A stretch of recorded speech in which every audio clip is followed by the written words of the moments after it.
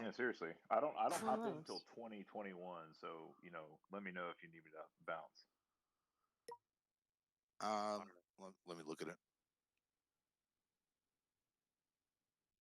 We could probably just get going. It kind of looks like Yeah, we're let's back get Will to up it. here. Let's All right, get I'll Will step down. back up I'll because step he's down, up bud. at 7. Thanks. I'm still here. I don't know if your screen's just lagging, David, or somebody's. Will's already up, so Stonk, you're good if you haven't stepped down. All right. Let's just roll with it then. Neural network. The basics. Neural network. Let's just keep hammering that home. Are you going to do your? You going to do your disclaimer? The neural network. Yes, actually. Thank you. So, not financial advice. Do your own due diligence. Trust but verify. I actually implore you to do your own due diligence, that you're actually comfortable with the information that you're gaining, and without understanding the information fully, it's very hard to have convictions. And as this road gets bumpier, convictions are what's going to potentially keep you in the right headspace. And that's pretty much it.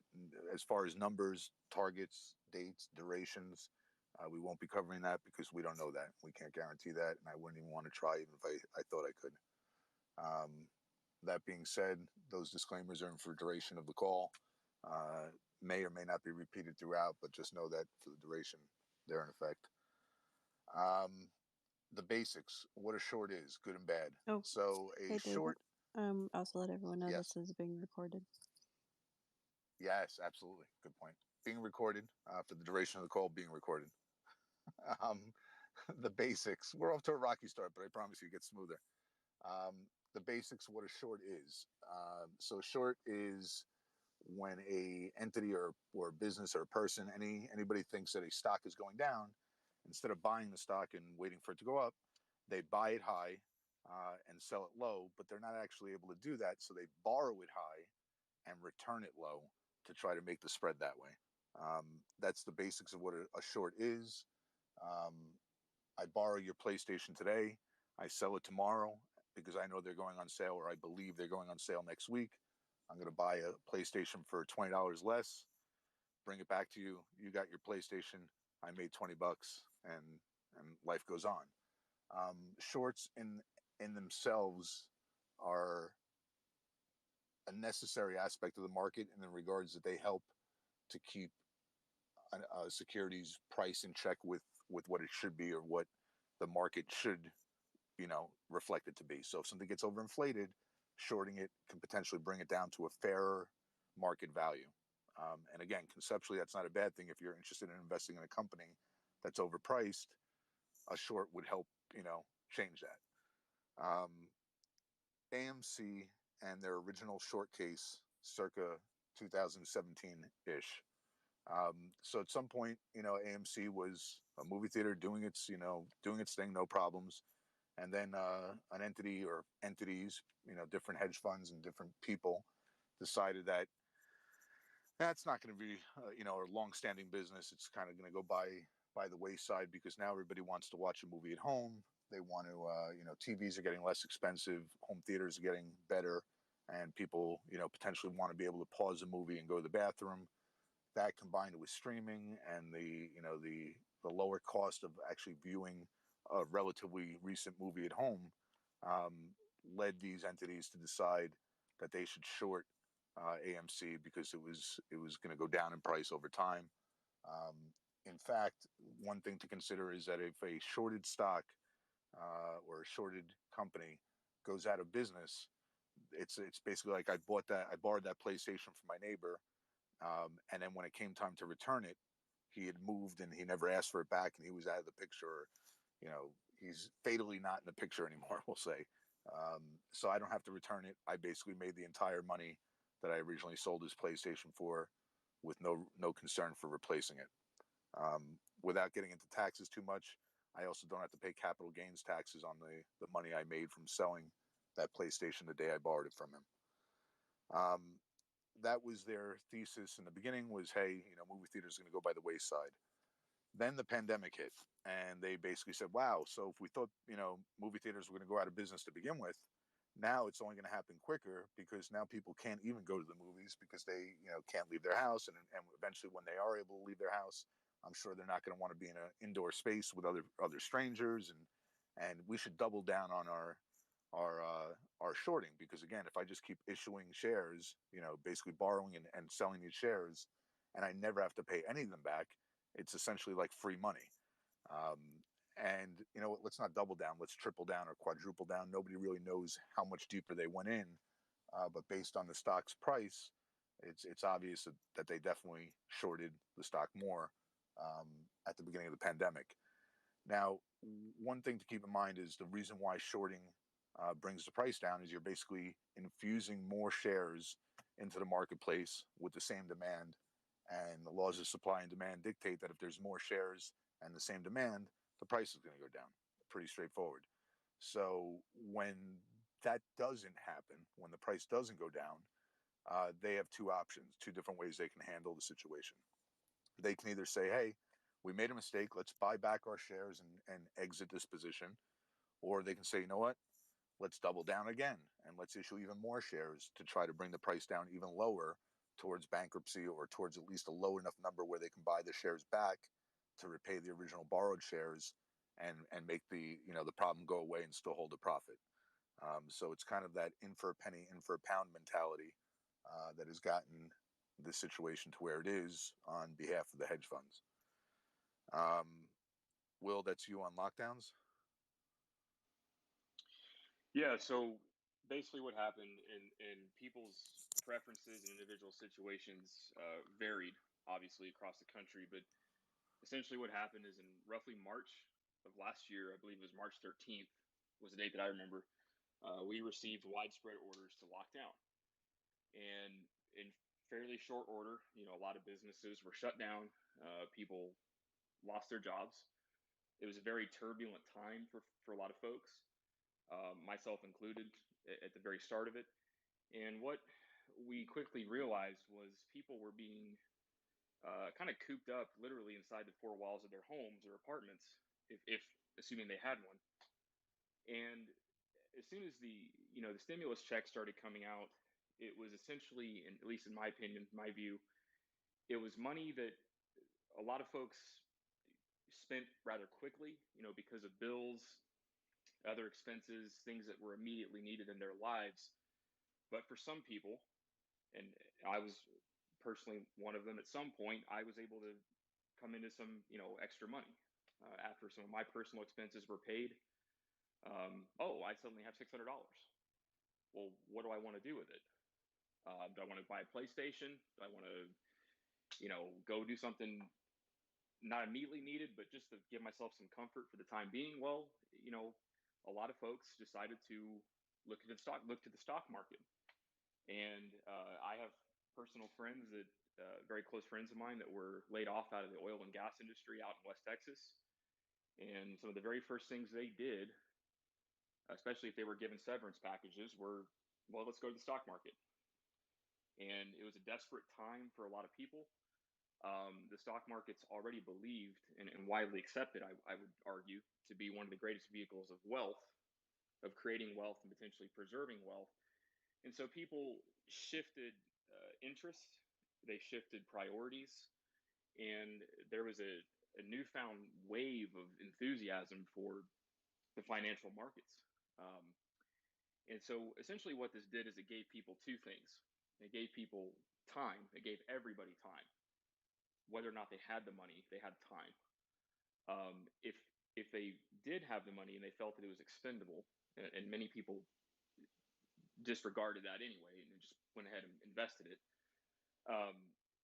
it gave them a purpose, because when you invest in something, you typically have purpose behind it. At least I would assume.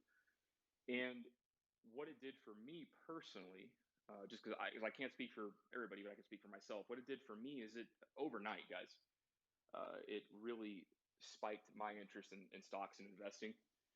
I was not initially aware of what was going on with any meme stocks, any meme shorting, but I immediately found myself spending much more time every day looking into this. And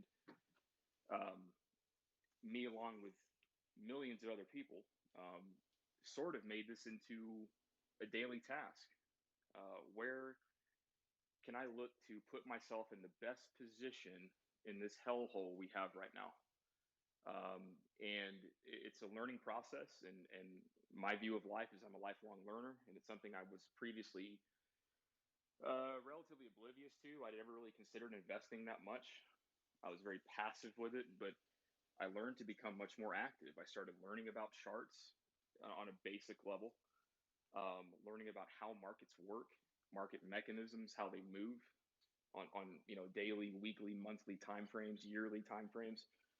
And to tie it back to a broader perspective, what it essentially did is it gave people a couple of tools that they may not have otherwise had, especially one of those being time. To sit down and just consider an alternate path of revenue. And, 16, 17 months later, here we are. And, all of us is in this for a reason, but, me personally, that's how my investing journey started. Was, hey, I got a $1,400 check from Uncle Sam. I was fortunate enough to not have to immediately spend it in 12 hours for bills and expenses. And what do I want to do with it? And that was my first dip into investing, truly. And now it's something I'm very passionate about, even though my knowledge is fairly limited with technicals. That was my birthing, so to speak, into the market. And I know many others had similar experiences. I can't name them directly, but I'm very confident that this pandemic and this lockdown, where we had no option but to kind of sit on our hands at times and think, what are we doing with our money and our lives? I think that was very much an origin for many people. And as awful as that time was, as all the hell this country went through, and all the mental and psychological turbulence, I think out of all of that came this movement. This is one small part of it, but I'm not sure we'd be here today without what happened a year and a half ago. So that's about all I've got, guys. If I could pass it on to whoever's next. Yes. Yep. I was going to say it's basically, one of those situations where lockdown equals wise up. If I was going to surmise it, that's what transpired. We were stuck inside and we started learning. I love that. I want to just jump in there quickly and piggyback off a couple of things before we head to GME. The concept of shorting, like on a normal basis, is a healthy part of the market. You can bet for a company, you can bet against a company, but I don't want to paint shorting in general as just a negative thing. It can be a positive thing. You have the right to say something is overvalued. You have the right to say I'm betting against a company based on XYZ. You have the right to do so. It's just a greed aspect I'm sure we're going to get into because we have several different knowledgeable speakers here that really set things off. And then the second thing is for the lockdown for myself, as far as, what had, like, basically the pandemic was like the straw that broke the camel's back. I agree 100% with what you're saying, Will. But I also think that, to me, it opened my eyes to the government officials that got word before the general public and started to sell assets off and not let people know. And they didn't make any money, and they didn't get charged with collusion. They didn't get treated the same as everybody else was. To me, that just opened my eyes, and I didn't know what was going to come. But I remember feeling enraged, and then seeing, I guess, fast forward to where we are today, where we're in a panel and we're speaking to different people and we're all sharing thoughts and ideas and how we can kind of move forward together. That was another straw that broke the camel's back of us saying, okay, enough's enough. Let's make this a transparent market. And that's my POV on the unfair advantage that the pandemic kind of revealed to everybody else. Hey, TMI, do you want to take the number 8 stimulus and dry powder for retail, or you want me to take it? Oh, no, that's all you. All right. So you have people sitting around because we're on lockdown, and everyone's getting not just unemployment checks, and I don't know about where everyone else lives. Around here, people were making more on unemployment than they were actually at their jobs. So you have extra money, and then you get stimulus checks, and you just learned all this knowledge sitting around about the stock market and everything else. So people started investing all that, and they invested a lot. There was so many people across the country that couldn't do anything, across the world that couldn't do anything. You had whole countries on lockdown in some places. So all that money came flooding into the market, and that's what happened. I'm not taking 9. I wasn't in the GME thing, so I can't comment on that. So, David, can I add just a little bit about the stimulus and the dry powder for retail? Just a brief statement. Sure. Yeah, I know that, Sure. you have to look at the macro of the market. If you add all the folks that are sitting at home with maybe an extra $100, that goes into the market. It's a huge impact on the market. So I get, just want to, I don't think everybody took every single dollar that they were getting on stimulus or unemployment. A lot of Americans are paying their homes, are paying their money, they're paying their bills, doing the things they needed to do. But that little extra cash they had, instead of spending it on ephemeral things, they were investing it into the stock market. And that little allotment into it just caused what we have right now. That's true. I think it was like, we're supposed to be, this is going back to the dumb money thing. We're supposed to be dumb money. We were supposed to buy shoes. We were supposed to buy fast food. We were supposed to basically take the money from the government and give it right back to them. But instead, excuse my language, we took the money and we fucked them with it. And that's what really pissed them off, is that we actually used the dollars that were given to us in, I guess, the most intelligent way possible. And they didn't see that part coming. It wasn't according to plan.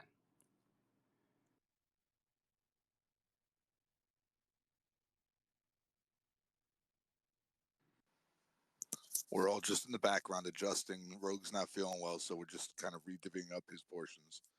So I think I'm Kenna, you up. want to jump in? Yeah. All right. So what we saw this year is pretty interesting, actually. So we all know that GameStop was the OG, like that's undisputable. And so this actually was a very interesting phenomenon that what ends up happening is GameStop, does what was supposed to be its squeeze, and it got halted or whatever. And this was actually a fascinating thing to see, because it actually showed all of the other shorted stocks. So if you go back to that fateful day, you'll see all of the other stocks that are shorted go up at the same time. I've talked about this with the ETFs and everything, because they were covering ETFs, they were covering the stock itself. So it did affect a lot of the stocks that were related to GameStop. It's in that sense. And so what ends up happening is that this brings attention to all of these different, it's bad, it's not as bad, but Sundial and Clove and Ocugen, there's a half the market. If you actually dive into it, half the market's shorted. But became just this really interesting phenomenon for retail investors to start diving into the shorted stocks. And that's actually how we end up with AMC, because some of the apes decided, okay, we got to look more into this. There's something here, and come to find out it is a very shorted investment opportunity. And that's how AMC came to be. And finding any kind of relation to GameStop or any of the other memes would only benefit the movement, which we all have done over the last 6 months.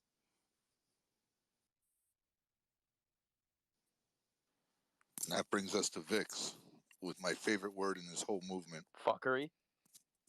That's it. So January comes around, and we finally start to see DFV was right about his GameStop thesis and how they overshorted them. And if enough people learned about that situation and did their own due diligence and figured out what was going on, then a squeeze could potentially come because of the setup of the stock. Now, what we saw with GameStop wasn't necessarily a squeeze, because we did end up seeing the DTCC chairman come out and say that there really weren't any margin calls that happened. Not a lot of shorts had covered. And they basically messed around with the margin requirement. But what happened in January is that right as we were getting to the higher levels, GameStop broke 500. We saw a lot of these other meme stocks start to really shoot up. We saw some David's favorite word, fuckery, start to happen. So we saw Robinhood and a couple of these other different brokerages turn off buying of these different securities, but they still allowed the sale of them. So there were a couple of reasons that they gave for this, that there was not a liquidity problem and there was something else going on. But if there wasn't a liquidity problem, then there wasn't really a need to turn off buying. Um, and there's a lot of theories floating around. There's some lawsuits going on, but really what they did was screw over the retail investor and took away their right to choose what they wanted to buy in their own investment accounts. Does anybody want to add something to that? I think that covered it, but I'm not sure if I missed something. That was pretty solid. Yeah. Oh, and then to just add on to that, if you guys don't know, the whole entire stock market, broken down into its most basic terms, is a reflection of supply and demand of different goods. So if you have more demand something than there is the supply for it, then the price of that thing will go up. But if you turn off the demand artificially, that you can no longer buy a certain thing, then the price is going to start to come down because there's no buyers. So that's what they did. They artificially turned off that buying ability. Right. It's like basically like in the beginning when I was saying supply and demand, as far as that's why a short works. They issue more shares, the demand stays the same, and the price goes down because the supply is increased. This is basically like they almost, in essence, forced us to short the stock by not buying it and only selling it. So if we're all selling, that's kind of the equivalent of a shorting, where you're increasing the quantity available, but not increasing or keeping consistent the demand, so the price goes down. It's just that type of thing. I don't believe we'll ever see again because I just believe that there's too many eyes on it. There's it's just it was a pain, and we all suffered it if we were here in January, which I certainly was, and I believe a lot of people were. Um, but the expectation, or at least the hope, is that you know they don't pull that crap again, plain and simple. Um, what did happen after January 27th was the people, and collectively a lot of us that were looking at GME and knew it pretty well, started to realize that AMC was not only in a similar boat, but a much bigger boat. Um, Percentage wise, number wise, definitely, just because there's a tremendously larger amount of shares of AMC in existence than there are GME. But then the belief is that the synthetics are enormously more plentiful for AMC than they are GME, which means the whole equation of the squeeze is much more dramatic um, for AMC than it is for GME. That's not to say that GME won't still squeeze, because I personally believe it will. I think a lot of these stocks are gonna squeeze to varying extents, but I believe that AMC is the MOAS, the mother of all short squeezes. One price target I will give is, or one price possibility I will give, is infinity. It's actually theoretically possible um, that this stock could go towards infinity. Obviously, infinity is not a quantitative number, so we can never get there. But on paper, it has no upper limit. Um, Once the realization was made that AMC was even bigger, as far as a more grotesque shorting taking place, it kind of re-solidified and grew exponentially the ape movement, which brings us to Kenna. The ape movement. Oh boy. Um, so this has been pretty interesting to actually witness because I've been with the quote unquote movement since January. Funny enough, my husband and I were almost in GameStop actually back in October. He was about done with trading and everything, and so that we've actually been paying attention to GameStop since then. But we got in towards the end of January when it really started getting ready to go up, and held through that and went down. And that's when when I personally started searching for others around, not just Wall Street Bets or anything like that, but other apes, right? And so that's actually I love this because there is a Discord that I joined way back when how people found me was AMC only. It was all this Discord was all about. And what was fascinating with this Discord was nobody actually knew what was going on. Nobody actually knew why AMC was shorted or how it became shorted or what a short actually was. So it was kind of like the birth of a whole new thing where people were trying to understand it.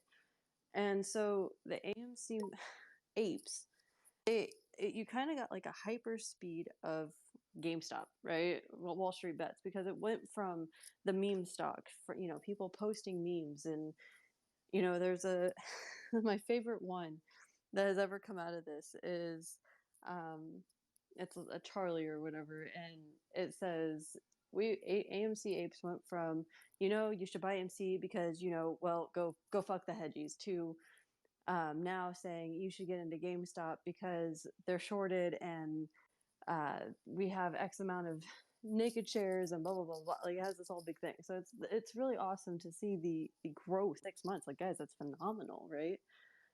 And so the ape movement for AMC has really taught millions. There's what 4.1 million holders, roughly. So about 4 million people to learn the stock market. Like it's incredible. And it's an age group that we didn't even, most people, I mean, I was in the market, but most people were not in the stock market. Most people didn't know what an SEC filing was. Like, it's incredible. And so the ape movement went from all about memes to actually doing something good, right? It went from posting about memes and getting a few laughs and just hanging out to doing something that really meant changing how the financial system works because we now understand it. And that's pretty cool. I mean, at least to me. I'm not. Absolutely. Is there anything else you wanted me to touch Absolutely. on with the AMC 8 movement? No, you're good. I think you know, a lot of these things tie into other things, and to tie it back into like the neural network basically being like, you know, a system of nodes that check and balance and digest information to solve for an accurate number.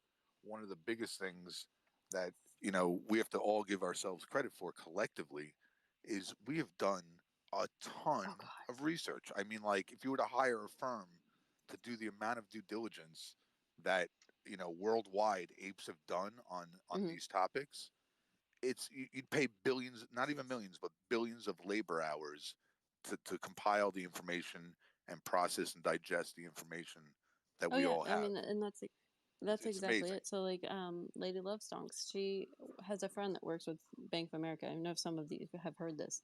But she presented all the DD, like she had told him all about AMC and GME and the movement and everything, and she showed him a lot of the DD, and he goes, "You guys are doing a lot more than I've ever been paid for." Like we have done a lot of research. Like we're diving deeper than anybody that actually works in the industry. So the fact that they sit there and say we're dumb money, pretty inaccurate at this point, because I'm almost happy with that term, because let them think that we're dumb while we're not so dumb. Exactly. But it's so funny to just hear that and know that. And I even think it was in the Wall Street Journal that they even said they're not as dumb as they look because they're actually doing the research. Yeah. And I think that's pretty awesome. So I mean, you know, applaud you guys. Like I do, because you're hanging in there and you're keeping up. I applaud every one of you. Hey, Kenna. And I think even more so, the amazing part is I think a lot of people naturally, again, at home, locked at home, have some extra money to burn, want to try the stock market, want to learn. As we saw what was actually going on, and you know, GameStop being one, because it was, you know, a store that we all love, or a lot of people love. But then certainly AMC, where people had their first kiss, they, you know, the first time they were allowed to leave their house and be dropped off for 2.5 hours to go to the movies, and then picked up later when they were, you know, 12 or 14 or whatever the case. It's something that we took personally. And then once you start learning about like, well, what happened with Toys R Us, another store that was like, you know, just really sad to see going. Um, it wasn't so much only about the money at that point. You know, there was the idea that there's a greater cause here, and there's a bigger picture here, and that leads us right into Young. Hey guys, so I'm gonna preface with because you guys know I have big Aries energy, so sometimes my energy and my emotions they kind of carry me over my subject matter. And because what I wanted to say tonight was so important, I actually have a cheat sheet, so bear with me. I'm gonna be able to be really brief. So mine's gonna go quick because I literally made myself a cheat sheet. Because I want to get back to my pen and my pad because I'm learning from the real wrinkle brains in here tonight. And what David got together, this collection of wrinkles, is incredible. So take full advantage of it. But uh, so I'm the ape that speaks on these calls about the relatively new phenomenon referred to as activist investing. Simply put, it's investing in publicly traded companies in an attempt to affect social and/or economic change. I typically speak to the nuances of this type of investing caused by this ape movement. I've spoken in the past about how 2008 and Toys R Us inspired me to begin this type of investing, and how so many of us in this movement are, in fact, activist investors. However, tonight, I don't want to reiterate my why. Tonight, I just want to show you what it looks like and why hedge funds are terrified by it. It's crazy. A couple of weeks ago, I got a DM from a lady who said she's seen one of my 1 minute videos posted on the page of a female ape she follows. She wanted to reach out. She said she wanted to share her why with me. She went on to tell me she was recently out of a very abusive relationship that she often thought she would only escape from if she was killed. She told me about her 6-year-old daughter, who was her focus and motivation to not only survive that relationship, but to escape it. She said when she finally did escape, she joined a women's support group for survivors of domestic violence, and there she met an apette who told her about AMC. She said she only bought a few shares, not to become rich. She bought them to show her daughter that she can always fight for what's right. And I was inspired. Those of you who follow me, you know I generally take weekends off from social media to focus on my own mental health. However, this past weekend, I hopped on Twitter and lurked in some spaces. I joined a space Loco was hosting. I joined as a listener, and what I heard was incredible. There were roughly 40 of us in the space, and I see some of you in this space as well. And you guys can attest to the accuracy of what I'm about to say, because for those who weren't in that space, this is going to sound like a literal movie. About 15 minutes after I joined the space, one ape came up to speak. He paused for a moment, which we later learned was his reservations to speak publicly because English was not his primary language. Through his accent, he asked a question about when to sell. As you guys know, this type of question always is answered the same. um, you got to do what's best for you, bro. He thought that because of his accent, made the question hard to understand. And Loco, who was hosting, reassured him that was not the case, that we just can't answer those type of questions directly. Loco asked him, where he was from. And he went on to tell us that he was from Yugoslavia and that he was there during the war and the revolts and all of the bloody conflict and how tough that was. And he told us how it affected him and how now he was living in Canada and he's been holding since January and he continues to hold for us. I was inspired by that. But as if that was not inspiring enough, after he finished speaking, another ape came up and, to all of our surprise, had a very similar accent. That ape said he was born in Yugoslavia as well. And he was the same age as the ape who had just spoken. And he also survived that same conflict. He told the first ape that he had just followed him on Twitter after hearing him speak. He also clarified that he was on the opposite side of that conflict. Heavy, right? There was a brief silence in the space. And the first ape said, oh, wow, I'm sorry, man. The second ape said, there's no reason to be sorry. He said, I'm now living in Germany and we're together now. Like me and you are together now. Let me tell you guys, that moment was straight chills. I wanted to highlight these stories to say this. When your friends and family or strangers or mainstream media or shills tell any of us apes we can't win this war, the enemy is too strong, too big, too rich, laugh in their collective faces like I do.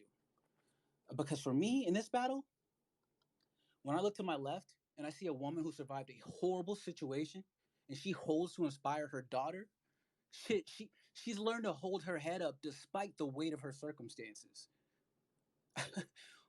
Holding shares of AMC for her is light work. And then I look to my right and I see two apes standing shoulder to shoulder who survived literal war, who historically would have been default enemies, but today are ape brothers, a part of a global revolution. Come on, guys, holding for them is light work. And all across this movement are people who have had or currently do have negative account balances, who've lost it all and are still here fighting, still here holding, unafraid, unaffected by price action. There's no algorithm or machine learning that can understand these concepts. So what they do is they get on television and they say things like, I'm afraid this dumb money is going to lose everything. They're going to get dissolution. They're going to hate the stock market, blah, blah, blah. But that's just them projecting their fears on us. They fear those things because most of them have never had to go without. Most of them have never had to wonder where their next meal would come from or had to choose between the electric bill or the car payment. What they fail to understand is that most of us here are intimately familiar with struggle. So we don't have the luxury of fearing struggle. We buy, we hold, we win. It's simple. And that's what they're afraid of. And that's why we can be confident that no matter how big and bad they think they are, we are the 99%. And we aren't leaving. Activist investing, ape revolution, whatever history decides to call this or call us, as long as they call us change, because we are the change that we wanted, we're not holding picket signs during Occupy Wall Street. We're holding shares. And I don't know about you, but I dare them to try to take the shares out of the hand of the woman who survived domestic violence for her daughter. I dare you to try to take those out of the hands of the two brother apes who were on the opposite sides of a fucking war, who stand side by side now saying, look, I hold for you, brother in America, who probably doesn't know what it's like to see a real war. He holds for me and I hold for him. And I'm sorry I got on my soapbox and I still got emotional despite my damn despite having my damn cheat sheet. But God, I appreciate you guys. And a little embarrassment. I'm gonna go into listener position now. But thank you guys for letting me speak. That was That was awesome, man. amazing. That Thank was you. amazing. That was, yeah. It just, you put into words what I think most of us can't, but we feel. There's something bigger going on here, and the story about the two guys that were fighting on opposite sides of a war, who are now shoulder to shoulder as apes with the common goal of change, brings something to my mind that I think is really important. And this isn't even on my outline, but it's so spot on and deserves to be at this moment right now so much I can't not say it. The biggest, if not the only thing that can take us down is each other.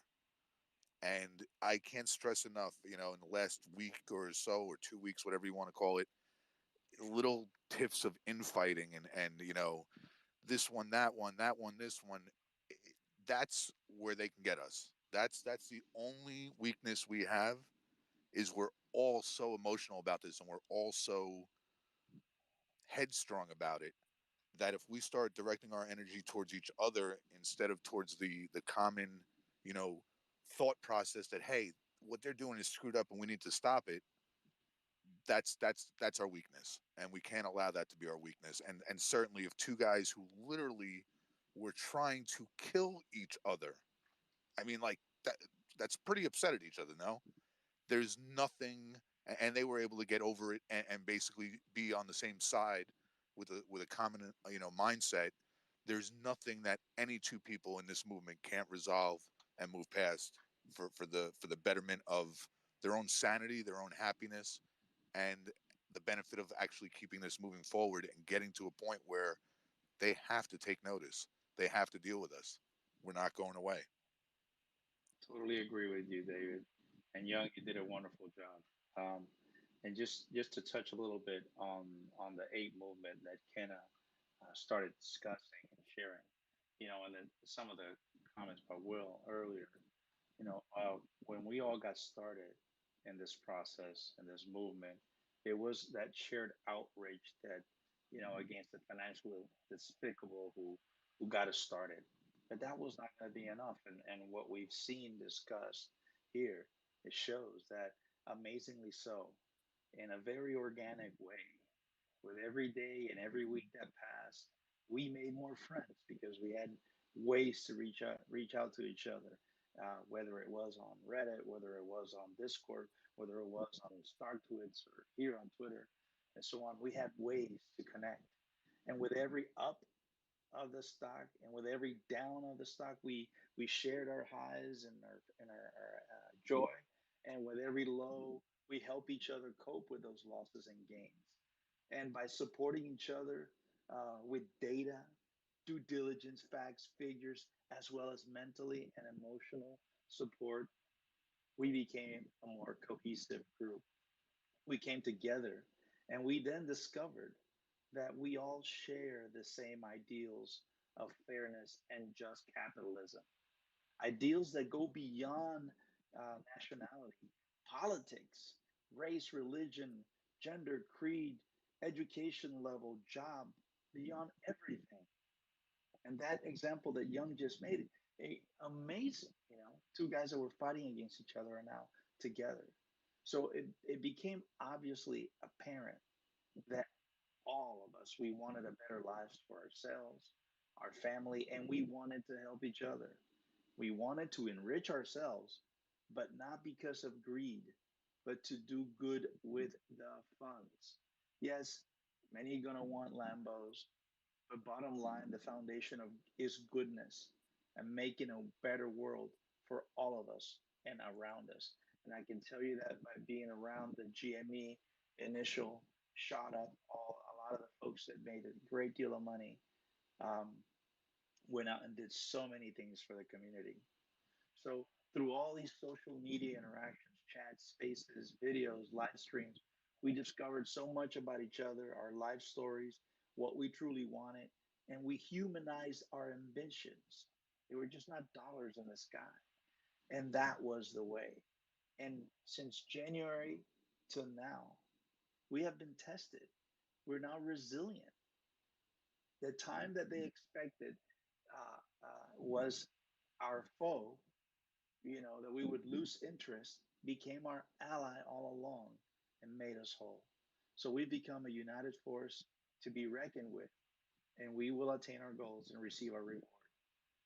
This is what it means to be an ape, and this is a way. And Eddie, that was very well said, man. That was very moving. And I just wanted to add, in my brief time, relatively speaking, on these spaces, I've been speaking for about 8 days, listening for closer to 3 weeks in various capacities. Um, Guys, one thing I've noticed, and I can say for pretty much every day I've been involved in this in any way, this I'm convinced that these spaces, these rooms, the community we've built here is truly a safe haven for unity. With as much tension as there's been, especially in the last year and a half with the pandemic and all the politics and all those sensitive subjects, not once can I directly recall an instance of that coming into these spaces. It really is remarkable what people can do when they not only one believe in something, but they believe in each other. And we haven't really seen much of that lately in this country. And I think this movement, this group of people, this family that I think is being cultivated, is a beacon, shining example of an exception to that trend. And I think I can't even describe it, guys. I wish life could be. I wish more of our lives could be lived like this. And that's awesome. I definitely agree with you, Will. I definitely agree with you. I actually equated this earlier today to if everyone remembers when Xbox Live came about, right? Like the excitement that we all got to have friends all around the world and play games and whatnot. It's kind of the same feeling I get with this. You don't have people trolling each other too much. But we're all here just to kind of do that end goal. You know, we're here to fight that last big boss together and everything. Like, we're having fun. You know, everyone's just, now that we're old enough, because I'm sure most of us were kids when Xbox Live came out. You know, we're drinking, we're having fun, we're just hanging out, right? And like, it's just that chill vibe that Xbox Live originally had, like an online gaming. And it makes me excited. You know, I get excited to be able to hop on to Spaces or Discord or get on Reddit and talk with people from all around the world. It's a really cool thing that makes the world a little less scary because it gets smaller, right? Like, we're no longer just different countries. We're just humans. We're apes. I mean, it's literally what a human is. It's a type of ape. So I think that's probably the coolest thing. So I want to tell you that I just got a message from the gentleman from Yugoslavia that you mentioned in your story, and he wants me to extend a huge hug to you, and I can understand why. Like, he is amazed by you telling his story just now, which is just even doubly awesome. Well, I guess, man, that just made it worse. I thought I was ready to come back and talk to you. You just made it worse. Oh, that is so awesome. Don't shoot the That is messenger. so Don't awesome. shoot the messenger. The crazy thing is that that's why I decided that I didn't want to talk about the regular thing. I want to talk about, because the thing is that we're finally getting on the news, but it's like the people who, and I religiously watch all of our YouTubers, not all of them, you know, TMI, Trey, Matt. Those are the ones I watch. Let me just be specific because I don't watch all of them. Vix. Vix. Oh yeah, short the yeah. Of course, Vix. But let me just say though that those are the people they're calling on. And my mom was watching the Fox News. She has a crush on Charles Payne, and so she was watching, and she's like, yeah, but this, like, she's like, so then are all people invested in AMC like just kind of, you know, influencers? And like they have, like, she's like, that's not, they have the money to do this stuff, like they're getting advertisement money. I'm like, no, mom, they're not all influencers. Like, I'm like, they're just regular people, and that's what those stories need to be told. And I wish Charles, and you know, he's doing a great job. He's doing the Lord's work, but I wish he would let some of the people who tell me their stories just go tell their stories to the world. Because like, I just, again, that's the real ape movement, is that most of us are in a struggle right now. It's hard holding chairs when you need the money, and I wish they would just know that this is not a game for us. But. Yeah, no, I agree 100%. And this is why I was saying that, you know what? I told the Mulligan brothers, I was like, let's do a fundraiser. Let's do this, because this is the one opportunity where we are going to get to tell a story and we can highlight the actual people that made the movement. Because influencers are one thing, but it's like influencers can be the face, but your face doesn't make your body work. There's everything else that comes together that makes everything like move, right? Like that's the key. That's the important thing. Like I shot. I was telling people. Sorry, I was telling people in my live. I was like, when I first started making YouTube videos, like I was putting everything into AMC, every single thing into AMC. I shouldn't even say when I started because I'm still doing it now. But the point is, I was cutting corners. Like I was cutting serious corners where it's like, all right, look, if I buy half as many groceries today, I'm sure I can stretch it out a little bit. Let me get some more shares at AMC. Mind you, that's not the cool thing to put on YouTube. But thinking back, if I did share that, more people might have identified with I'm doing the same thing. You know what I mean? Like there are so many people out there that are struggling to make things work, but they see this as such a great opportunity that they're like, you know what? Let me hold off a little bit. Let me suffer a little bit. Let me stretch out this money a little bit. Let me delay these payments a little bit, because they don't have these kind of opportunities. And it's like, when you have so many people coming together with the exact same experiments, whether it's AMC, whether it's GME, whether you're invested in BlackBerry, we're not talking about these other stocks right now because, you know, there's all distractions, but the stories are so similar. And then you get people coming from Germany saying, yeah, we're also struggling over here, bro. We're with you. And then you get people going from Canada, from Mexico, from Africa. We got Nick Finance, who got his Twitter shut down. He's still sending me emails like, I'm holding strong, bro. Everyone over here is holding strong. We're still going on. And it's like, it's mind blowing, right? It's mind blowing. It's a beautiful movement. Absolutely. And I also just checked my DMs. Yeah, it must be nice when you don't have to host and your phone actually can multitask. It helps. Um, I got a DM from Not a Dead Cat, just to point out when Vix was talking about them turning off the buy button. That was for retail, right?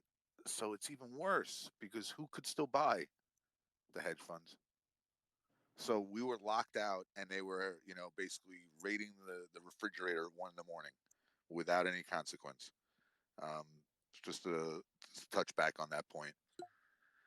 Oh, you know So what? now, And to even add to that, yep. When they took away the buy button, I know people know this. People may not speak about it as much. When they took away the buy button, that was the last straw. Everyone, you can You're believe absolutely that they right. tried every single thing and nothing worked. Like literally everything. They tried every dark pool possible block trade.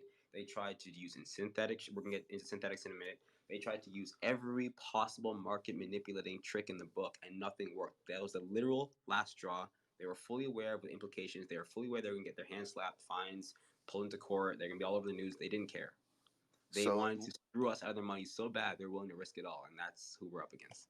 So amped up right now by Young's, comments that the analogy that's going to come right now, you got to visualize this. If you ever saw like, a Rocky movie and you just see Rocky getting battered and he's just all bloody, his eyes are swollen shut, he's like fighting for his life, and he's about to win. And then all of a sudden the referee jumps in, doesn't call the fight, but he holds Rocky's hands behind his back and lets the fight continue. That's what happened on January 27th. That's how grotesque and disgusting and just like, look, you want to make it a fight, I'll scrap with you. I don't have a problem. Let's do it. But now I'm winning, and you can't handle me winning, so you're just going to change the rules in the middle of the fight. That's not cool. And the funny thing is, they thought that was the end of the boxing match. That was just round 1. They didn't see round 2, round 3, round 4, round 5 coming. We got a few more rounds left in us. We're still going. Absolutely. And Young. So speaking of going, real quick, Dave, TMI, did you hear a bell? Because I haven't heard a bell yet. Nope. I didn't hear any. I didn't hear any dietarily challenged women singing. I don't know what the proper term now for a fat woman is, but I didn't hear. That was very PG. I didn't hear any donut loving women. No, I'm just kidding. But I didn't hear the fat lady had not sung. Well, they were counting on that. What Rocky did in this analogy is right after his arms got tied back, he just called all of his boys into the ring, and the ref was just like, all right, and now it's all of us versus that one dude. Absolutely.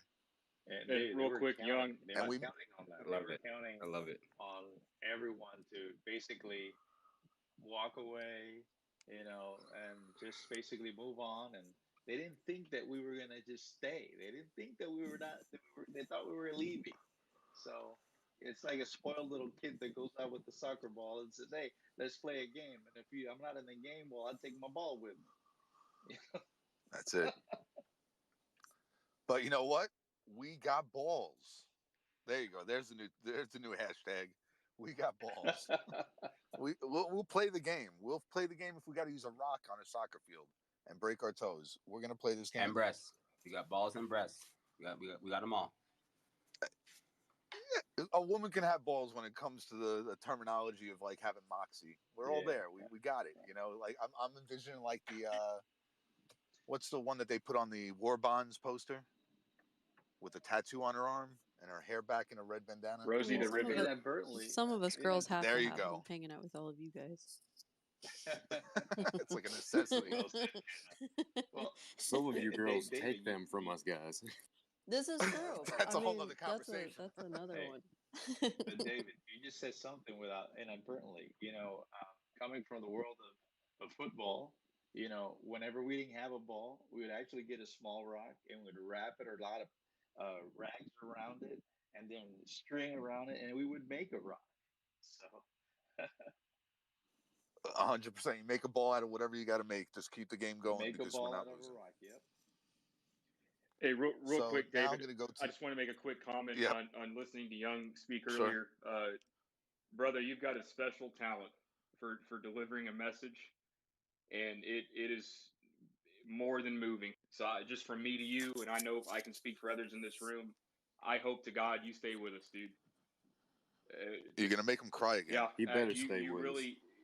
It's an absolutely God-given talent that you have. I believe that. Look, everybody in here put up some hundreds for Young. Oh, 100%. I appreciate So that. now we're gonna get into why we're all really here. You ready? The Apple analogy. It has come to the time of the Apple analogy. I've been waiting. So we're gonna start to talk about all night long. I've been having people ask me apples. Apples? When are apples? When's apple time? Um, so apples deal with the analogy of what's actually going on with the mechanisms that are at play here. And to keep it simple and make it kind of literal sometimes makes things easier to understand no matter how complicated the concept gets. So going back to the very beginning when I explained shorts, I'm going to start there. A guy goes into a market in his town. He knows the manager, and he says, "I want to borrow an apple, and I'll give it back to you next week." And the guy goes, "All right, you're good. An apple's $10. Go borrow it. I trust you for $10." And he walks outside and he sells the apple for $10. And it's under the auspices that he's going to be able to borrow an apple or actually buy an apple later in the week for less money and then return it. So if you can, assume that an apple is going to go down in value, he can buy an apple back. Let's say it's $6, return it to the manager and make $4. He does this over and over again. His only price or cost of doing this is the fact that he has to pay the manager a penny a day for every day he borrows the apple. That would be the interest on the short, on the borrowed shares. In reality, that penny is non-consequential because he's making dollars. What are pennies? And that's we'll get into this later, but that's kind of an underlying theme of a lot of what's going on here. What does it matter if it costs this if I'm making that? What does it matter if I'm being fined this if I'm making that? But back to the apple. So he borrows the apple, sells it for 10, hopes to buy it back later in the week for less and return it and make the difference, pay the couple of pennies for the couple of days, and on to the next. Well, he does this over and over again, and then at some point the market has no more apples, and people still want apples, and subsequently the price is kind of starting to go up a little bit because again supply and demand. So the short, because he still wants to buy his apples for less than he borrowed them for to replace them, says I'm gonna go in that van over there and I'm gonna make some apples. I'm gonna get out a 3D printer. I'm gonna print up some synthetic apples, and I'm gonna keep selling them for $10, if not even potentially a little bit more if the apples are going up in value. And the point is, he sells them to people and says, "Look, this is an apple. You can have an apple, but you can't bite the apple. Before you actually go to bite the apple, let me know. I'll replace it with a real apple, and you're good." People are like, "All right, I don't need to bite the apple until I'm ready to bite the apple, so I don't have a problem with that." And he makes all these synthetic apples. Now, if he took an apple from the store and went in his van and made a clone of it, that would be a synthetic share. But eventually he goes, "You know what? They got no apples left, or I don't even want to pay him the penny.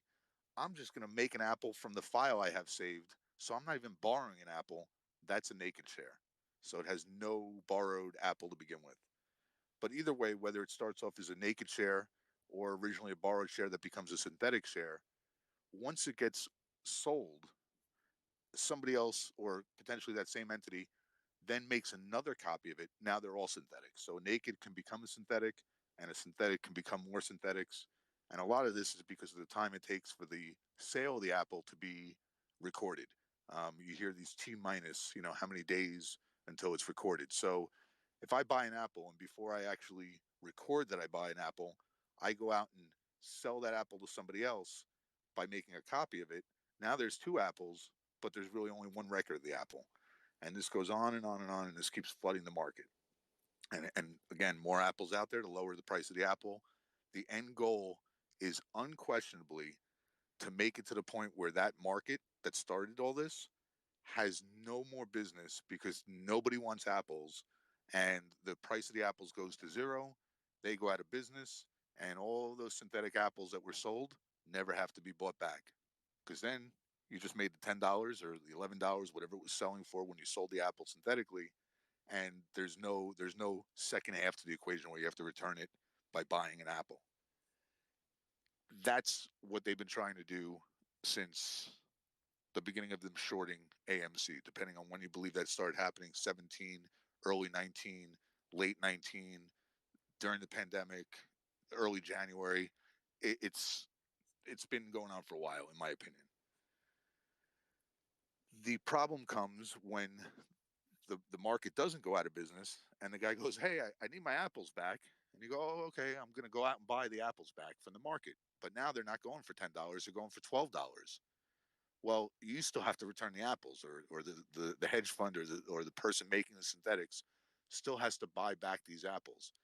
But the same way you can't tell an apple from an apple until you go to bite into it, a synthetic from a real one, they have to buy all the apples to get to the real apples, because he can't return a synthetic apple to the market. He can only return the real apples. So he's walking around town looking for all the people he sold apples to. Hey, I need to buy your apple back. All right, you want 12? I don't have a choice. Buys it, 12. Oh shit, it's not a real apple. Next person, next person, next person. This goes on like this until all the synthetic or all the fake apples are gone, and then he can actually get his hands on the real apples to return them to the market, to the grocery store. That's in essence what's going on here. We're the apple holders, and a good time to point out that regardless of whether or not your share is synthetic or a real share, so quote unquote, or the result of a naked short position, you still have all the rights. The obligation of the deficiency of a synthetic over a real share is not for the person holding the share, it's for the person who issued the synthetic, in this case the hedge funds. So there's no difference to you as far as a synthetic or non-synthetic. You still have the right to vote, you still have the right to sell it. It still sits in your account, it has value. It's everything a share is, a synthetic share is, to the person who owns it. And that is the Apple analogy with the explanation of naked versus synthetic. I'm so happy that we have amazing. that recorded now. That's amazing. I love the Apple analogy. I'm just trying to figure out how to write that like in some type of shorthand that it fits on a bumper sticker. I don't think it's gonna happen though. Just put apples. That's all you gotta do. Every ape will know what it means. Like you should really just do like a bold font apple, and then like an apple with that's just like the outline of the letters. I think that's probably the best analogy I've ever heard about, shorts, synthetics, and naked shorts.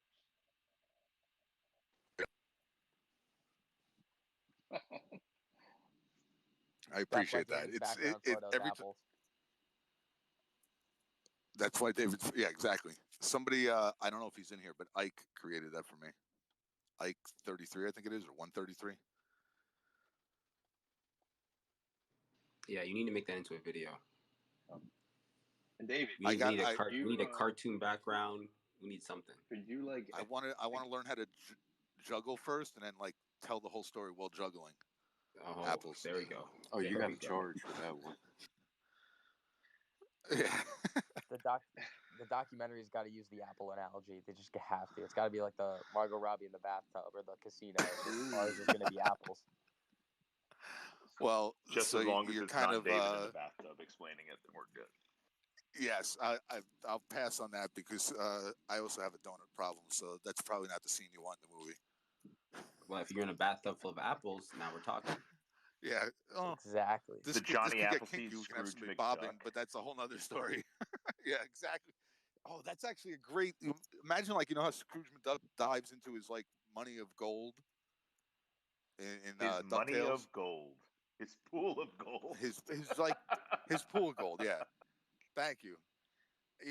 Because I was thinking of the next statement, which I never understood how that worked. That he didn't like get a concussion because if it's solid gold coins, how does he swim in it? I never understood that. They didn't even try to present that it was like water mixed in or some type of viscous material. So anyway, well, we're going to get a pool full of apples, and we'll find out how we dove in when you do. Yeah. There you go.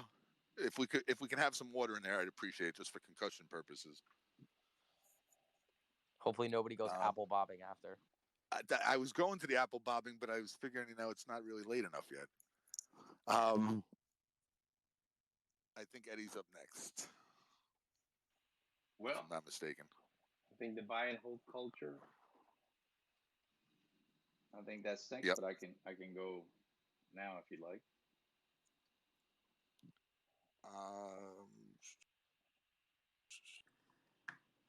I think you should go because this feeds into the volatility aspect. So we got to touch on the buy and hold culture before that.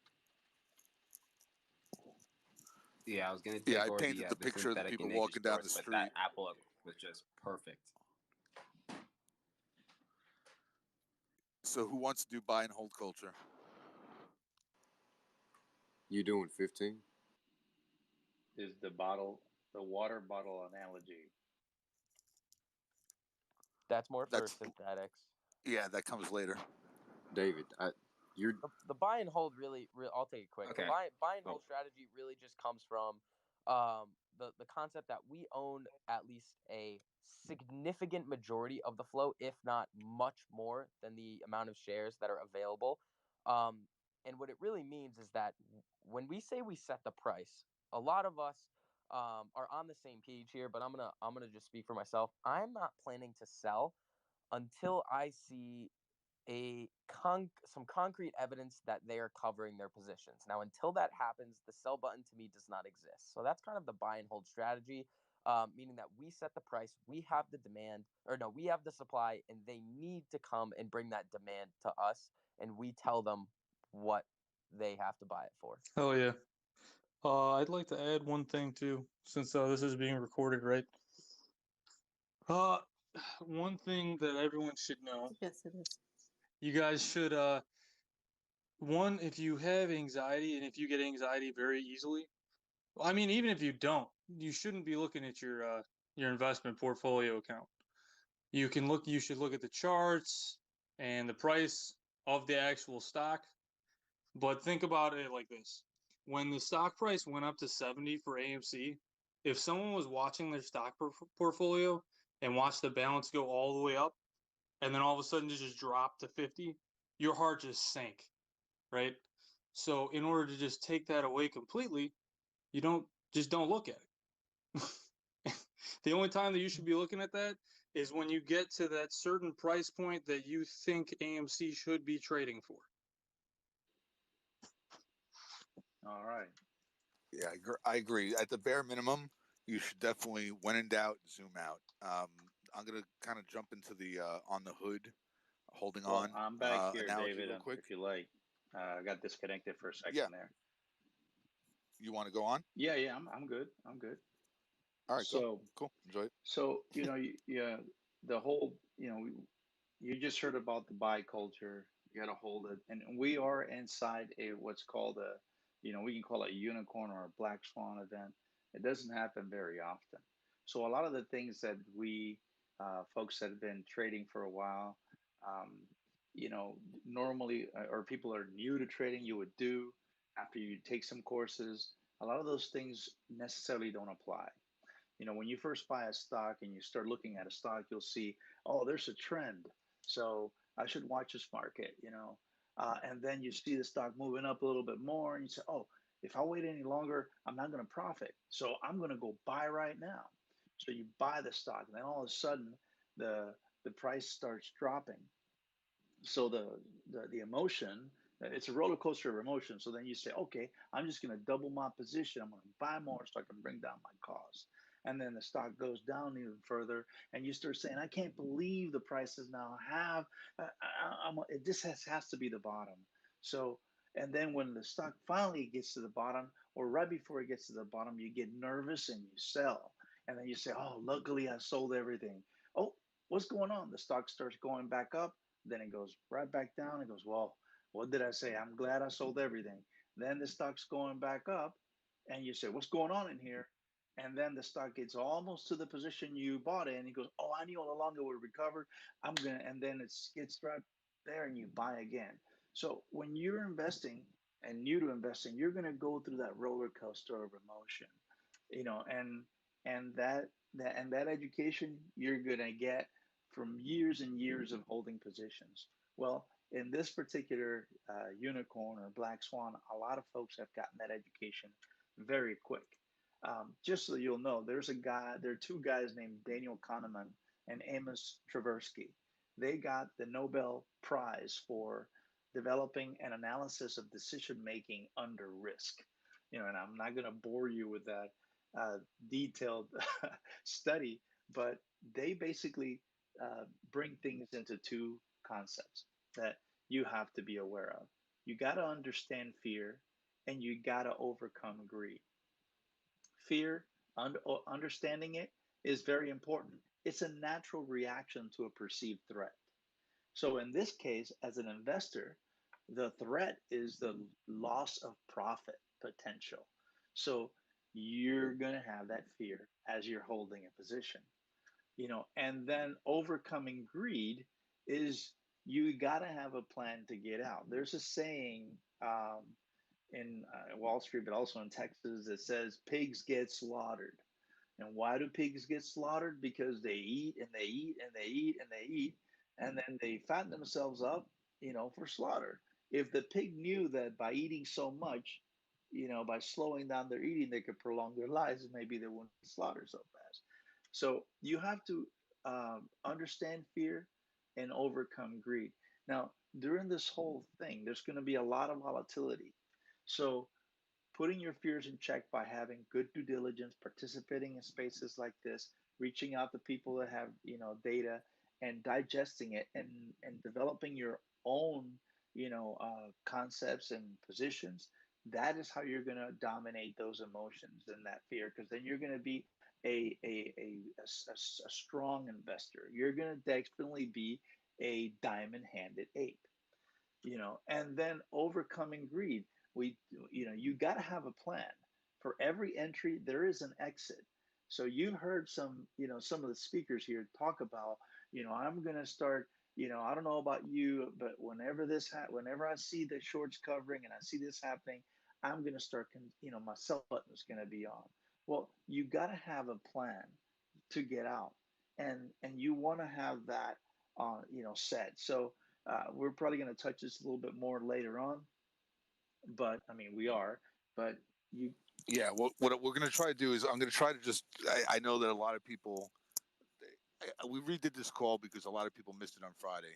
But to be fair to the people who didn't miss it on Friday, I want to try to get to the more complicated stuff as quickly as we can.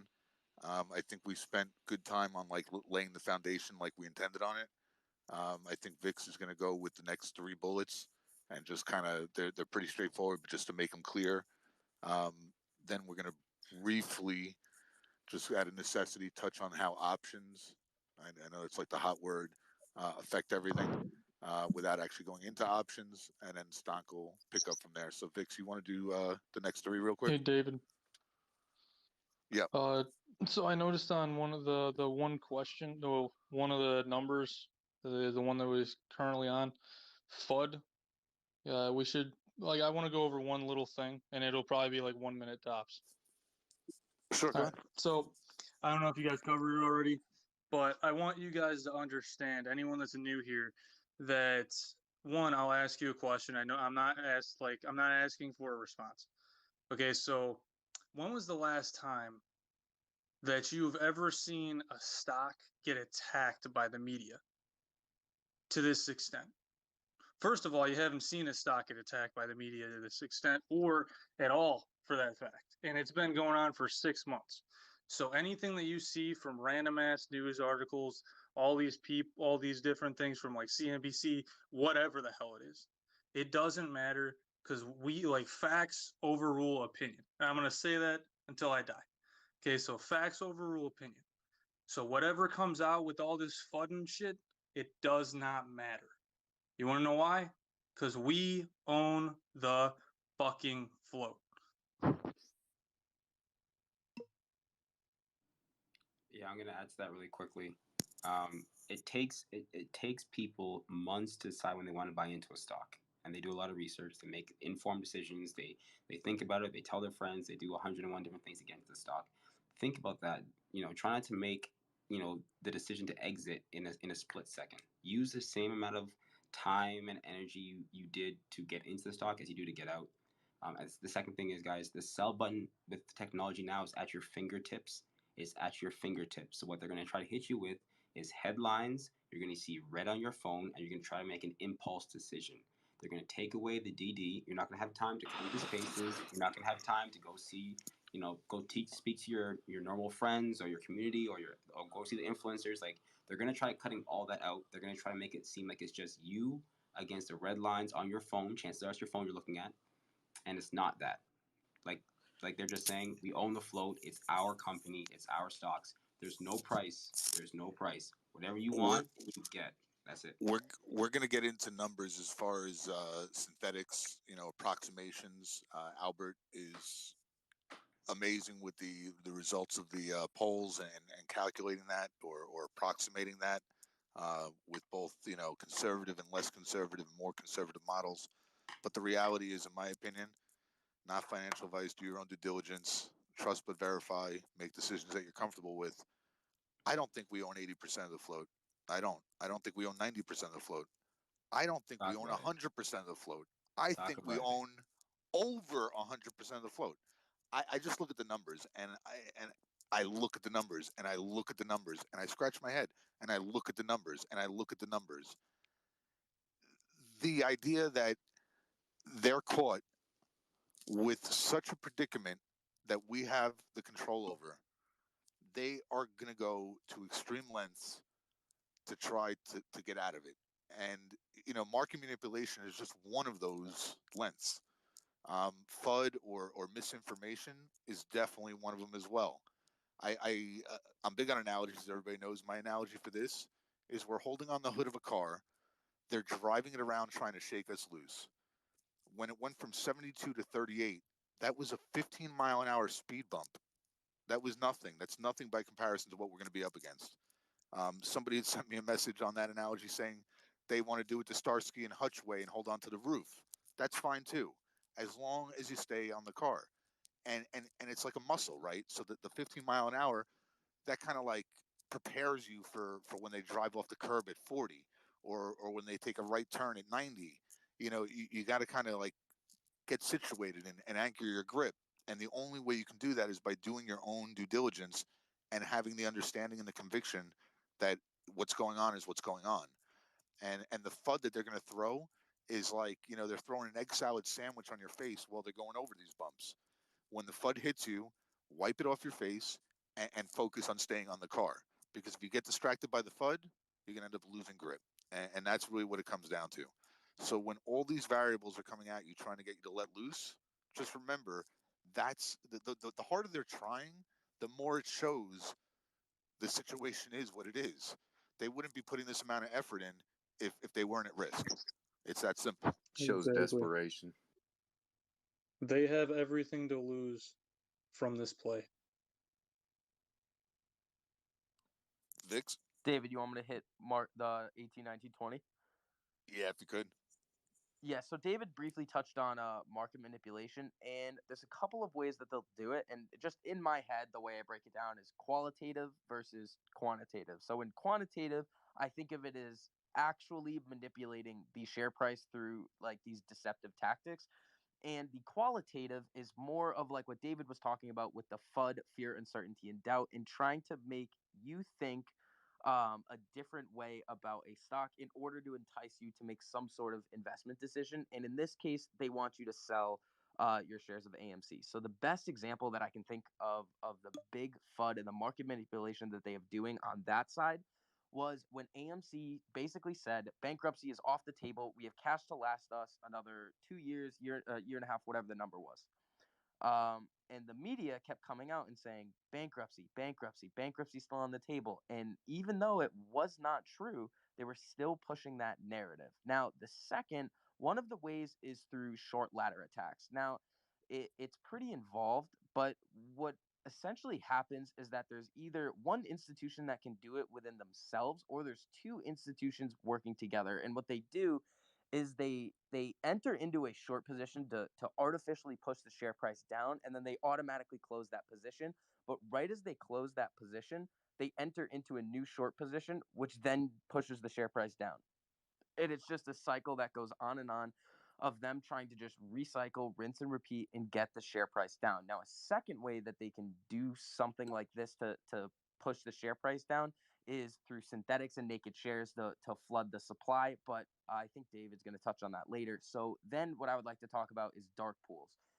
So in its most basic form, a dark pool is a private exchange where a lot of institutions can go to make large block orders without moving the market. Now, that makes sense because if you're a massive institution, and let's just use Apple for an example, you might be a really large fund that owns $500 to $1 billion worth of Apple, but you now have found a better investment opportunity that you think can give you a higher return. It's not that you don't like Apple, it's just you like something else more. So you want to take that 500 or a billion, 500 new investment. So you have to sell that. But if you were to put that much selling volume onto the open market, it is going to move the share price due to the laws of supply and demand that we talked about before. So what they do is they go into these private exchanges, and it's essentially a privatized over-the-counter market where they basically offer those shares up for sale, and then one or multiple buyers comes and meets that order. Now, we don't the dark pools are supposed to be they're supposed to have like a some form of anonymity to it. That's just what they're built for. So you don't really know who's selling what, so the other funds can't come out and be like, well, they sold this and now we're going to short this because they think it's going down. But what they can do to manipulate the market in the dark pools is execute those buy orders over there where they're not going to move the share price, but then execute sell orders on the open market, which will move the share price. So what they've done with the dark pools is they've taken a great concept and they've twisted it around into something terrible, which is a common theme that you're going to see with all of the market manipulation that we've seen. Anybody want to add something? It's literally the bastardization of things that weren't meant to be bastardized in a lot of instances. The idea of a short, it's a necessary part of the market. And what do, they take it to an extreme. The idea of the dark pool, because the flip side of the dark pool is on the other side. If a company or a big fund wants to invest in a company, they wouldn't, right? Because if you're gonna buy a $500 million worth of shares on the open market, by the time you get to the last share, the price is going to be so much higher than the first share that you wouldn't buy that many shares, which is a disadvantage for that company. So the dark pools make sense. They have a purpose, but again, they found a way to exploit that basically benefit and turn it into their own at the disadvantage of the retail investor. Yeah, you're 100% right, and it's supposed to keep the market stable. They're not supposed to be any headlines of X companies is in buying this many shares or this many stocks. It's not supposed to move the markets in any way, shape, or form. It's supposed to be done in a low key, quote unquote, gentleman like fashion where things can be done appropriately without having to make this market unstable, which is the exact opposite of which is being used for right now.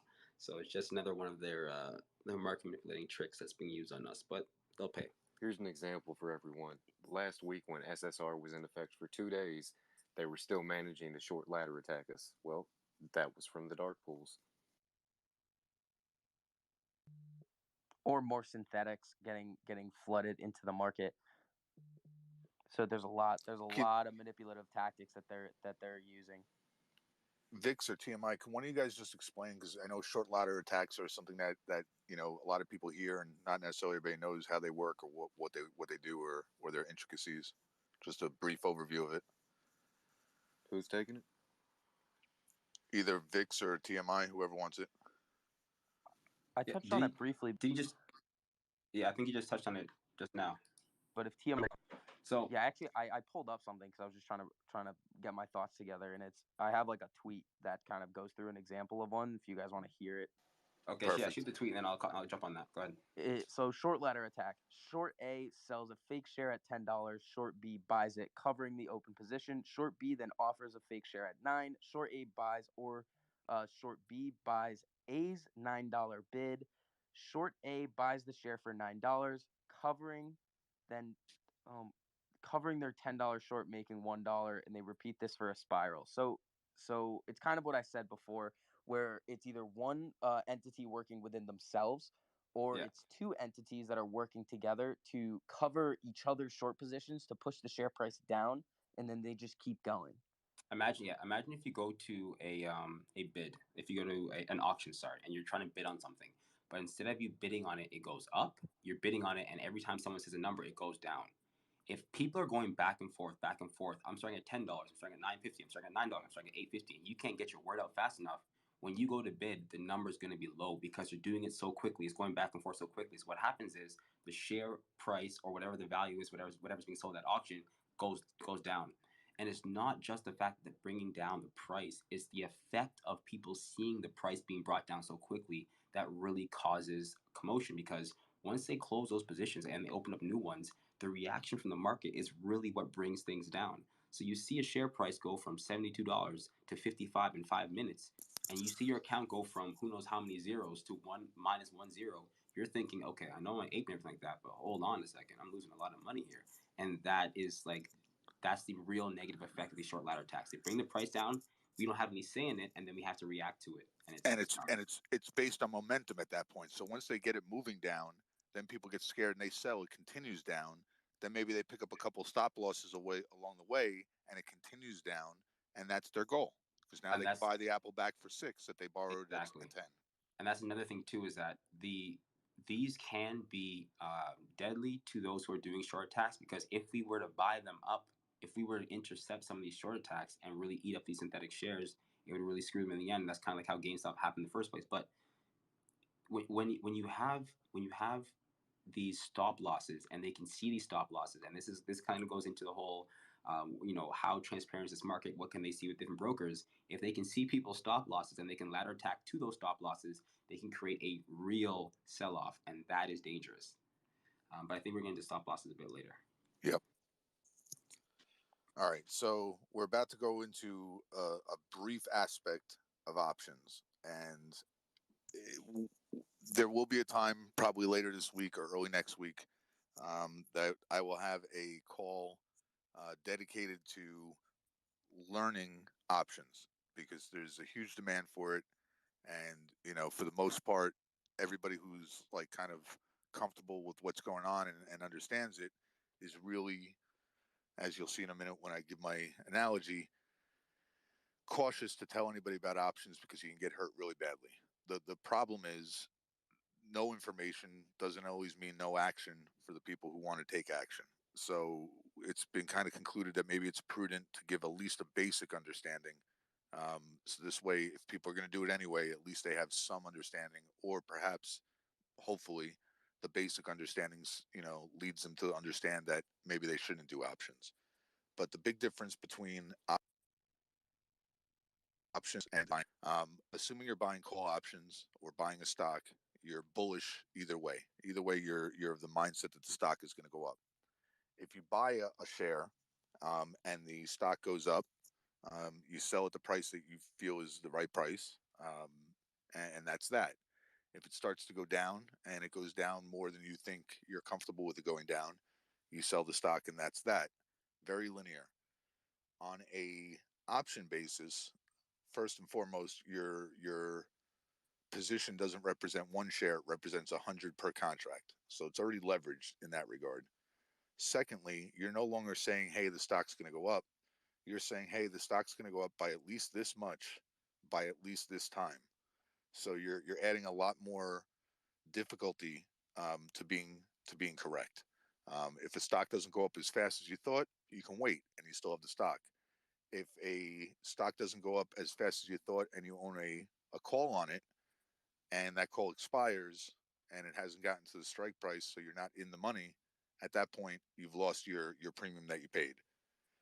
The key thing to realize here is that the person or the entity that's deciding the price of the option, or is handling the options transaction, is the market maker, or the entity that is kind of, again, comes back to fuckery, partaking in all this fuckery.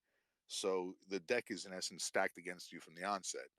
um, it's a really difficult situation to be in on a regular stock without knowing options fully, and it's an absolutely nearly insane position to be in on a stock as volatile as AMC or GME are right now.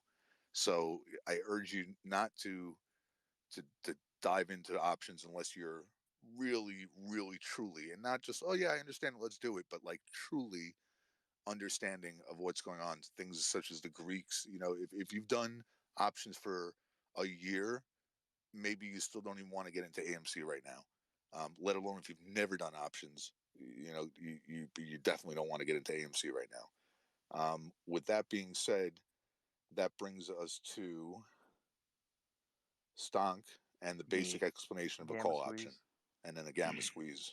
Yeah. Yeah. So call option and gamma squeeze. Yeah, thank you. So with options, I can either go long or I can go short.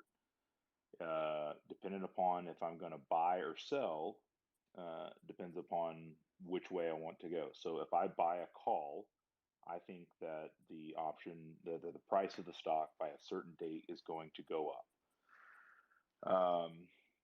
So let's say, for example, I don't know, what would be a good date? Let's say July 25th. That's a monthly option day. If I think the price of a certain security is going to reach a certain price point where it's trading, so let's say security is trading at $10 right now, and I buy an option for $15, that and I have to assume that the price of the stock will get to that point by then. At that point, I have um, an options contract that could be in the money. So unless I know the Greeks, so back to David, the delta, the vega, the theta, and the gammas, and all those other things, we don't need to be getting into option. So an options contract is the buyer has the right to purchase certain number of shares, 100, at a certain strike price by a certain date. The seller of the option has the obligation to sell me those at that certain price. So if I buy an options contract for the 15, like I said previously, options trading at 10, it reaches $20 a share by that date. The seller, no matter what the price is, has to sell it to me at that price. So that is the basics of a call option. Is it gives me the right to purchase 100 shares at a certain price. Where gamma squeeze comes in, and short will help me with this, is gamma adds buying pressure to the stock. So if I buy that $15 option that's trading at 10, there's not as much pressure on it. But if a bunch of folks started buying $11 options, $12 options, and 13, that adds buying pressure through something we call delta hedging. And delta hedging is just the market maker trying to make up for the potential that they're going to have to buy those shares at a future date.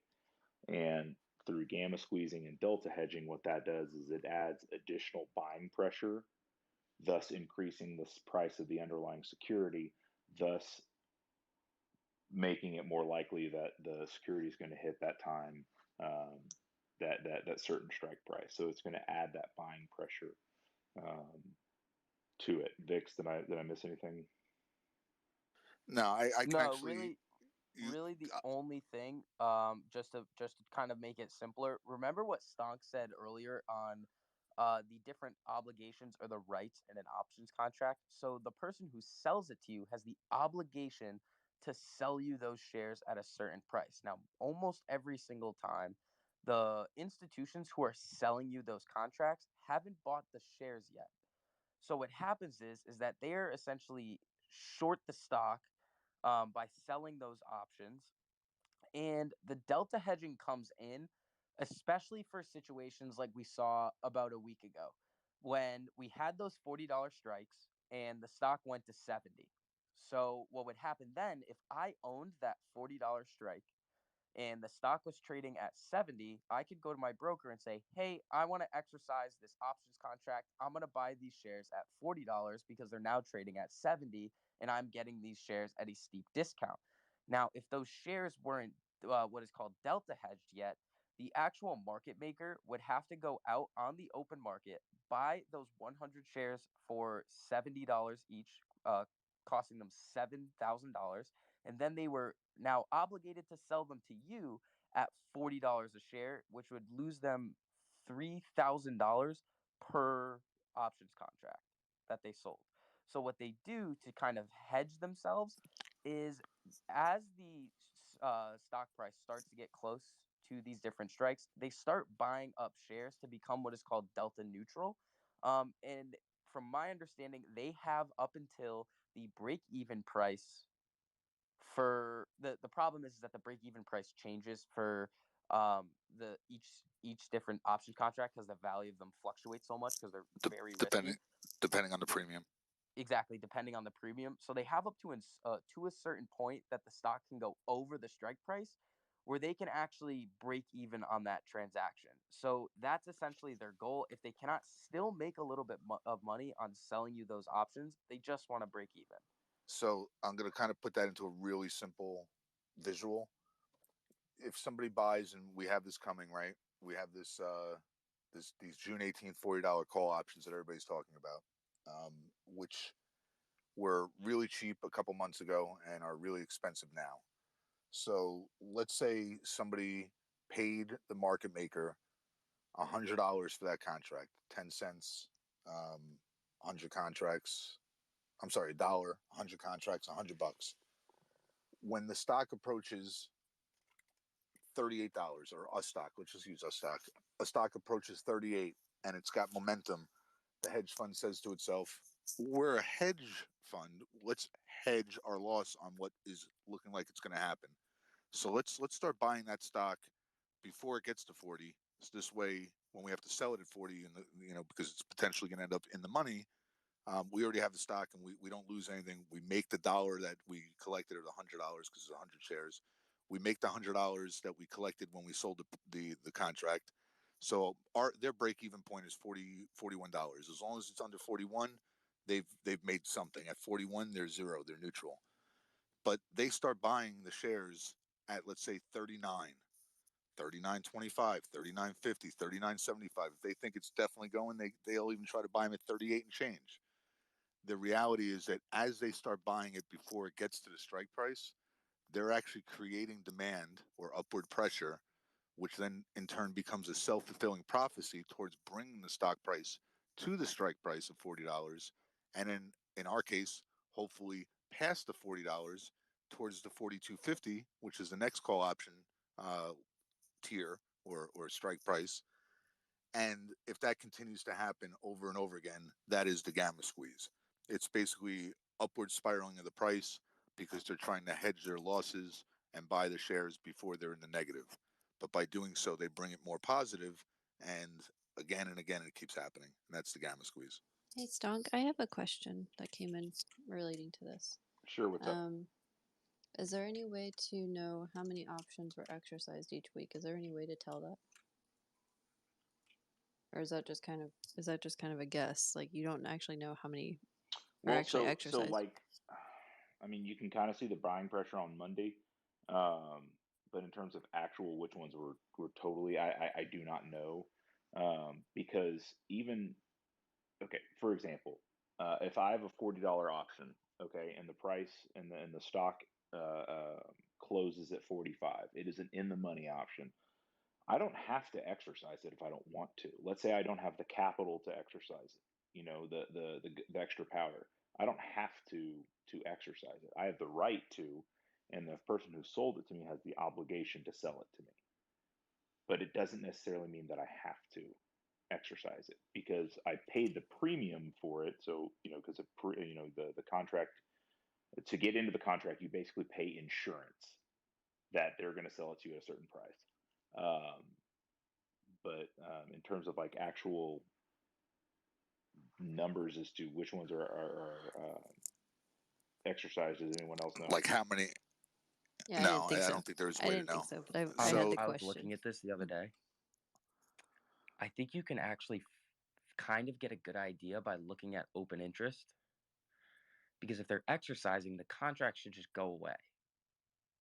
So that's why we could see a big decrease. And if they're just selling the contract to somebody else, then the contract is still probably technically counted as open interest because you just sold it to somebody else. Unless you sold it to the after market maturity maker. date. Like you could sell it. Right, he's saying after maturity date. Yeah. Well, one, there's after maturity date. Two, if I have an open interest contract and I want to sell it for the profit for the value of the contract, theoretically the market maker could be the buyer because they could buy to close the contract. Right. And that's actually something that I'm going to touch on real quick, because people ask a lot of times, hey, if I have a contract in the money, am I hurting, the market if I don't exercise? And the reality is, anytime that you sell a contract that's in the money or potentially going to close in the money or expire in the money, you have to assume, yes, there is a chance somebody else is buying it and they may exercise it, but you have to go off the assumption that the market maker is buying it and is going to close out that contract. So at that point, you're costing them money, but you're not increasing the upward buying pressure, because you're kind of letting them off the hook from having to locate those 100 shares. So it's definitely better, as far as, precipitating the squeeze, if you exercise a contract in the money. Um, but you're still doing some damage to them financially, taking away some of their, what's called dry powder, or their liquidity, or their cash, by selling them the contract, because they still have to pay you, based on what the strike price was versus the trading price, um, when the contract closed in the money. So it's one of those things where a happy medium, because a lot of people that dabbled in options don't necessarily have the means to actually exercise the contracts. The recommendation I've heard often, and I think this is a best case if you don't have the capital, um, is to at least liquidate, sell the contract, take the proceeds from that. If at that point you decide, uh, based on your own due diligence, trust but verify, and your own decision making process, to buy shares with the proceeds, that's kind of halfway in between, right? You're not necessarily pushing them towards 100 shares, but you're still taking some shares out of circulation. Yeah, I think there's no factual evidence to this, but I think the vast majority of retail investors and apes that are buying contracts don't have the liquidity, to execute every single one. I think that's the most feedback that I've been getting from people, is that, and they want to know how they can best use it. To be honest, they don't always have the answers. Like, usually I go to STV to kind of figure out what the best plays are, but flipping options, getting liquidity, buying more stocks, that's been a strategy for one. And also, guys, if you guys look at last Friday until today, you can see that they really tried to kill the stock down to below that $40 price. Once it got to 42.01 and they realized they couldn't get it, that rise we saw for the rest of the day, even into today, was them realizing that they had to start finishing their delta hedging and buying those shares back. And that's just a quick Absolutely. example of one, they didn't delta hedge all the way. They probably had 80% of the shares that they needed. And once they realized that on Friday they weren't going to get it below 40, they had to buy the rest. That's what we saw, and I think that's what we continue to see today. Yeah, that's just an example of, if you guys want to see a recent example of what it looks like. And just to clarify, delta hedge is where they're buying the shares that they are expecting to have to use when people exercise option contracts. Exactly. So they basically start doing it before it reaches the price of the contract, but to varying degrees depending on how certain they are that it's going to reach the price of the contract, or the in the money price. Right. Especially if you're a market maker and you realize that there are hedge funds out here who want to kill that stock, you might not buy back 100% of the shares that you need to, because you're thinking, okay, there's a chance that they kill the value of the stock before Friday, knowing that these institutions are going to be hurt if they have to buy back all these shares. So it's going to be very interesting to see if we stay this high, how many shares are going to be bought back in the middle of this week.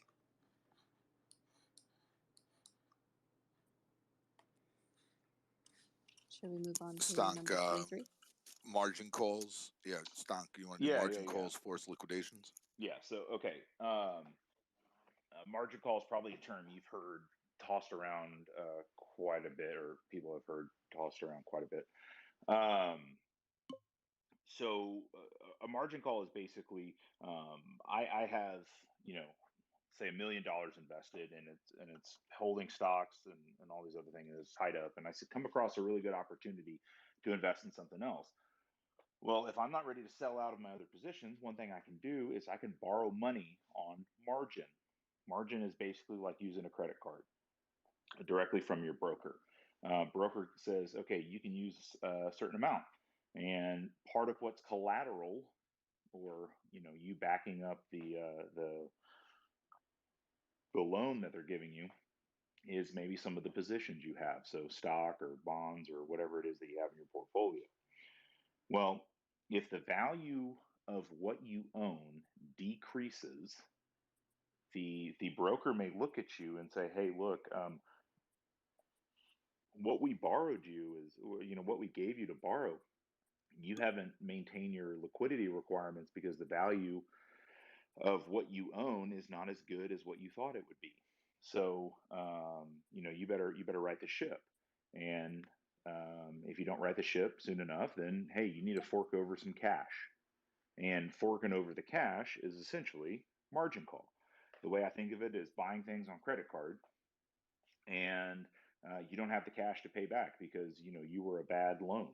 And so what the credit card company does is they call you. Well, no, you're not picking up. Well, that is a margin call, is them calling and saying, hey, you owe us this money, or you're going into default. What a liquidation is a forced liquidation, is if you can't meet your margin call obligations, you do not have the availability to either fork over the cash to meet your margin call requirements. You have not put up enough liquidity to do it. So what a forced liquidation is, all right, well, you got to sell everything. In the credit card example, that's the credit card company sending Rocco and Vinny over to your house to start taking all the stuff that you bought on margin and that you bought on credit. And you're no longer a good bet. So they send over and they buy things, or they don't buy it from you, excuse me, they take it and they make you sell it, and then they take the cash. And that is a forced liquidation of your assets. So margin call is when the value of what you own and that you bought on credit is not as good as you thought it would be. And then a forced liquidation is them coming in and saying, all right, you got to sell things off to pay us back. So basically kind of what a margin call is in a forced liquidation. Next one is algo to close the positions. So when companies go into forced liquidation, and you have to start selling things off, and it is not you pressing the button, it is the people who lent you the money that is pushing the button. The algorithms do not really care what they are selling. They know that they have to reach a certain dollar figure. They look at your accounts and say, okay, what do we need to sell to get to that dollar figure? And it will sell the items that will do that. And it does not care. It is not sympathetic whatsoever. It is a machine, and it's just going, all right, we need to raise capital. So the algorithms, when they start selling things, like say a hedge fund, for example, that has been over leveraged, got too much credit, made a bad investment, and the bank comes in and says, hey, look, actually, you need to start selling everything. And then the hedge fund's like, oh, well, then I get to sell whatever I want to. And if it's at the forced liquidation stage, then the bank looks at him and goes, we're pushing the button to sell. So that is essentially forced liquidation, because I know a lot of people are worried about, like, well, how do we know that they're going to pay if they have to get margin called and they have to pay me? There are so many pools of money from where you will get paid.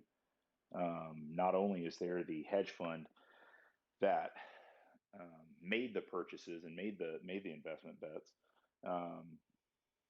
but then on top of that, you've got the bank that lent the money, or the institution that lent the money. You've got the DTCC. You've got the insurance from the DTCC. You've got the federal government, as well as the insurance from the fund that initially took it out in the first place. So you've got 6 or so layers of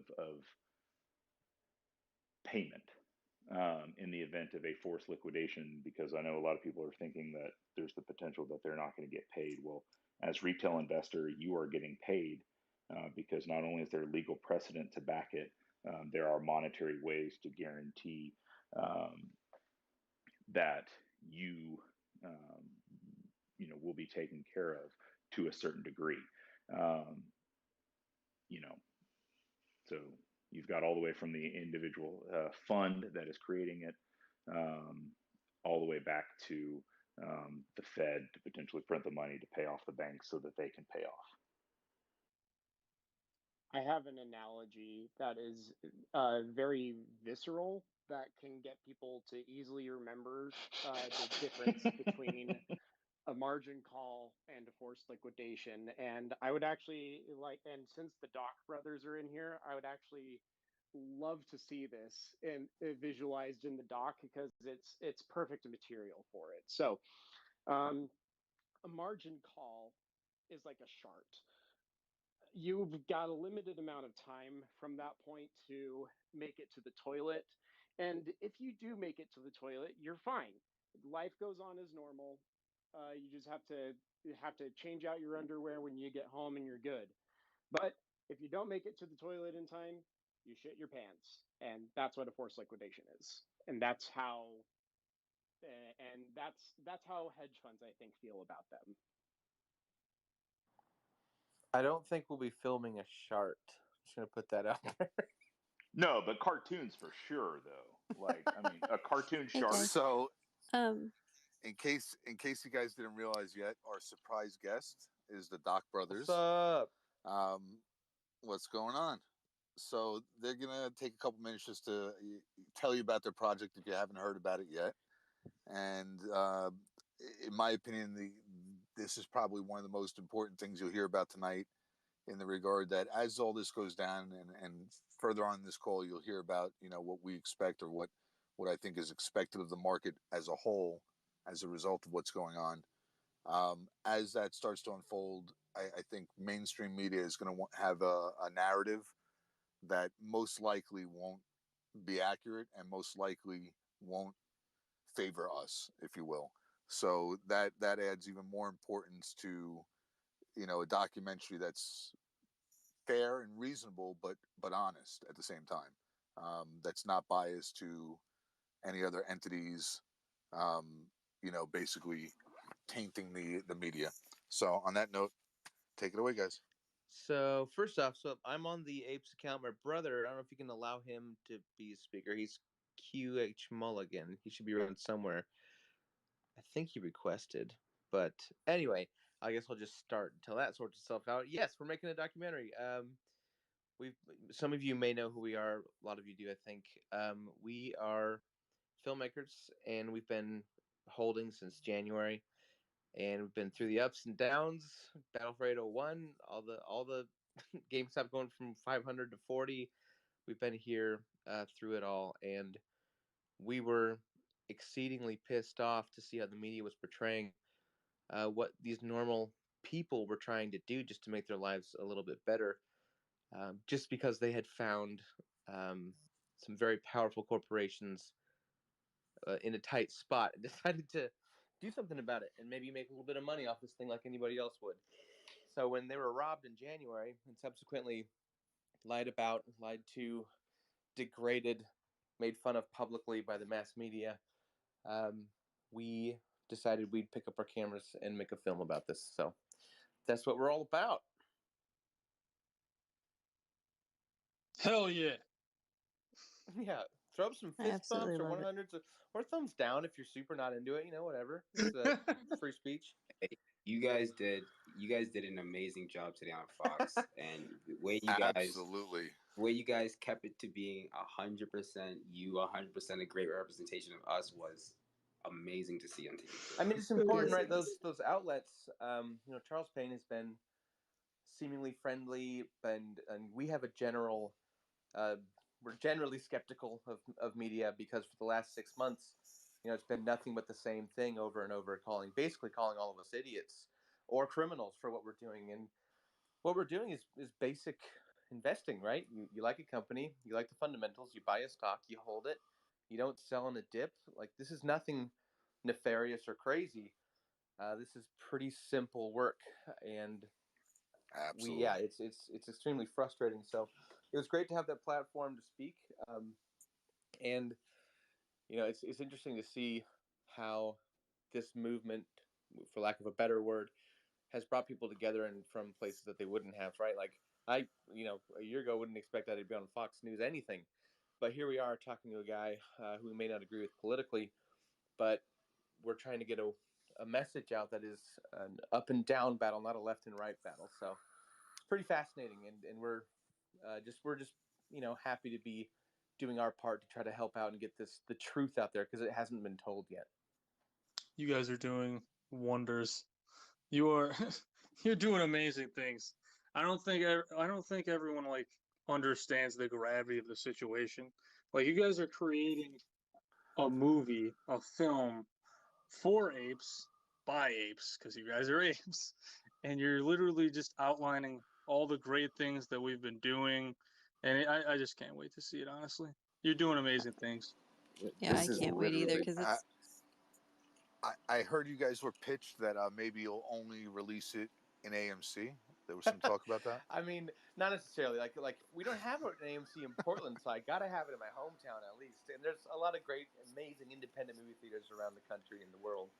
So I don't think we'd want to do. Listen, if you decide that you want to release it in your hometown in an AMC theater, I think by the time this is done, they'll probably build it. Yeah, well, one of you guys, whoever wins the most on AMC can build them if they like. You guys are documenting history. If everyone looks up at the top, there's been 2 links posted. If you there's guys, 3 now. Oh, there's 3. Okay, well, there's links up there. Follow one of them. If you have anything to donate to them, it would greatly help them out, and it would help out the cause because they are documenting everything that's going on, and this will be in history books. Hey, thanks for that. Yeah, it's super weird to.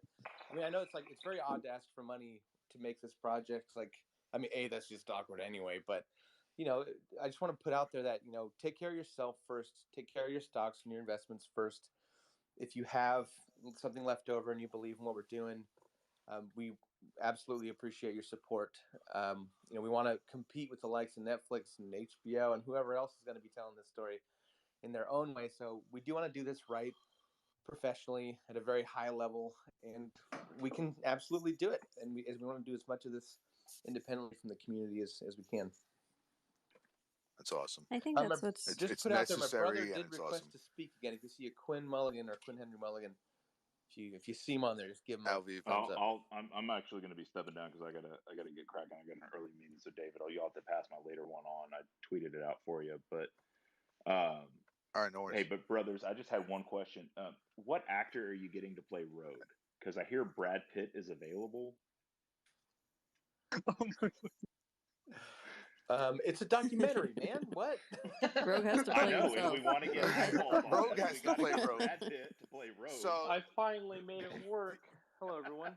Oh, hi, brother. Being that it's a documentary and each person has to play their own, I'll just throw out there that I'm a SAG member. There you go. Good. Perfect. We were going to try to go non-union, but thanks a lot. I got to pay 19% now. No, look, you got to have at least one token union member. You got to have one token union member. That's all you can. Wait, we're going to be on Saga ultra low budget, so you're not getting paid much, buddy. I'm sorry. So I'm okay doing it for free. I'm just wondering how Toothless fits into this. Just pay me an apple. Sorry, what's that, Kenna?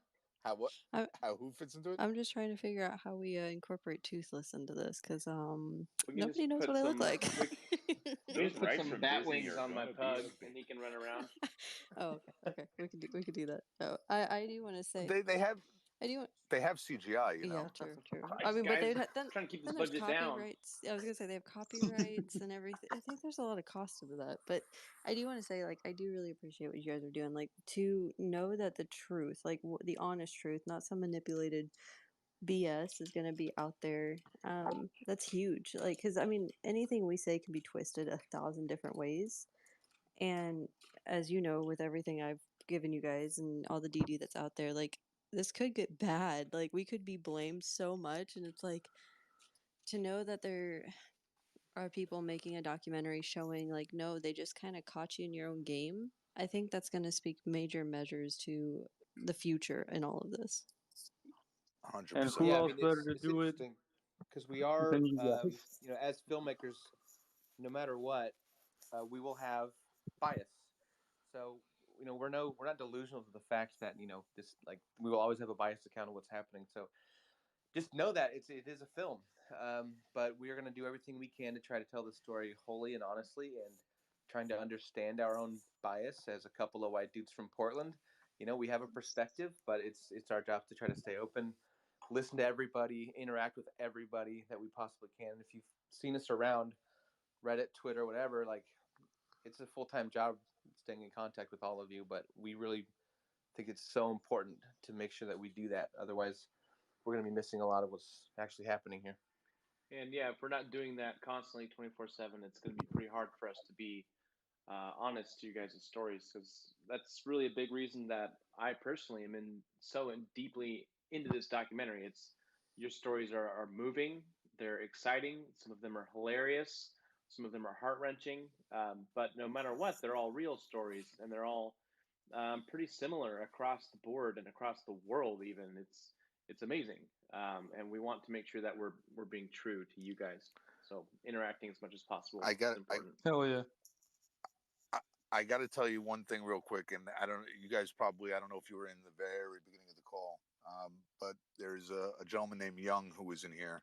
I don't know if he's still down there, but nonetheless, he had a story, two stories actually, tying in like activism, investing into the whole movement. Mm-hmm. And I won't even try to do justice, but I'll try to arrange it that you can kind of hear it from the horse's mouth. I mean, you talk about the movement and the stories behind it and the stories within it and the global aspect of it. And his two anecdotes tonight were all encompassing of all of that. And they were impactful. I mean, like, impactful is probably not even the right word. It doesn't do it justice. It brings good tears. Brings Yeah. good tears to your eyes for sure. I know exactly what you're talking about too, because I was in that call. It was amazing. Is that Young Listen, the guy that does stuff in I think Arizona for AMC theaters? Yep. Yep. Yeah, he's been with AMC. Yep. He's been, on this trail since before any of this. Nice. Yeah, we've talked to him. So yeah, he's a good dude. Yeah, and I'm willing to get paid in apples. If he is still down there, when this is done, Young and I are gonna link up to get something done. Is he still here? He's not. I didn't see him. I think he had something going on with his daughter. I looked him up. Like he's not in here. Like nothing bad, but just to go. Yeah. Okay, we'll leave that. So I do have a question for both of you. Yeah. What will be your favorite part to portray during the documentary? What's your favorite thing that you've seen so far? Ooh, dang. I mean, for me, it's like there's so much shit, right? It's bonkers. But the in January when the rug got pulled out, that transition of everyone from going on this kind of gamble play, like a desperate leap out of the grind, like moving from that to this galvanized group of people that decided, during the worst pandemic in a century, that we're not going to just give up. We're going to actually learn how all of this works. And we're going to work together in that. We're going to share information and educate each other. And I think when you say movement, it's like that's really what I think we're talking about. It's like whatever your financial or stock decisions are, they're your own. And I think we all understand that. But what everyone is working together for is this idea that we can take ownership and control of our own financial well-being, and that this smoke and mirrors Wall Street can be broken down, and we can learn it, with online places of communication like Reddit or YouTube or Twitter. Like, we're sharing information and we're learning, and I hope that this has a generational effect, that financial literacy becomes a priority for all the lower classes, for lack of a better word, around the world. That moment where it switched over for me is going to be really fascinating to kind of unpack and figure out. This is like the Truman Show, and like once he realizes he's on the Truman Show, there's no going back. Yeah, totally. Like there's just no going back. You can't put Pandora back in the box. For sure. What do you think, bro? Or put in. We're trying to get Young in. He is listening, so we're trying to get him up here. Yeah. He was apparently here the whole time. What? No. He said so. I believe. Liar. I don't know. There's a lot of people in here. No, he's lying. With spaces, you never know because half the stuff is all delayed. Yeah. Oh, that's delayed. Phenomenal. Delayed. David. Delayed. Uh-oh. David, I think you need to cross Now, now, cross your left leg over by the window again. I And need to Yeah, wiggle my nose again. No, I was just trying to kill some dead space until we got in here. That was all that was. I figured it was better than the Jeopardy music I normally play. so I think the next question I would have while we're waiting for Young, are you guys just covering AMC Jamie, the movement of that? Or are you guys doing the whole market? Like, are you going to document the whole thing that's going to happen? Or is there going to be like a part 2? We have to narrow the focus. We can't have this be as, so sprawling that we cover every aspect of the market. But yeah, the focus is definitely on Jamie and AMC right now. But there's going to be aftermath. When this concludes, if and how it concludes will be important to the story. And at this point, honestly, it's hard to say how far the documentary will go because we're kind of in the third act as we're speaking, Mm-hmm.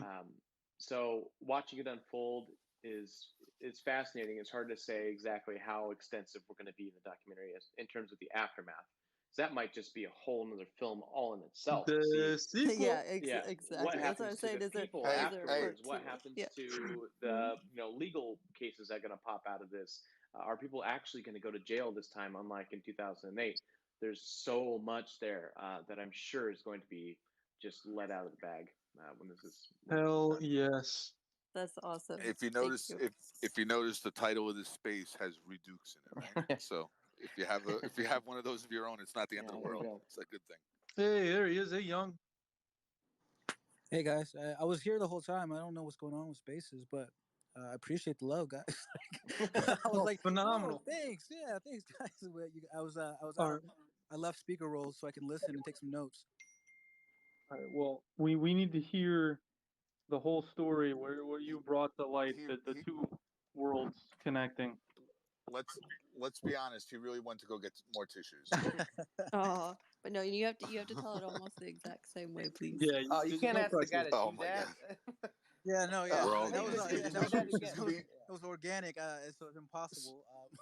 So fortunately, this call, I was about to say, fortunately, the call is recorded, so you can hear it from the heart the first time, without having to put him through that again. Yeah, we'll go back Might have and listen. to involve co-pays afterwards. I have no acting skills, so I wouldn't even. Yeah, sorry guys, it wouldn't work for me. All right, Young, listen, go. All good. Yeah, back to one. Yeah. So, no, but it was a great story, and you guys will be able to hear it. I'll have it on YouTube. Yeah, totally. Yeah, we'll listen to it all. At least can you? I was gonna say, Young, if you just want to kind of give them the brief synopsis of it, I think it's incredible. Yeah. Well, essentially, I post these little 1-minute videos to kind of keep the community, inspired or whatever. I just say what I feel in 1-minute clips because apes have short attention spans, as we know. So, except for those DD wrinkle brains. So I just do these little videos, but since I started doing them, it's kind of opened up people to wanting to tell me their whys. So they'll go in my DMs and they'll send whys. And one young lady was telling me about how she just got out of a domestic violence relationship where she was it was bad, and she thought she was going to die in that relationship. But she had a 6-year-old daughter who I guess that was her motivation to get out of the relationship. She got out of the relationship, ended up at a women's group for survivors of domestic violence, and found an apette at that group that told her about AMC. She said that she bought the AMC, a few shares. She said her plan is not to get rich, but that she wanted to teach her daughter that you can fight for anything that's right, that you can do it in your own way, however you want to. And I was just so moved by that. And then this weekend, I came into a space that was hosted by another one of us apes, Loco, where a guy got up and spoke, and he's telling us, asking us about when to sell. We're telling him the rules of the game. Don't ask that question. But he had a really strong accent, so he thought we were saying don't ask that question because we couldn't understand him. After we kind of told him no, that's not the case. We just can't answer that question. He explained that he was from Yugoslavia, and that he was there during the war, during the revolts, and that he moved to Canada, bought some shares, and that he holds for us. And I was blown away. And then a guy gets up there with the exact same accent. It's like, it's crazy to hear your voice in here. I'm also from Yugoslavia. I was there at the same time. I was there during the conflict. I'm following you on Twitter now. And then he's like, I was on the other side of the conflict. That was the other group. And so they, he's like, first guy's like, I'm sorry, man. And he's like, no, don't be sorry, because we're on the same side now. He's like, I live in Germany now. I've been holding since January, and I hold for you, brother. And I was like, it literally, all of us that were in that space were Yes. flabbergasted. Like, it was insane. And so I essentially just wanted to tell their stories, because that is what activist investment is to me, is that it's not necessarily trying to take over a company by buying a bunch of shares and holding that company hostage. It's about using your money to be your voice. And so I was just inspired, and I wanted to make sure that their stories were told, because their stories might not make the news. They might not, they might not trend. They might not go viral, but their stories are why I'm still here. So their stories are the most important stories. Yeah. It was phenomenal, man. Anytime. And I'll tell you, great. the first time I got through it and I got a little choked up. This time I actually cracked. I'm not afraid to admit it. Yeah, I mean, it's real shit. People have to experience it. It's real shit. What's crazy? I get one of the guys actually reached out to David, and was like, "Yo, that's me." He's talking about. It's like, it's crazy. So I just messaged him to ask him if he's still here, and I hadn't gone back to his message since we talked, like when you spoke before.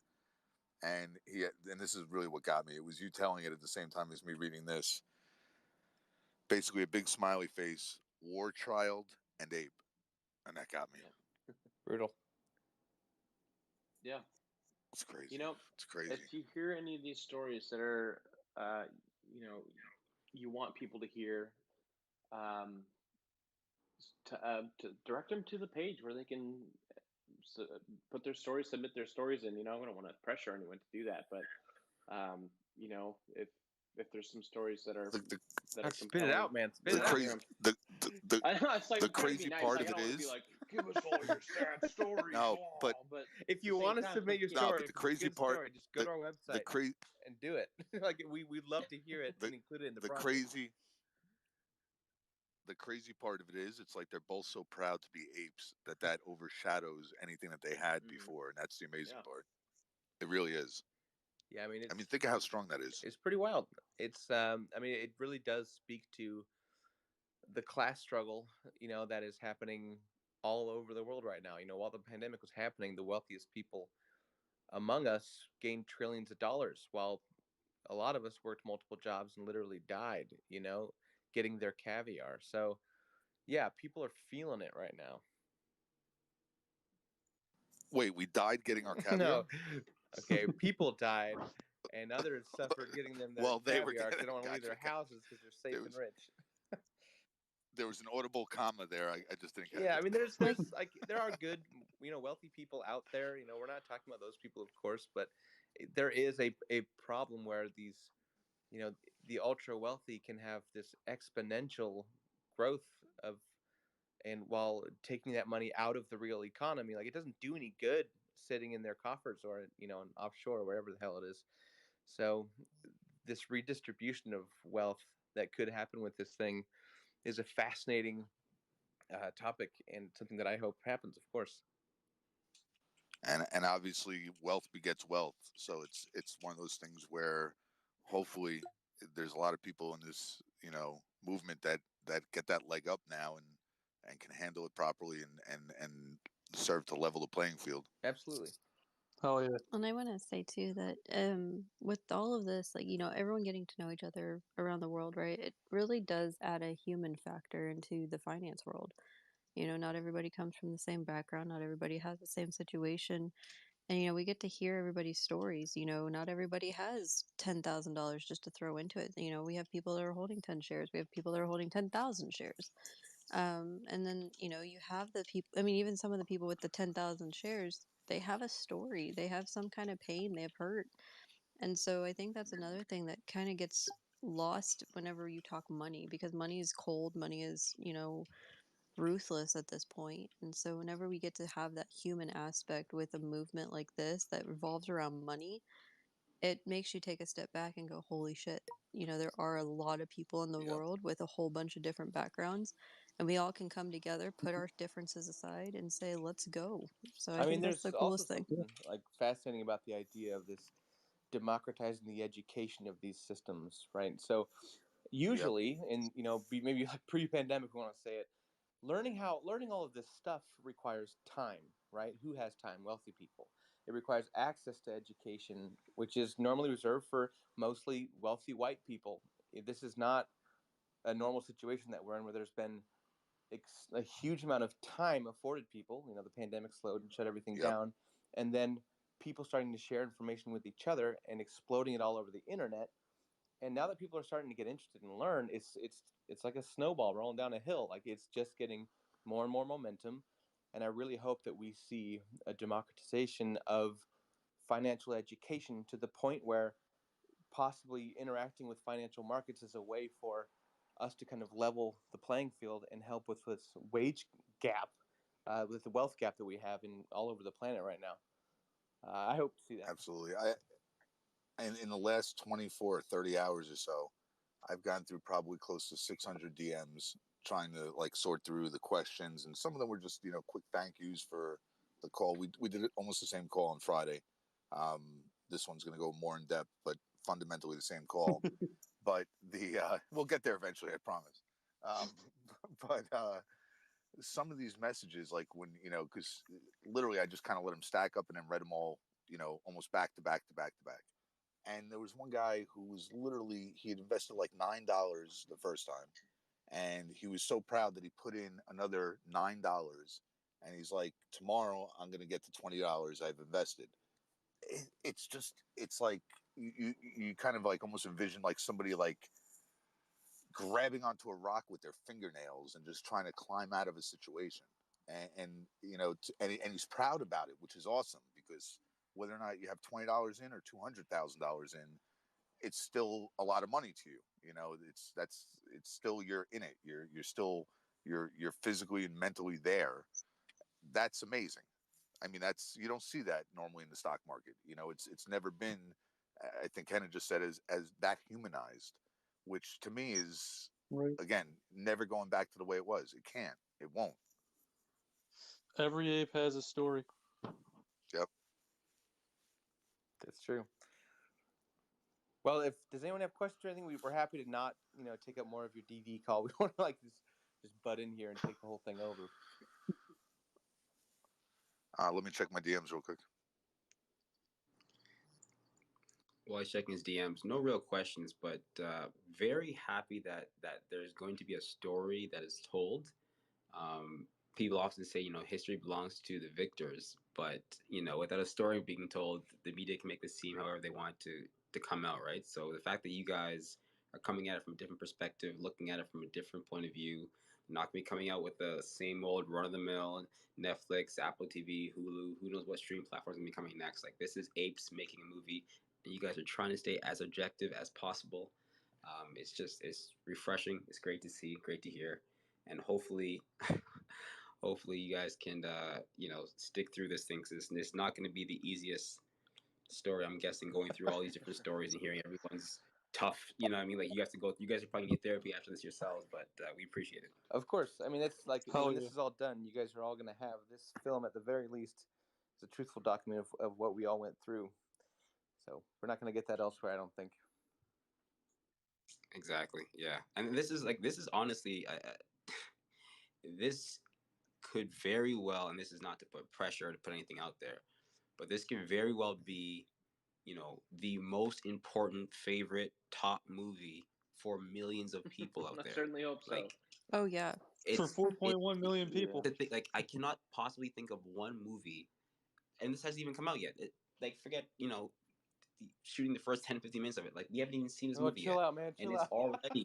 We'll do our best. No, it's already. It doesn't matter how. Pressure, man. It could come out in 144. It could come out in 144. It could be pixelated as hell. It is still the number one. It's phenomenal. TMI, and just to even think about that, like, 'cause I've even thought about that. Like, I think of back in high school and even in college, like economic classes, like movies we'd watch. Being from Indiana, like we were forced to take economics, and we watched all kinds of different documentaries about different eras and things like that.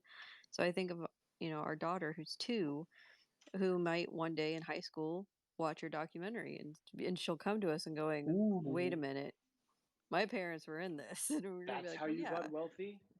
Well, I mean, Yeah, you obviously did she'll what? know, she'll know, but I mean, because obviously we'll have it, but she'll get to come home and say, hey, we watched this, and then have a big discussion about it, because then she'll probably be old enough to actually understand what happened. But I just think of those moments, like our kids, the next generation, our grandkids or whatever, when they're in their economics classes or something, like it'll be something that's shown all the way through different schools. That's insane. Yeah, and I that part, actually did not think about that. yeah, that part gives me chills because it's that sense of pride that money can't buy, right? Like it's something that's just it's head and shoulders above what we've been reaching for. Like we think that money's gonna solve all of our problems. We're eventually gonna get to the point where when we realize it's not. It's gonna solve a lot of our problems. It's gonna find where our next meals are. It's gonna let us sleep easier at night, of course. But there are a lot of things that we're gonna be looking for, and to me, this movie, just a voice and a point of view is gonna answer a lot of those questions.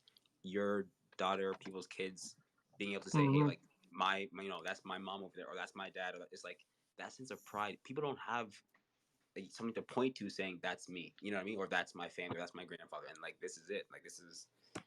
I mean, the reality exactly. is The alternative to that was like the thought of that was just like too much to bear. It's like throughout these 6 months, watching the media say what they have about all of these normal people whose videos we've seen, like there's real pain and real struggle, and what they did was legal, fair, and right, and they were robbed, and for them to live with that, and to see some doc come out painting them as these crazy like internet trolls in their mom's basement, as these pundits like to say, like it's just such an injustice, and we wanted there to be a real record of what actually happened, for us and for you. So yeah, I mean, you guys are spot on. That's why we're doing this thing. And You're giving the apes a yeah, voice. and if I could add, We're an amplifier. the work you guys are doing is great, because you have, like for example, why I hold. There's so many reasons associated with why I hold, but it was in one of these spaces that I heard an elderly lady who had, I think, about maybe 100 shares or so. But she, they, I think, I can't remember who it was that asked her the question. They asked her, "Why are you buying AMC?" And she just basically said, "Well, Sonny, um, I bought AMC because I want to stop going to the market to pick up, 12 drumsticks of chicken, and I don't want to put down the chicken because it's 30-40 cents more expensive, and I put that one down and get the one that's cheaper." I started thinking about that, the level of minutia that some people have to live with when it comes to managing some of their budgets. And she has a wherewithal and the strength to to stay the course. That was just inspiring. So those stories have It's to be amazing. told. Yep. So it just it's one after another, and I'm gonna tell you that I checked my DM for question specific, and the most prominent thing that stuck out is one of the gentlemen from Yugoslavia that Young was discussing is here, and he wanted to speak. So he's here right below us, or next to you, depending. Rad, welcome. How are you? Yes, thank you. I'm very well. How are you all of you? Good, Doing man. well, thank Hey, you. Red. Hello. What's up, man? Yeah, Welcome. so I just have to jump in and just say how I cannot tell the story better with better emotional words and emotion in the story than Young did. He did a very wonderful job at that, showing that me and the other gentleman who was sort of in the opposing side of one of the wars that I've lived through, um, basically those conflicts were not our conflicts, and we were sort of like always together, and we believed in making friends with everybody and loving everybody. Whenever, like, us as individuals, we were never really fighting each other. It was somebody else's wars and conflicts and games, and we are here for similar but also the same reasons. in this movement, that just on so many levels, that what is happening right now across the world is phenomenal for me, and I'm really behind all this love and community, which happened because of us who are involved, the people. Yeah, Well thank said. you. Well said. I think something you touched on there, um, someone else's wars.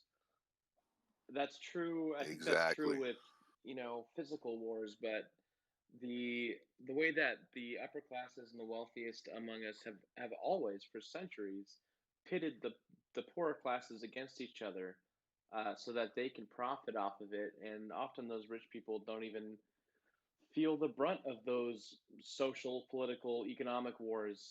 Half of them are related, especially in Europe. But it's always someone else's war that we end up fighting, and I'm pretty sick of it. I think a lot of other people in my position are sick of it. Yeah, it's wonderful to see people trying to do something about it. It turns into a reality TV show for them. Meantime, people are dying in the streets. That's the reality. Yeah. Yeah, I'm very happy you guys are making a film about all of this. It's gonna be beautiful. Thank you. Thanks, man. Thank you. We'll do you proud. Yeah, thank you. Bye bye. Thank you very much, Rad. I appreciate you coming up. Take care, broski.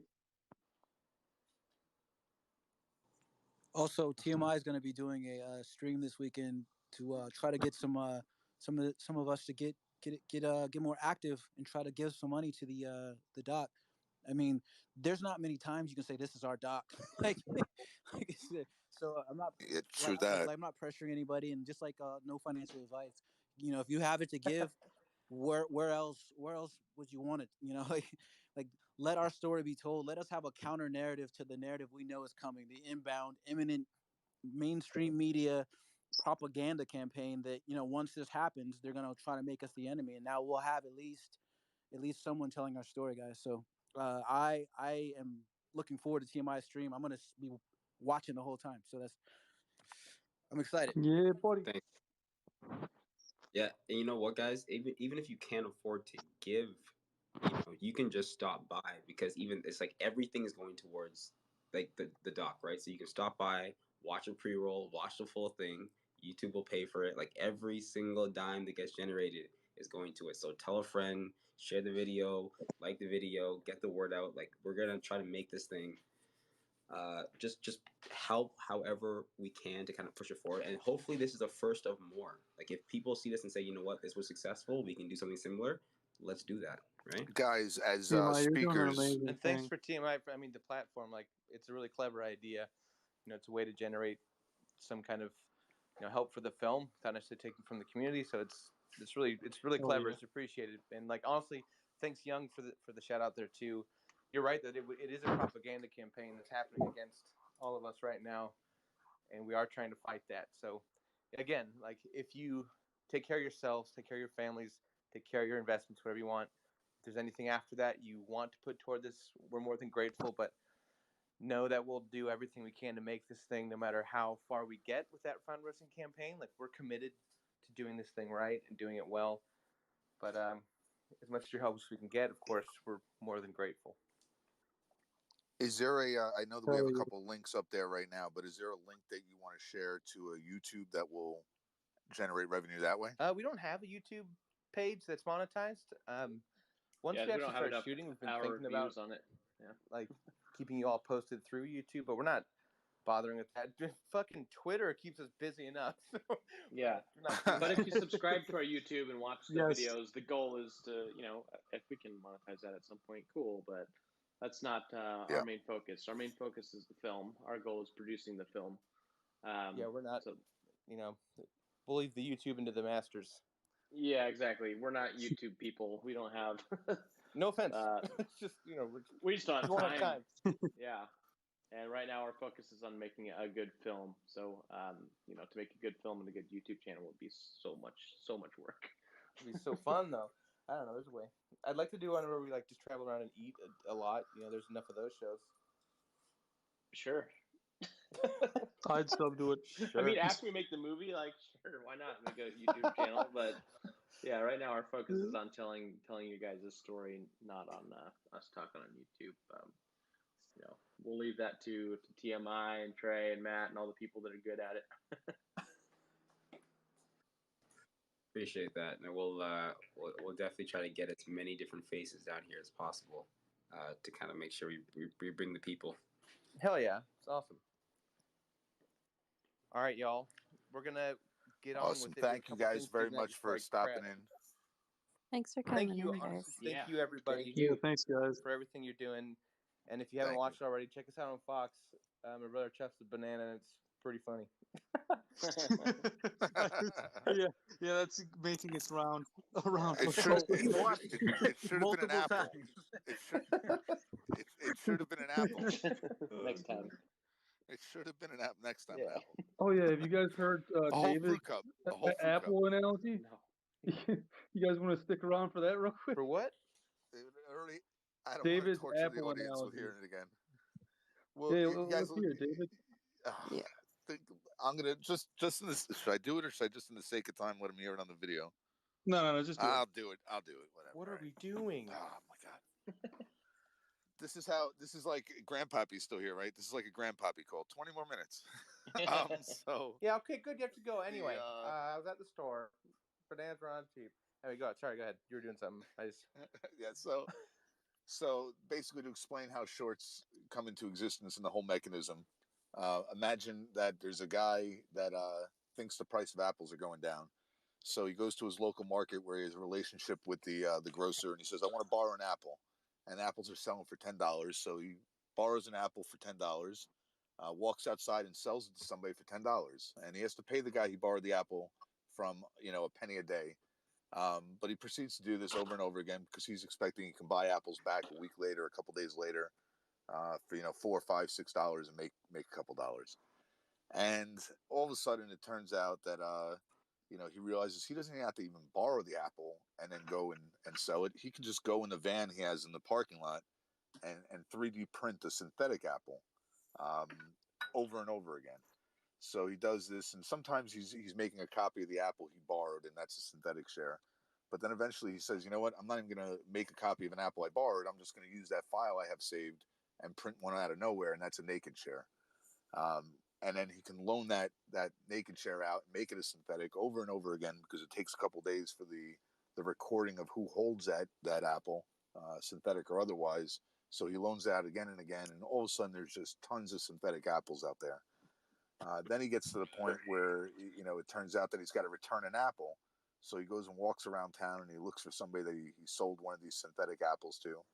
And incidentally, he told each person when he gave him the synthetic apple, you have an apple, but you just can't bite it. You can hold it, you can walk around with it, but it's not an apple, until you bite it. And before you bite it, you got to let me know so that I can replace it with a real apple. And then subsequently, he buys an apple from somebody not knowing if it's real or synthetic, because he can't tell the difference until he owns it. And it turns out it's a synthetic apple, so he just takes it off his ledger and it's gone, but he still needs to buy a real apple to give back to the grocer. So he proceeds to walk around town over and over again looking for people with apples, buying them, until eventually he gets to the real apples. But because he's so desperate for these apples, he's basically in a position where he has to pay any price, regardless of whether it's a synthetic apple in the beginning or the real apples at the end. He's, the apple holder has him, kind of captive to buy at the price that they want to sell it. And then actually, last time I didn't go into margin, but I will this time. Eventually, the price of the apple goes up so much that the grocer calls him up and says, "Look, I loaned you that apple when it was a $10 apple, but now it's a $14 apple, and I like you, but I don't trust you that much. So you got to give me a couple dollars to bring yourself into a more liquid or more creditable position." So the guy who's selling these synthetic apples says, "All right, I'll sell my pears to raise money to be able to give you some money and keep myself in check." And he does that, and then he runs out of money there, and he sells some broccoli, and he's doing all these sales until eventually he doesn't have enough money to cover, and then he gets liquidated as a result of not fulfilling the liquidity requirements of the margin call. That's the kind of short version of the apple analogy. Sounds like I'm going to be eating a lot of apples. hence I have a wall of apples behind me in my profile picture. Man likes But who's apples. the real bad apple and all that, you know? Oh, nice. The guy with the 3D printer. Oh, And if everyone looks up top, you can see actually printed a synthetic. There you go. Exactly. All right, guys. Oh, hell all yeah. right, everybody. Well, we're Well, going to get back to work. are We gonna have a take couple more off. things to do tonight. So thank you, everyone. You're all awesome. Do what you do. And hit us up if you guys need anything, want to communicate, send us a story, donate if you like. But either Hell way, yeah. just keep engaging. Thank you guys. And Thank no, you guys you're both awesome. so much. Thanks. Cheers.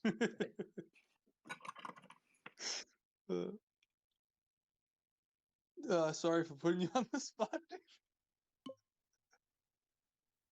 I wanted to hear the awesome. analogy again. I wanted them to really hear it.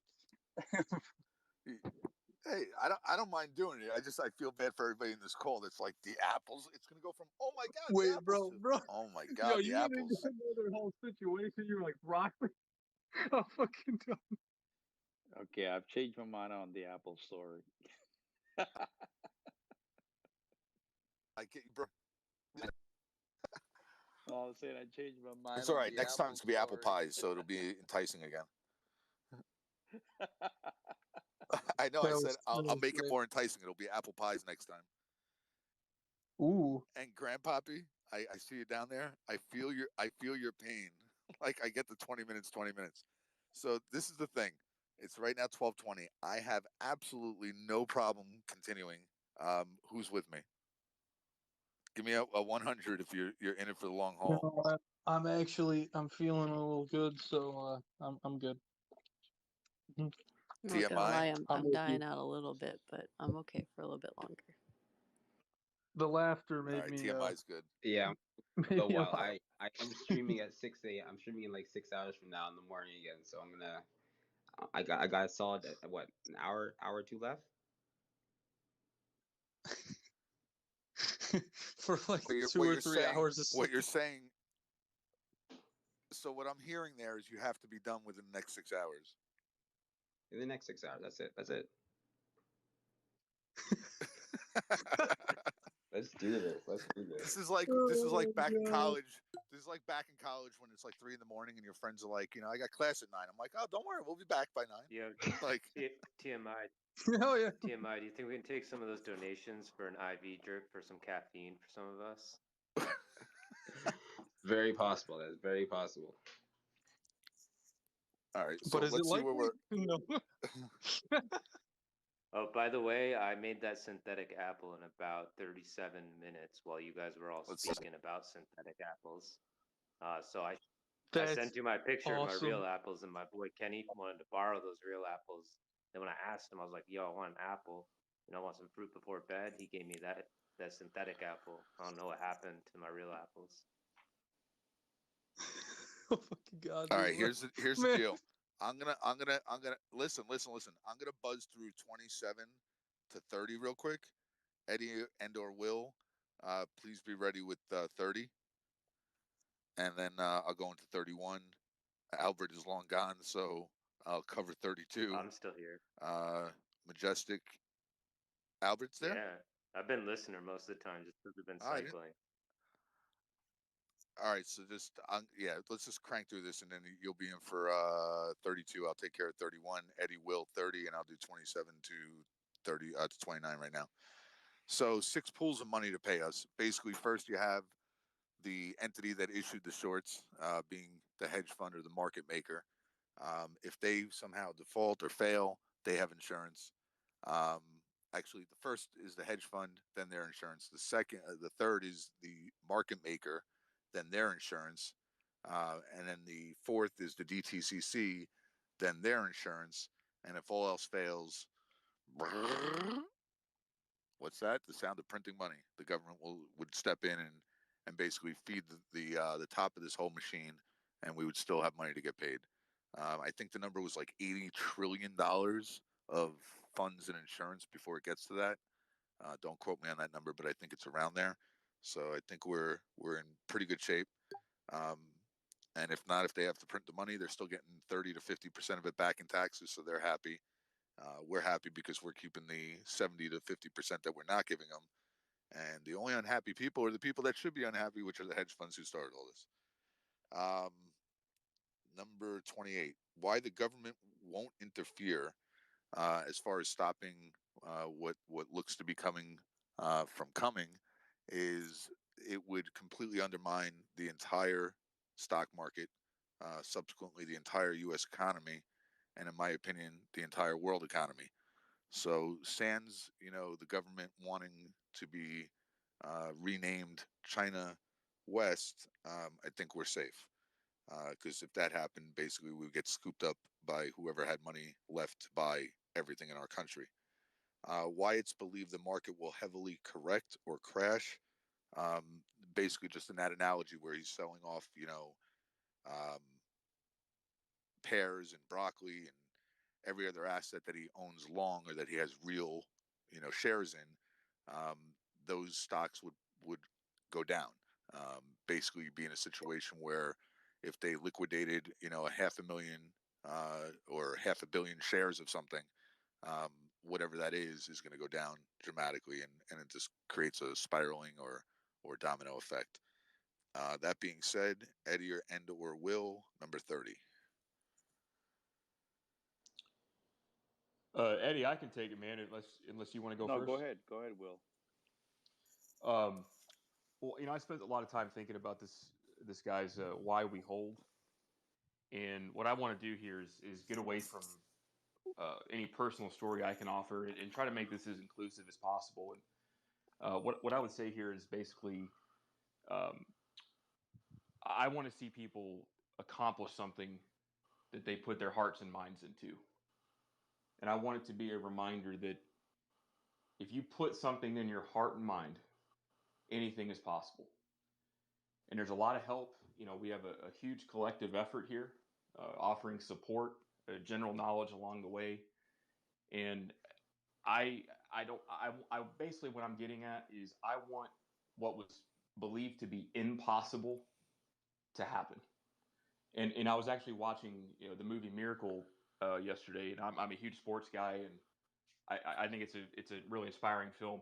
And guys, if you haven't seen the movie, basically quick rundown: 20 hockey players, college age kids, aka the analogy there being dumb money, dumb, naive kids, don't know what they're doing, too young to compete, attitude problems, everything, come together from all corners of the nation. Rival college hockey programs. There's no chemistry. They hate each other.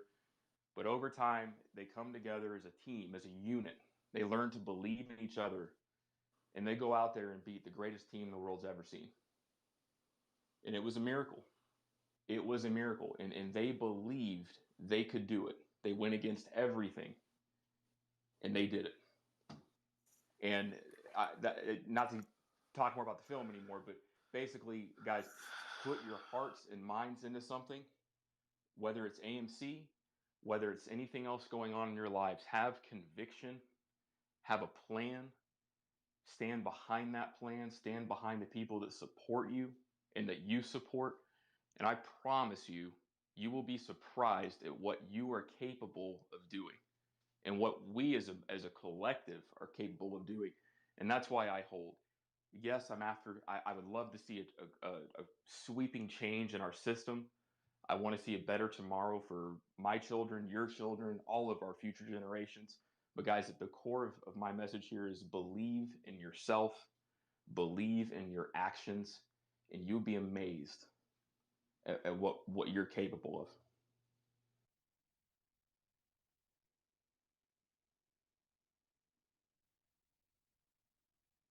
Wow. Great expression there, Will. I would add to, why I hold, I kind of gave a little bit earlier with the story about the lady. But there's another motivating factor is what's really happening. And I'm glad you mentioned that movie about miracles, because there's another movie called We Are the Titans, right? And Coach Boone took these kids and put them together, and they didn't want to play together because that's the way the world was. And he said something to them after they came back from camp. You're coming from one world, now you're going into the real world, and that's when the change starts. And what I've seen occur in these past 7 months with people that in the past were at each other, divided as could be, coming together in such a way, um, it's really inspiring. So I hold because I'm optimistic about what the future holds and what we all be able to accomplish once we go out into the grander world and spread this attitude that we have of working and supporting one another, because that's really the American way.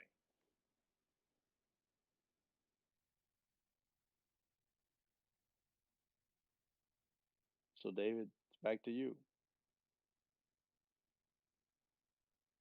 Yep. So next on the agenda is the Adam Aaron math, which I'll run through real quick. And just to give everybody a heads up, what I think. Actually, you know what? Let's look real quick.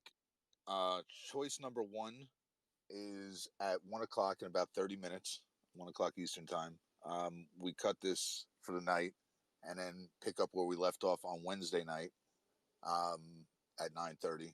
Or option two is we pop some no-dos and keep going until we're done. So options one are 100s. Option two are waves. So just go ahead and just pick your poison, so to speak, and I'll look around the screen and see what the preferences of the masses are.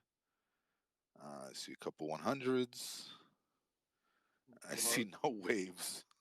While So we're voting, I guess that's my answer.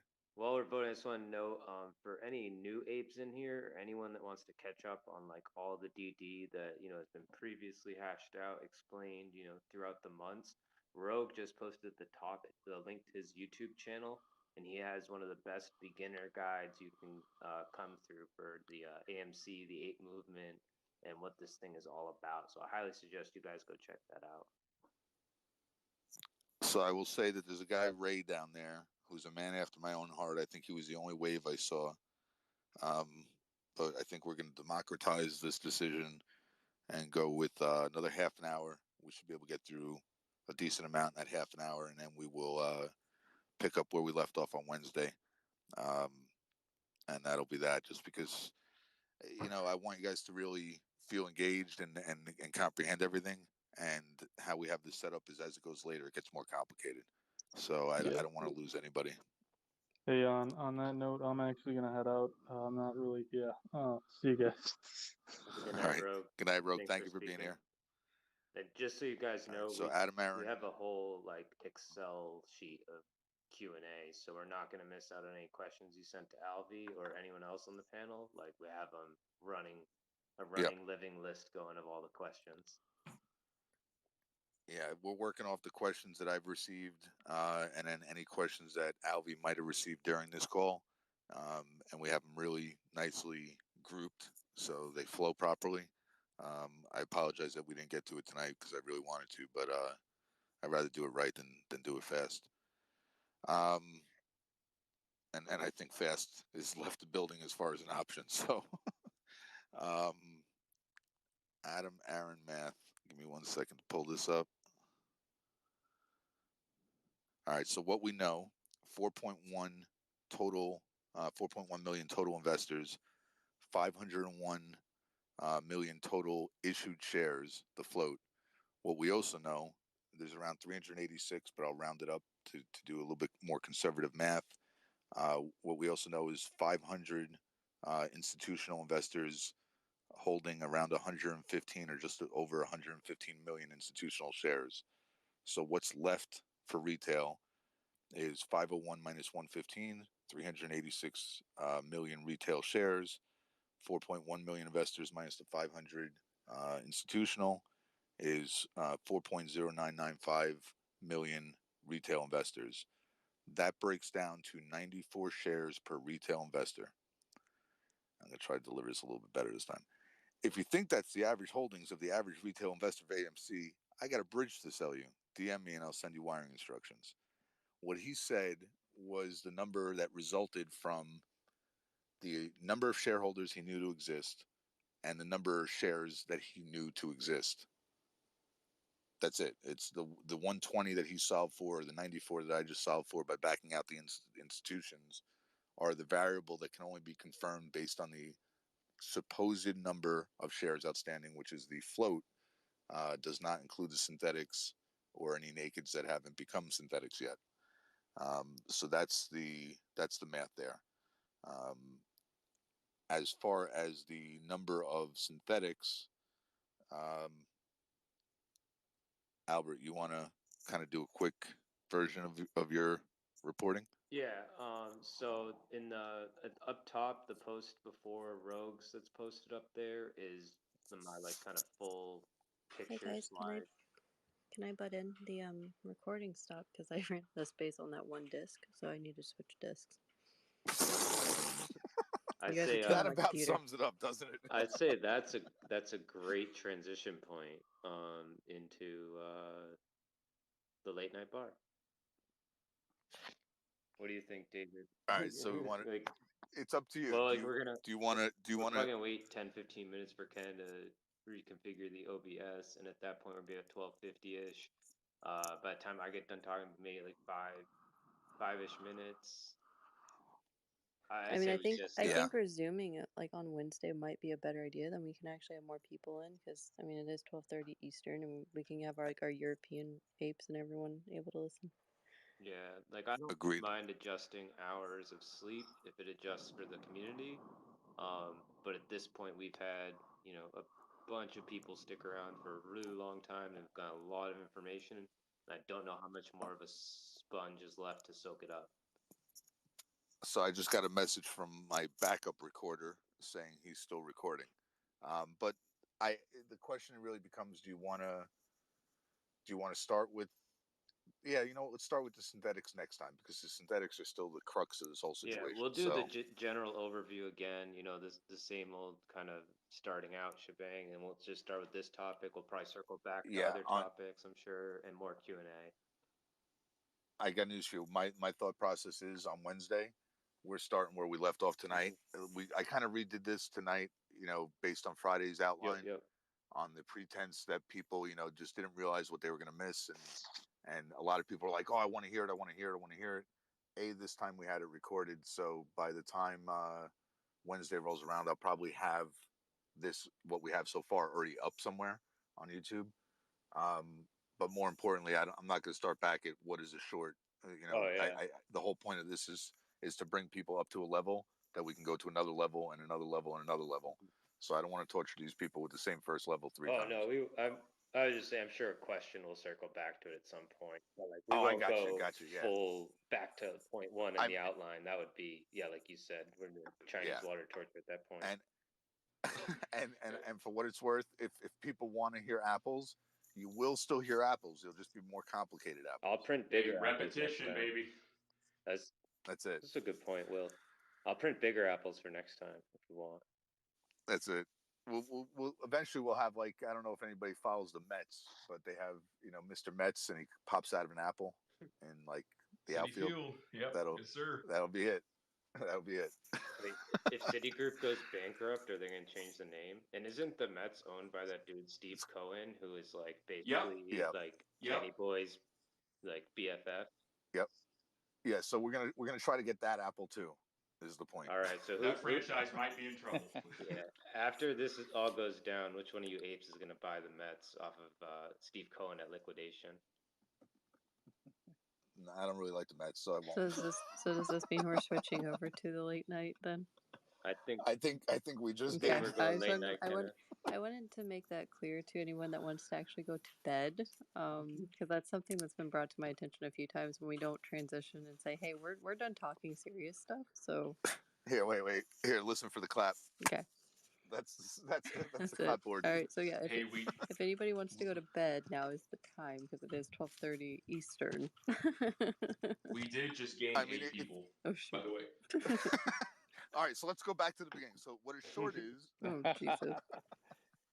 So wasn't there a Met guy called Rusty Staub? Rusty Staub. Yeah. That's a real guy. Good night, Young. Young is Good night, peacing out. It Young. looks Thank like. you for everything tonight. Dude. Yeah. See you, buddy. Good night, Young. Super moving, dude. Take care, buddy. Are there any speakers that I know a lot of people waiting to get up here that just as far as how the outline was set up, we didn't bring up yet? Or is there anybody that wants to come up that was waiting super patiently? By the way, I did want to. They're more than welcome to come up. Shout out like the community, like with all my stuff today. Like it's been crazy and hectic, and I really appreciated all the love today. I really do. Absolutely. Everybody that's helped get this together. Alvi, my God, like you're my saint. Yeah. I can't even like put into words how great a help you were Props today. to Alvi for Oh, I'm so happy I could help out. moderating this. It's honestly really fun. Spent an hour doing the fucking questions in an Excel spreadsheet. I opened up my email. I'm like, I thought I was being like a little OCD with the outline. I'm like, I love this lady. She just like the organization makes me feel like warm and fuzzy. Oh, I love organizing data. Yeah, and it was a big help. She was stressing out so much that last panic hour before the because I was like, I couldn't figure out how to categorize some of the questions. And I'm like, I'm gonna read you. I'm gonna read you guys. So here's gonna be the first entertainment point for the night, and I'll spare you because I don't want any more than I already have. But this is me at like, I'll tell you. I'm trying to remember what time it was, but they're timestamps, so I can just tell you what time it was. Now, mind you, her profile picture has a fair-skinned lady with green eyes and red hair. Slightly like a different feel, but fundamentally from, one eye open, kind of glancing over, could be the same profile picture. And at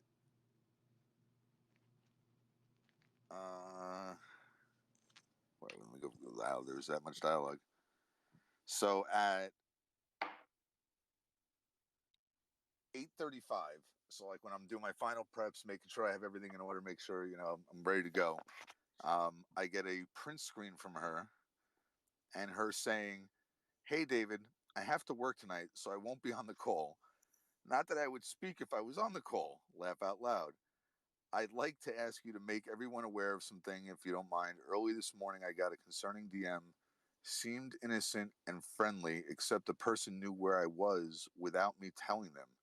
I don't have my location on Twitter other than just that I'm in such and such state. So it's obviously concerning. I've changed my passwords on everything. Please let people know to be especially cautious right now." And I do, in reading, she sent me a print screen of the dialogue, and it was basically like a random question followed by her saying like, "Hi, so-and-so from," he told her what country he was from. "Nice to meet you. Where are you from?" She says what state she's from. And he says, "Oh, great. Feels good to know I'm familiar with," and then he says the name of the town in the state she's in. "So what do you do for work over there?" And this kind of caught her off guard because it's like, well, I told you what state I'm in, but how do you know what town I'm in? And it's not like she said she was in New York and he goes, "Well, how do you like living in the city?" It was a different state, and the city she lives in or the town she lives in is not the first town that you would think of associated with that state. So I go on to go, "Wow, super sketch." She goes, "Yep." I go, "No chance he was just saying he knew the town, not that you were in that town?" She goes, "If you look at his profile, there's nothing off suspicious, at least not that I can see. I never told him where I was. It and it doesn't say where I'm from on my profile." I go, "Right, you said call and whatever the case, right?" So we dialogued about that. She goes, "That screenshot is what the extent of our conversation. It would be a coincidence if you guessed that town." And I said, just skipping some of the stuff. I said, "So what do we do as far as the questions and the final outline?" She goes, "I knew what you meant because I had a typo I corrected." I go, "Do you feel like any questions aren't covered by the outline items?" She goes, "I think that last one was meant for someone else." Now, I'm so discombobulated at this point that when I sent Alvi all the print screens of the questions, the last one, when I finished, I just, kind of graffitied a smiley face. Like I finally reached the end of all these questions. So she goes, "I think that last one was meant for someone else." I'm like, "Which one?" I go, the smiley face? Because I'm thinking she means like the last print screen I sent. She goes, I have to go to work. I'll be listening to you guys for a while. Now, mind you, at this point, I'm palpitating. I'm like, all the questions are like in 7 emails. This is going to be a mess. I have to go to work. I'll be listening to you guys while I'm taking report and rounding on patients. And I'm like thinking like, I don't remember her being like in medicine. Like I'm trying to put all this together. Oh, David. She goes, outline items not meant for me. I go, that was to celebrate. I finished the questions in the inbox. Laugh out loud. I thought you were working on adjusting the outline to encompass the questions. If not, it's okay. And then at that point, I just like, I'm such a moron. I'm like, oh my God, I'm totally confusing you with another text window. I'm so sorry. Oh my gosh.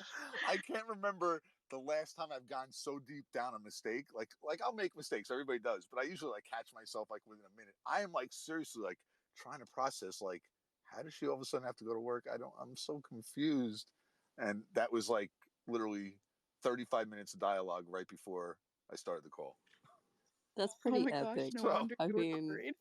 It is epic, and she was so cool about it. Like I was apologizing profusely because, like, whatever, I'm the moron. I'm wasting my time, but like I wasted like 40 minutes of her time trying to ask her, like, so what am I doing with the questions? Like, are you gonna still post the final outline, or what? She's like lost Poor in the David, sauce. so popular with redheads.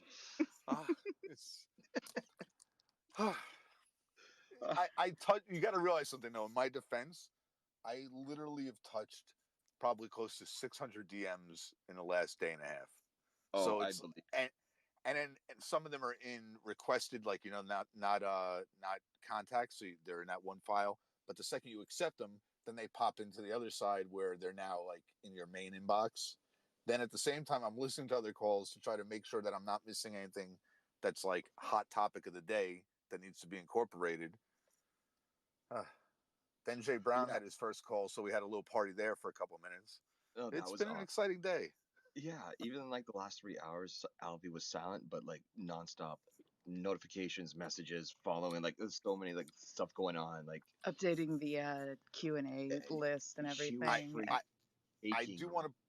I do want to put it out there that you guys set the stage for this level of confusion by having the male and female voice on one account. I'm just saying that I never had a solid foundation to work on, so I've been confused since day one. That took me like a week to figure out on its own. Okay, guest speaker surprise. It's actually Alfie's voice, but she's like split personalities. It's actually 2 voices. They are. Well, and she probably She's a training ventriloquist, and this is part of her act where she does the male voice and the female voice. And she probably has the best phone. Now it's officially after hours. She probably has the best phone in this space. Update the name. That's why this crash didn't crash. This is also true. Actually, Rancor is just James McAvoy from Split, and Alvy is just one of 12 personalities that comes out during the late night bar. We went up 40 viewers since we started the after hours. All right, so back to the apples then? Back to number 17? Number 3 on the list of 63? Back to shorts. No, I'm kidding. No, I think we're at like 160 or something like that right now. I think we made the right call by saying let's continue it Wednesday. I mean, we could. Just because I think we could call out Daniel to read his book. I was thinking that too. I'm like, another intermission? No. No pressure, Daniel. We'll save him for Wednesday. No, if he's that's on. a good Is he idea. on right now? Yeah, let's see. Daniel, if you want to start the whole thing off, let's read your book, starting off the whole thing on Wednesday if you're available. He might emoji at some point. I have a muffin. Yeah, I have a muffin I've been looking at for the last 4 hours I haven't eaten, so I'm going to put you guys on mute. Yeah, Transparency Project, what up? Hey, what's up, bro? How's it going? How's the YouTube life? Like you guys have tons of viewers now. How's it going from 3,000 to 50K in the matter of like 3 months? When it comes down to me personally, no, I don't have any of that shit. I'm not even at 1,000 subscribers yet, you know. But aren't you modding the chats for cores in them? Yeah, I mod for Matt Cores, Trades, and you, TMI. man. You know? Yes, he is. There you go. See, you're all over the YouTube space. Don't you think them two would like this type of space in terms of like the community and knowledge passing and sharing that's going on here? You gotta. Matt's in our group chat, but he never talks. Yeah, you gotta understand, dude. They are dealing with so much. You gotta understand when you go from 0 to 100 real quick. Like you can't expect everything to be seen or heard or any of that shit. Oh yeah, that shit's insane. Like I was telling them like the other night about like his exponential rise in viewership ever since January, and how insane that's been. Because Matt Kors and Trey both went through their own short squeeze in regards to viewers. That shit shot up through the roof so fast. That's a great analogy. Yeah, it's fucking nuts, dude. And like they're I mean, I would tell you right now, there is a point to where I cannot even mod the channel. We just have to let it fly. That's how fast the fucking comments go. That we can't even fucking mod it. We just gotta let it fly. That's insane. We have a hard enough time with like being able to hear people like, you know, voice to voice. I can't imagine just seeing a wall of comments pass by, just, you know, screen after screen after screen, and not be able to pick up, you know. Honestly, I don't even understand how on any YouTube video anybody can read any comment. Like there's not a way to stop it, right? There's not a way to make it go like normal speed. There's so like slow option, but I have it on slow. It still flies. Yeah, when Trey trades, when he had his first interview, he didn't have it live, but he premiered it live. You know what I mean? So the whole comment section was still popping off. Dude, that shit was going a million fucking miles an hour. There was no way in hell anybody could do anything about it. It was fucking crazy. Yeah, if you ever talk with any of them, and you know if they do get any time and they want to join their homies from YouTube in the Twitter space for, you know, a few minutes just to say what's up or give a rundown on what's happening, we always welcome. Or even pull like an Elon Musk where they come in but they don't talk, but the fact that they're in the room is enough. I'd start there. Yeah, it's, you know, like Elon Musk jumped into a Dogecoin call and like 7,000 people showed up. We could have El Tigre on Twitter Spaces tonight instead of Twitch. Just saying.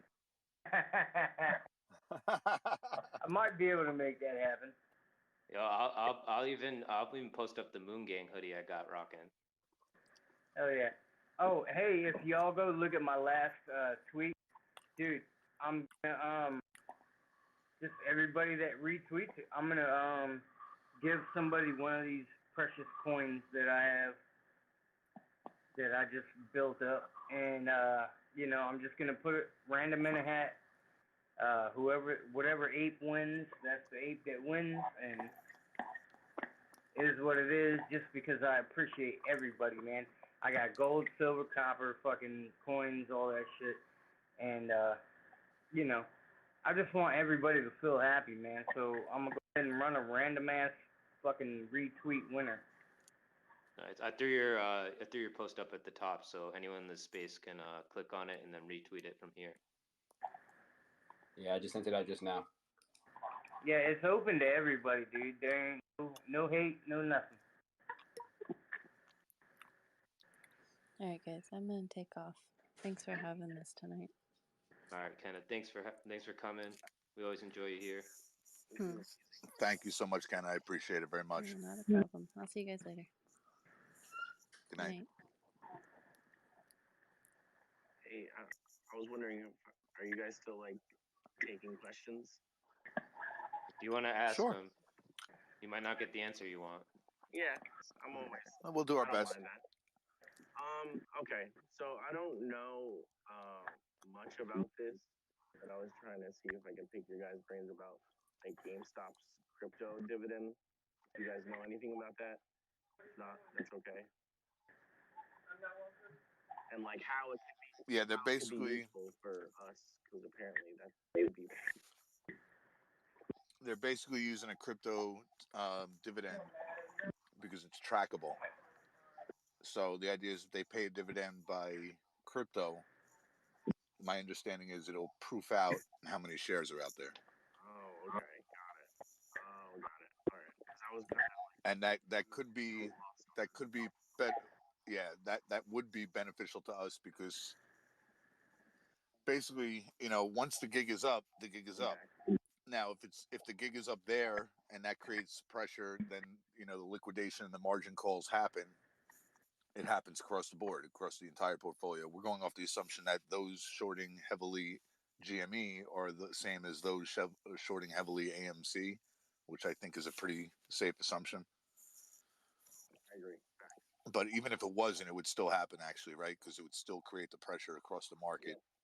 Yeah. And one thing, if let's say whoever's shorting, and it's not really just two entities, obviously, but let's say whoever's shorting GME heavily, all of a sudden goes, oh shit, we gotta get rid of these synthetics, and they start buying, so the price of GME goes up, and they get margin called, and they have to liquidate, let's say, XYZ stock, and XYZ stock falls through the floor, then the hedge fund that has, that's heavily shorting AMC, their portfolio value goes down, so they get a margin call, so they have to close out of positions of AMC, and then that forces the AMC squeeze. So, yeah, basically, holding feet to the fire is the purpose of the crypto dividend, and if that happens, and it also kind of sets the stage that, although he kind of mentioned there's no intention of doing a crypto dividend, I wouldn't put it past. Actually, I don't think he can, right? Because the proxy's already out. Because they have to vote on dividends, don't we have to, as shareholders, we have to vote on a dividend, don't we? Yeah, that would be a vote to the shareholders if they were going to reestablish a dividend for either stock. But it's ultimately in the company charter, that would dictate those type of votes. So it's wise for everyone to go read those charters to understand what the board can and can't do in terms of company decisions, shareholder decisions. Okay. Yeah, I think somebody had mentioned, like, how cool would it be if AMC were to pay a 1 penny dividend crypto, because it would again proof out the synthetics or the naked shorting. But I don't think they can do that based on where they stand right now. I think they have to actually get it approved by us first. Would take some time because they just did a vote, or we're in the process of doing a vote. And GME hasn't released their numbers yet, right? Like their shareholder numbers. GME has only stated pretty much that more than half of the shareholders voted this past round, and not much else at this moment. Got it. Let me ask something. As far as like the idea that the companies that do the polling, that administer the proxy votes, never report more than the float, right? That's something that Wes Christian mentioned. Yeah, they pretty much cannot without starting the process of an audit, which becomes a much bigger deal at that point. So if they were to announce something like, we received more votes than the float, then they can't announce that basically because they need to have an audit to back that announcement. So then when the vote comes back from AMC, even if it's let's say they get, just for argument's sake, 3 billion votes, you're telling me that they would still release the numbers as if they only had 501 million votes? They would probably make a very ambiguous statement that would lead to them saying we're doing a full audit with our third-party auditors at the moment, and the results will be released when they have completed their audit. All right, so they wouldn't say 501, they wouldn't say 3 billion, they would just kind of leave it open, and that would start the investigation. That would be my guess. I mean, it's going to ultimately be up to the company's lawyers, Adam Aaron, and the board of directors on what exact verbiage would be said. Right. I would have to imagine that, he's seen this coming and this has been his play for a while. So, an audit wouldn't necessarily scare them if they knew the audit was inevitable anyway. No, they most likely are already preparing. I would agree, absolutely. 100%. It doesn't come down. This is what we're trying to fight. Like, it should not come down to the retailer. You know what I mean? And for the battle right now. Yeah. That ultimately goes along the whole thing of, like, 40-50% could paper hand, and we still own the float, and we still control pretty much how this thing is going to play out if everyone follows the same rules. Yeah, I think that number is even. I think that number is even higher, honestly, because at 3 billion, half a billion on 3 billion is what? That's 17%, 16 point. Yeah, Was it 16.66%? It's 6x. Yeah. Yeah. So 16%. So basically, 80% could paper hand, and we still have 30%. I mean, that would never happen with how the situation sits right now. But that's the reason why I always tell people, I'm like, they're like, well, what happens if a couple whales sell? I'm like, so a couple of non-whales buy their shares, or they close those positions anyway. But just remember, if whales sell, they have to file forms for them selling, so we'll know about their sales at least the morning of their sales, or when that that trade is being. Yeah, but I'm talking like 200,000 share whales, like not whales, but like what's perceived in the movement as whales. 200,000 shares. You know what to report that? I'm not sure what the dollar value is on. Is it? I think it's percentage of float, isn't it? Honestly, I don't know 100%, so I'm not gonna. I'm gonna look it up. I think Stonk probably knows it cold, but I want to say it's something like, is it 1% of 500,000 would be 5,000? No, 50,000. What's 1% of 5 million? 10% of 5 million would be 500,000, so 1% would be 50 million. Or 500 million, you said? Yeah, 500 million would be 50,000. So 50 million would be 10%. That would make 5 million 1%. So I don't know. I feel like I heard the number 1% before, but I think 5 million shares is too big to like. I feel like no. I think you're less right. than 5 I think million you're right. still has to be reported. I think it's every 1%, and then every 5% after. Sorry, 1%, 1.5, and 2% you have to record, and that's what got Argos Capital into trouble because they were leveraging through 10 different. Through 5 different financial institutions that they didn't have to register because they never actually owned up to a certain percentage of the company through one institution, but together they own more than enough. I think that was a loophole they used to get in trouble. So 1% is the first point we have to report. So 5 million shares. Again, going back to the idea that a whale is 200,000 shares, which it's really not. You're not even 10% the way there. Yeah, which just puts the 11 million and the 8 million before that in perspective even more. I mean, we're talking about 1.5%, barely reportable, 2% of the total float that's being and like it was less than that even because the float was back then was 400. The synthetics. Yeah, so it 493. just puts it all in more perspective that was just huge FUD. And, it's just the news surrounding it that makes it echo. Yeah. Yeah, when you hear numbers in millions and not single-digit percentages, your mind thinks a lot differently. Yep. In my mind, how it works is and this isn't my opinion, but I've seen it a couple times. I saw it with GME. I've seen it with other stocks. They know that when something starts to go up in value, let's say we're going to call it a squeeze, that it's not common sense, but if at all possible, chances are the company is going to issue shares because all of a sudden their stock went up. So why wouldn't they want to raise capital? So they've kind of programmed the retail world to hear, stock. I'm so tired. Are you looking for stock offering? Yeah, dilution. Shareholder offering, right? As dilution, and it's horrible. And the second they hear of anything, because it's got to be reported at 1%, that's the story they run with, even though it's still only 1%. But they've knee-jerk trained the retail investor to hear that any type of, basically dilution of their position is atrocious and it's horrible, and that means the company knows that their stock is overpriced and it's going to come down the second they do this. It's all bullshit. It's all a puppet show. Because they're selling you their short positions essentially via the media. Right. Yep.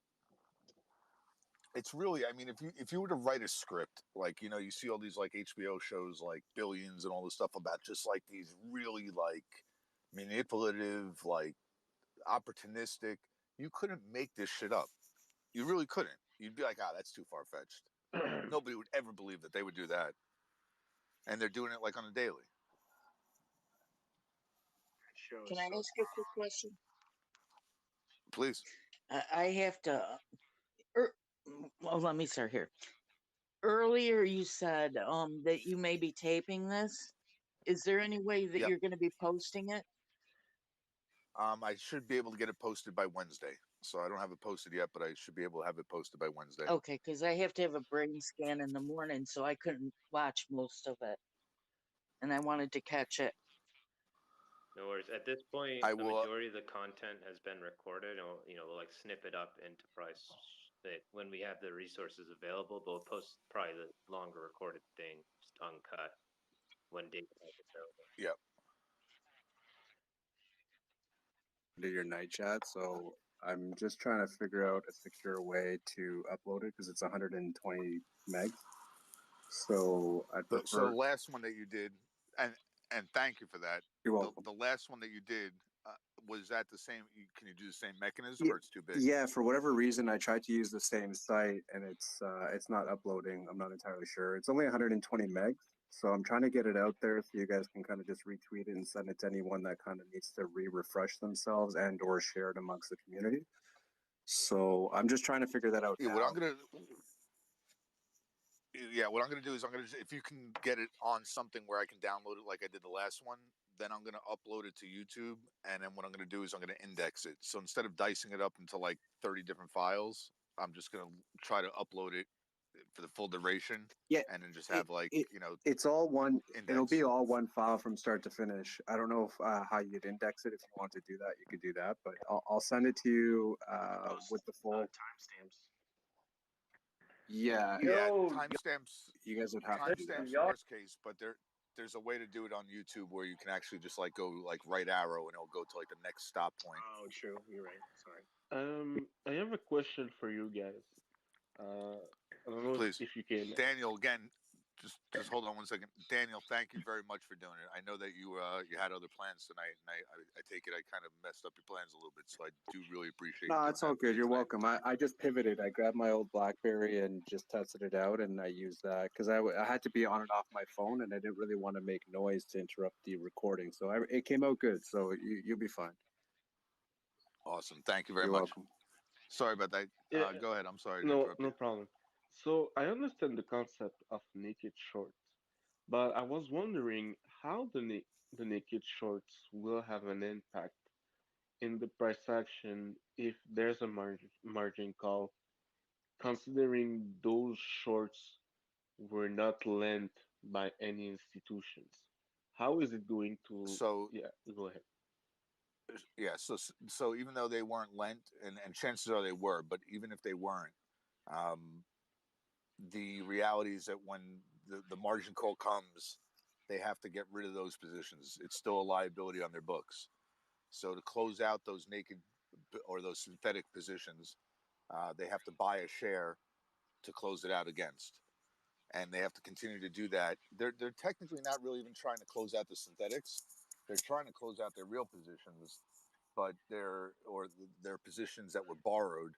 But in order to do that, they have to get their hands on real shares. In order to get their hands on real shares, they need to first close out the synthetic shares. Oh, okay. So going back to the apple analogy, they need to buy all the synthetic apples until they can get to a real apple to then take the real apple back to the grocer and return it. Okay, I understand. And if by what you explained, this can have a double effect on the price action because those shares, like you said, have to be bought back. But the fact that they're going to be bought back, it's going to lower the float that is artificially bloated because it was naked.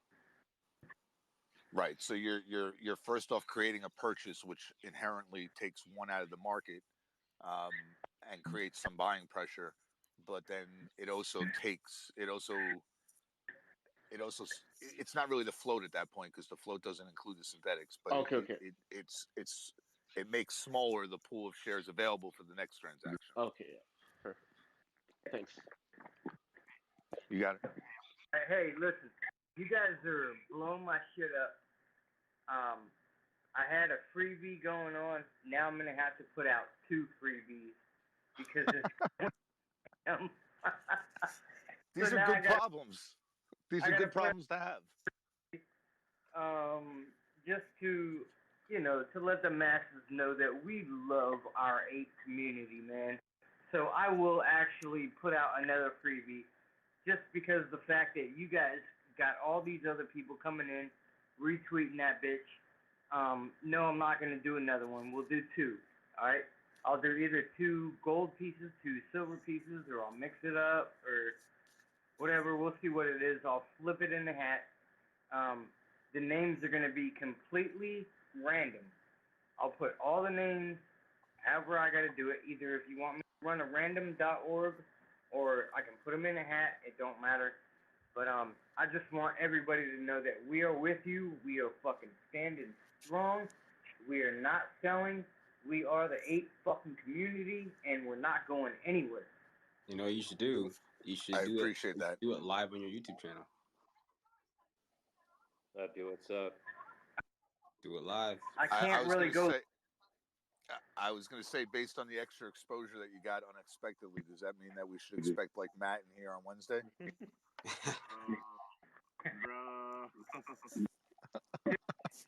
I have, in case you guys don't realize this yet, in case you guys don't realize yet, I have no shame. Like, I really don't. Like, I enjoy the sport of life, and I have no shame.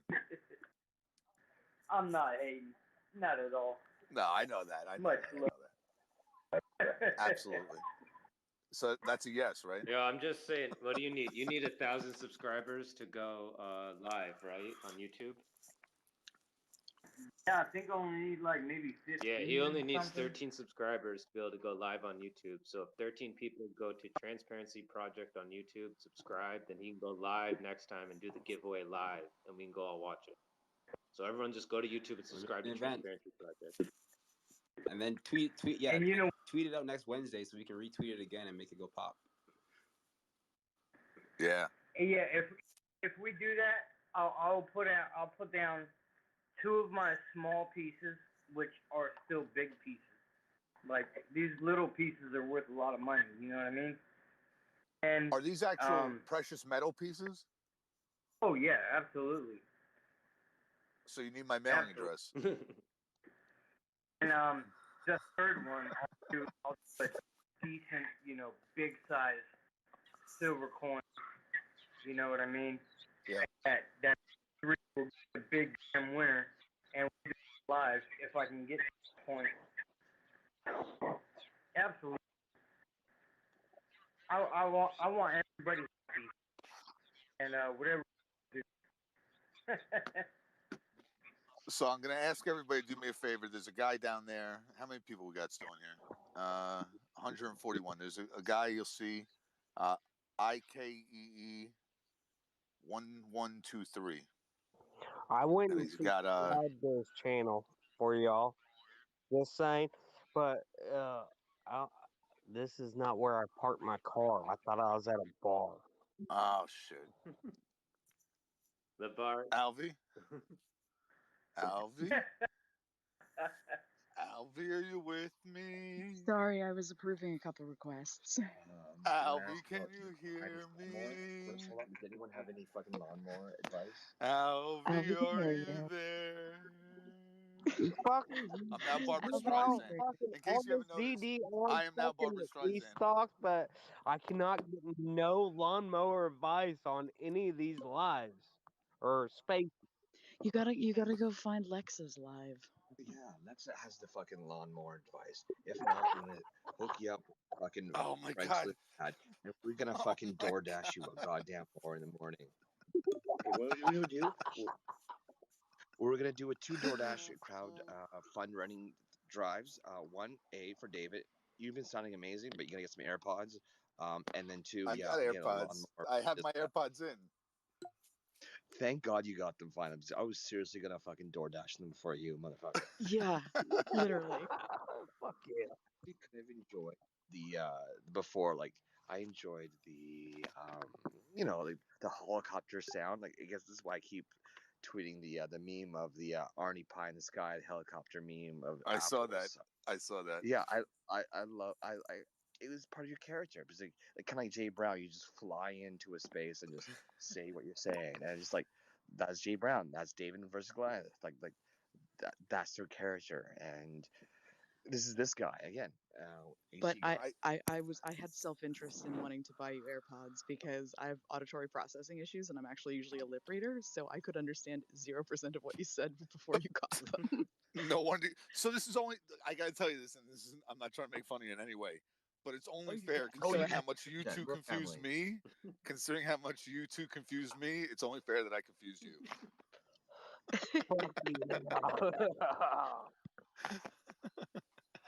This is very fair. Hey, I just want to say something. I'm gonna step down after that. I just want to say thank you for all of this, and like, it's our pleasure. It's been awesome, and like, I swear each day gets better than the last every time I'm in these spaces, and like, it's just crazy how like impactful this all is, and like, I honestly never thought I'd see the Max investor in here. I was just watching a video of his the other day, and like this is just crazy, and it's just all bigger than us. But like everybody in here matters, even the people that aren't speaking, and especially you guys bringing absolutely together. So I just want to say thanks. And that guy with the like telling those stories, that was amazing. I wanted to like tell him how amazing that was, but I'm pretty sure I'll see him around. Yeah, but like that was Young. He's a good guy. He'll be back. He'll probably be here on Wednesday. But yeah, thanks again, and every one of you, especially you guys holding it down for us. This is awesome, and thank you again. Thanks for coming. Our pleasure. Thank you so much for coming, Penis. Yeah. Thank you, Mr. Wilson. I knew Albie was waiting. I knew Albie was waiting. Like, someone was gonna say it. Someone up here was gonna say it. It was bound to happen. I was trying to avoid it. I was like, our pleasure. Have a nice night. Like just nobody, and boom, there it was. Mr. Wilson has just when you don't expect it, the penis comes. Hey, just think though. I thank the mask guy. Thank you for coming in. The mask guy. Well, you're now TMG, by the way, just for the night. Hey, I should this guy renamed you. So TMI, I just have one last question. When are you going to do a live interview with this guy about lawnmower repair? TMI. So I was starting to say a minute ago, just because I want to finish the thought. Oh no, he's still there. Ike1123 is responsible for my my profile picture with the apples. So if you guys can all give him a follow, I'd appreciate it. It's good people. Is he down in the chat? Yeah, he's right there. He's in my third row because we're following each other. So I guess that's why he's further up on mine. Twitter algorithm. Yeah. Yeah, I was wondering if I could make a comment. He's waving. Go for it. Sure, Harold. go ahead. So, I hear a lot about this. I just wanted to share a quick Thundercats lie with you guys. You know it. So, I'm a 43-year-old dude, blue collar.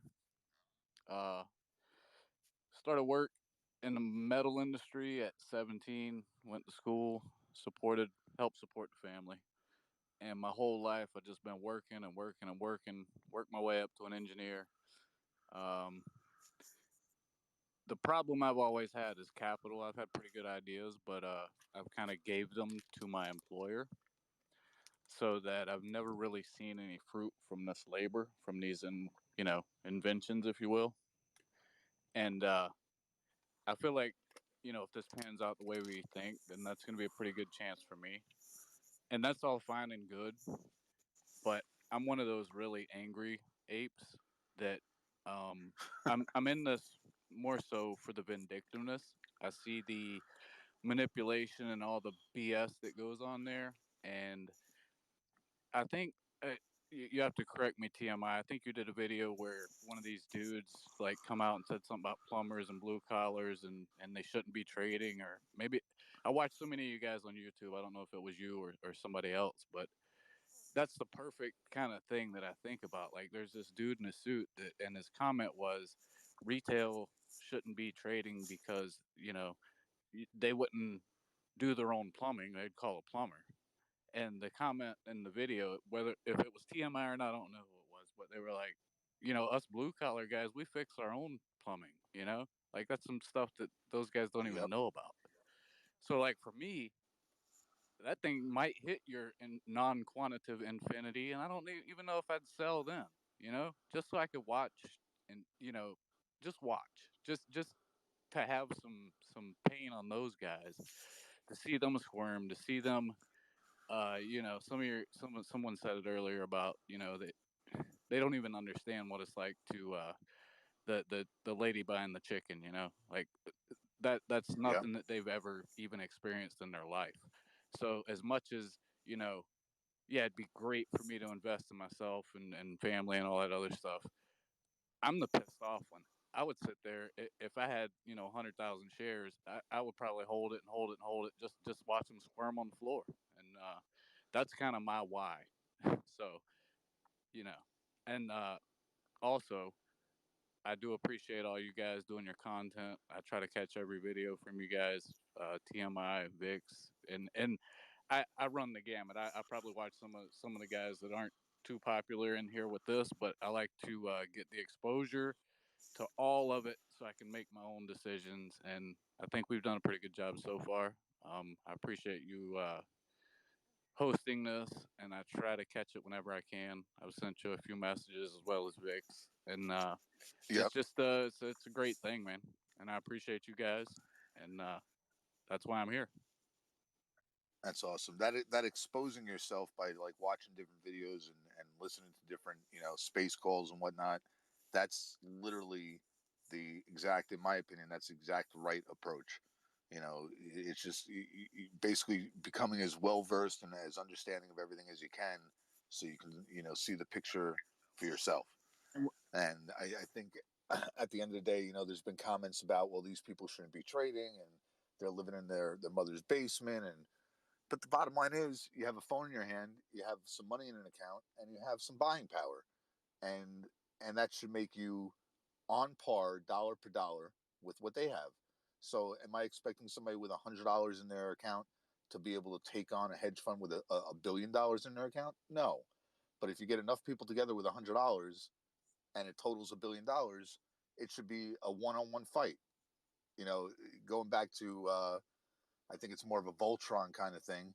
If all those $100 assemble into one, now it's one-on-one straight up, and there should be no tilt on the playing field. And that's, I think, what you have: the activist investor, you have the financial investor, and I think you have the angry investor. I think you're a third category that's maybe mixed in with the other two a lot. And I think that's a good thing at this point. I think that's kind of a necessary mindset to have the wherewithal to see it through and actually have it do what we're trying to have it do, which is to level the playing field. I would call it a punitive investor, but yeah, there you go. There you go. I like that. I got in early, so I'm up quite a bit right now, and I'm not worried about the amount that I put in. I don't want to say it's nothing, but it's kind of trivial to me. While some might be like, "Oh, it's a lot of money." It's neither here nor there. So when I look at the gains or whatever, that's like a lot of guys say. It's not really your gains; it's just a number, because you only still have X amount of dollars that you put in, and as long as you don't go under that, then I'm sure. So I'm just gonna sit there. I'm sure there's got to. there's got to be people on Reddit and through all the the communities that we have that don't even have a dollar in the game but are still contributing because they want to that David versus Goliath, they want to fight with the little guy to try to take down the big guy, which is exactly what the unity of this community is. And there's people with dollars in the line, there's people with pride in the line, and there's people with integrity that want to fight. But nonetheless, I did sort out that link to anybody that's listening. I did post it. I tweeted it. You can find a link to tonight's audio recording. So if you want to share that, you can or refresh or educate yourself. It's available for download. So go for it. And yeah, thanks guys for doing that again. It was very informative, and I look forward to the rest of it. Daniel, thank you so much for recording it and coming on and sharing. We love you. You're awesome. If I did miss anybody to tag on that tweet, I do apologize in advance. I did not tag every single person that was a part of it, so don't take offense to it. But notably everybody is on there, and yeah, I'm just hoping it helps spread the word and the knowledge. Our guesses will get passed around. Hey guys, can I say something real quick? Go for it. Hey, so this is for David. I was just scrolling through Reddit earlier, and I found something that might be of interest. I'm not sure. That's why I'm sending it to someone who actually knows what they're doing. It's a DTCC doc. I just sent it to you if you check your DMs. What's the document number? Let me. And what subreddit are you looking at? Wall Street Bets Elite. All right. And it's number 10, DTCC-010. 001? Number, is it the first one on top? It says, no, I don't think it's 10. It was released today. The number is like 15424-21.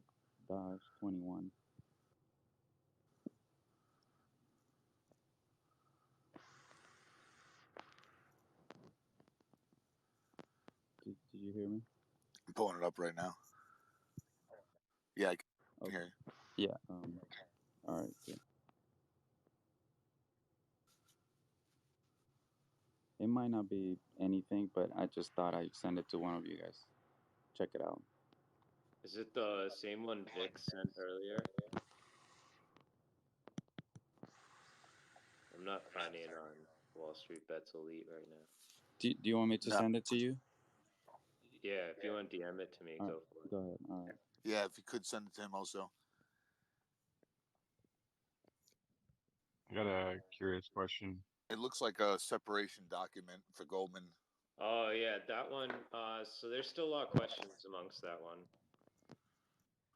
Goldman put in an application to open what appears to be a re-hypothecation separation account. And Atobit from Stonk apparently called the DTCC, and they told him to call Goldman. And at that point, he was finding strategies to call Goldman, without giving up too much. So there's still a lot to be found out about that and what it could mean. You know who would probably be pretty good with that? Kringle. And I don't know if she's probably sleeping. No, Kringle probably might know, but also who would know is probably learning. Learning, yeah, there you go. Yeah. All right, cool. Well, that the neural network at work. Yeah. That was all I wanted to say and send. Yeah, essentially this document is just saying that Goldman is activating an additional account within the DTCC. They're notifying, their members. At this point, I at least don't know what this type of account is or what it does. I've seen, I don't know if he's, I don't know, a guy on YouTube, Charlie's Bids, just made a video on that earlier today, and it explains it pretty thorough. And his, what he came to in the end was kind of like, he really don't know either, but he goes kind of in depth into it. So that video that I watched kind of explains it. And on that, like I say, I appreciate you guys. I got an early morning. I got to get up. So thanks again, and I'll see you next time. Yeah, have a good night. Good night. Thanks so much for coming up and talking. Punitive investor here. So I was just kind of curious if we have eyes on what Citadel's doing with their calls and puts on the situation. If it's expanded or if it's contracted. If you guys have seen anything on that from last month's DD on, oh, they bought all these calls and puts. Just curious. The last information we have would have been their updated 13F, which I believe was either May 21st. So I don't think the information has been updated since then, but I'm going to check the date right now when it's filed. You guys mind if I say something? That guy? It's that guy. Awesome. It's in regards to what the one guy was just asking about, the thing with through Charlie's vids with that. Yeah, basically what they're trying to do is to split into another like entity almost, and they're going to sell their shorts to the other side of the entity, and they're doing it through, I believe it's Europe, and it will allow them to take those shorts and continue to use them as shorts with no negative. There's no penalty. They could just continuously, until the end of time, keep shorting them. Right, and the idea there is that they don't have extradition on the records, so if it's not in the States, the SEC has no purvey over it.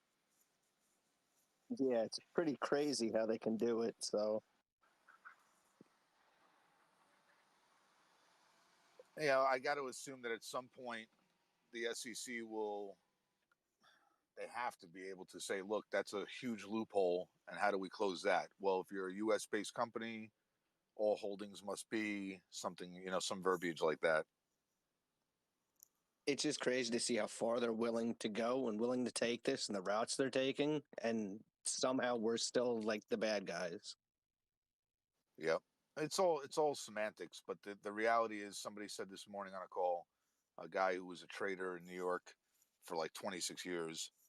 It wasn't this morning, actually, it was this afternoon. It just feels like it was this morning. It was on Tara's call at around 3:30, 4 o'clock. I forgot the guy's name, but he said, we own our shares for cash. They're paying interest. So I would imagine, well, I guess if they're synthetic as a result of naked, then that works because they have no cost of carrying.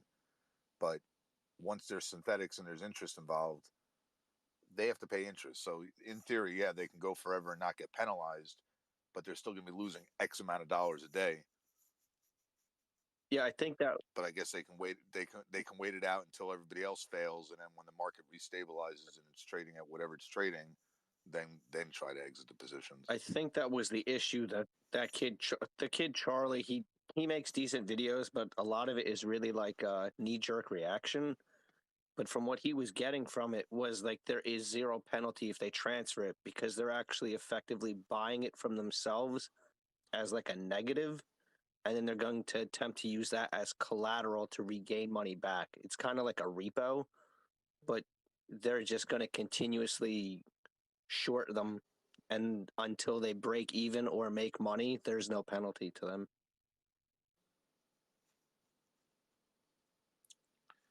This is craziness. Yeah, all right, I'll shut off the speaker. I'll give it up to someone else. I just wanted to say what I gathered from it. So, I mean, no one really knows. It's just basic, assumption, I guess. Where's local whenever this needs to be happening? We got this guy and that guy.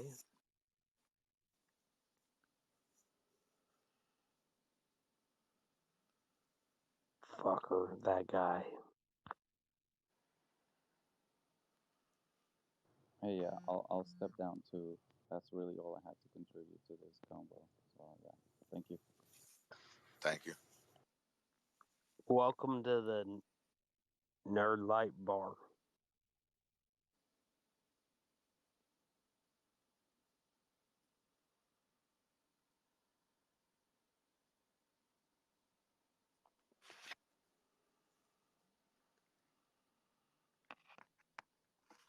right, so Hey, Vic. after reading a couple things, there is a possibility that they could be using a separate account to basically distribute their margin requirements. Albert, I'm not sure if that's what the other guy was kind of saying, but Albert, I feel like we looked into this when I dropped a message in our DM with Alvi about them essentially keeping it as like a rolling gym membership. yeah, we And I think the trying to conclusion was that they couldn't do it because of increasing interest, so that cost is going to go up every time. And from the other DD, with them creating synthetic longs, other market makers have to get involved. I'm just reading back through that now. So I don't think it's where they can buy it from themselves and keep injecting money into company. Yeah, this one seems to be they're just creating a separate account within the DTCC, and like the purpose of the account is kind of in question. So they're calling this a rehypothecation separation account, according to the document. I think that's just like so many big words in one that it's too late to have that many brain cells to figure out what the hell they mean. Is that Albert, Citadel only? Check. Someone said Albert check something, so I'm gonna assume they meant DMs. There you go.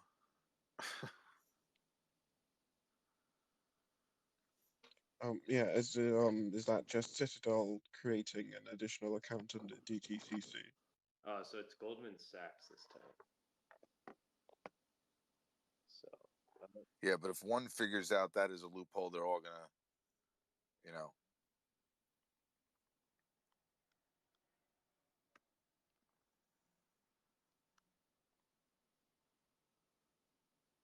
No, I think you should go back to that DD. I'll share it with see if I can post it up in the group as well. This is the Hank returns with FTD cycle DD. Yeah, that one. Yeah, I'm gonna read through it again just to refresh. I'll post it up top.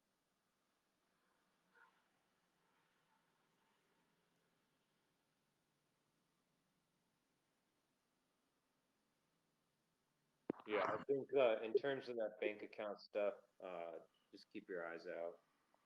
More TBD for whoever brought up that one. I mean, it's still a little too fresh. While we're waiting, bartender, I need another beer. All right, so I do have a question. I have seen a couple of pictures, floating around Reddit and Twitter, where some stocks do squeeze, and then at a certain point they get delisted. And what do you guys think about that?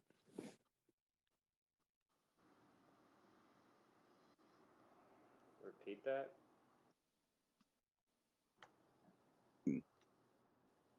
Can you hear me?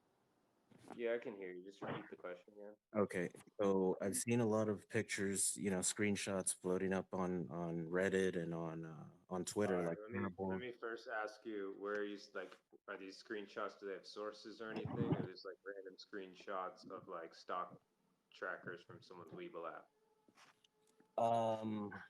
Yes, yeah, like Terrible had just posted one not too long ago. Yes to which part of that question? That there isn't like a source. It's just a screenshot that I've seen. All right. So the first thing I'd say is take all that with a grain of salt. And wait, squeeze it out, Rancor. Squeeze it out. Keep pissing. Come on, you got more in there. Come on, hit the target. Hit the target. Also, you better not piss on the floor, fucker. Sorry, King. We had to. Wait until the rest of them. I'd just say check your sources before committing to that being the truth. tunes in. Well, I Check your completely toilet understand. before you make sure you don't piss on the floor. And if Or you like- want to like- send me an example of the tweet Yeah, you've the seen last- with those type of screenshots, like if you have Sure, one, I'll send it to find my it. DM. I'll find it right now, and then Yeah, I'll then send it to we you. can chat about it. But what happened, and you'll be the one left Oh no! Hey, You know, turn off Yo, mute your your mic. mic. Wait until they're asking. Wait until the rest of them question why. Oh, no. I don't even want to know. Ah. I don't even want to know. Sorry, I accidentally had the microphone on. Yeah, we recognize this. I think there's some kind of weird like Clue role playing game going on over there, and they're just talking about what's happening in the cupboard right now. Honestly, my very dyslexic rancor was asking me to proofread something.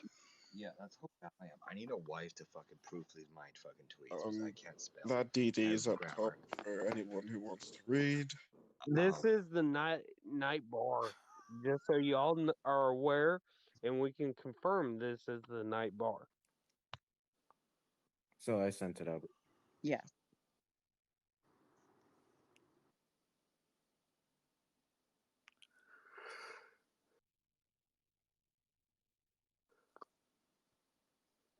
What's going on, everybody? What are we doing tonight? What's going on? I was sitting out in my front yard drinking beer at the bar, but this bar kind of sucks because my beer is warm. It's only 98 degrees outside, and I don't have a fridge outside. Do you not have a koozie? Yeah, you need a koozie. I think I need to invest in one.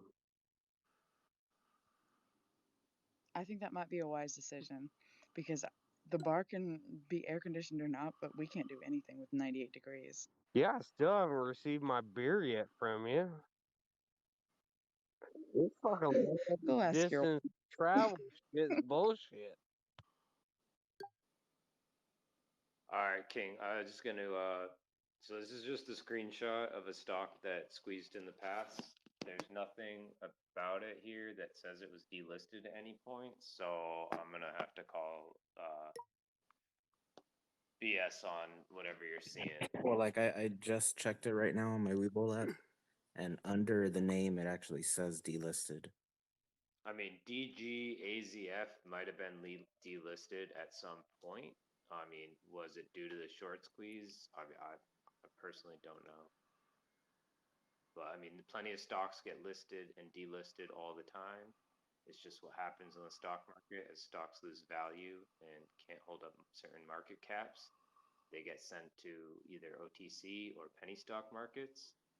And from there, they either eventually die out or barcode the rest of their lives. So.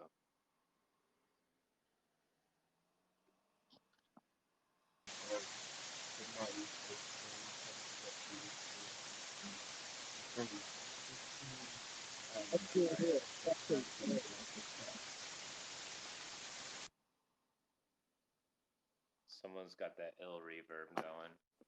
Sounds like someone's taking a shower. Vic, did you fuck a light plug? I don't know. Can you...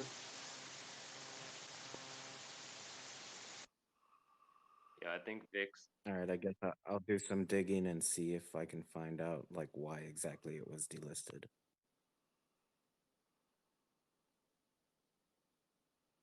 All right, so Alvy, you need to take your mic off and then just go about your all's business, and we can have some fun here in the bar.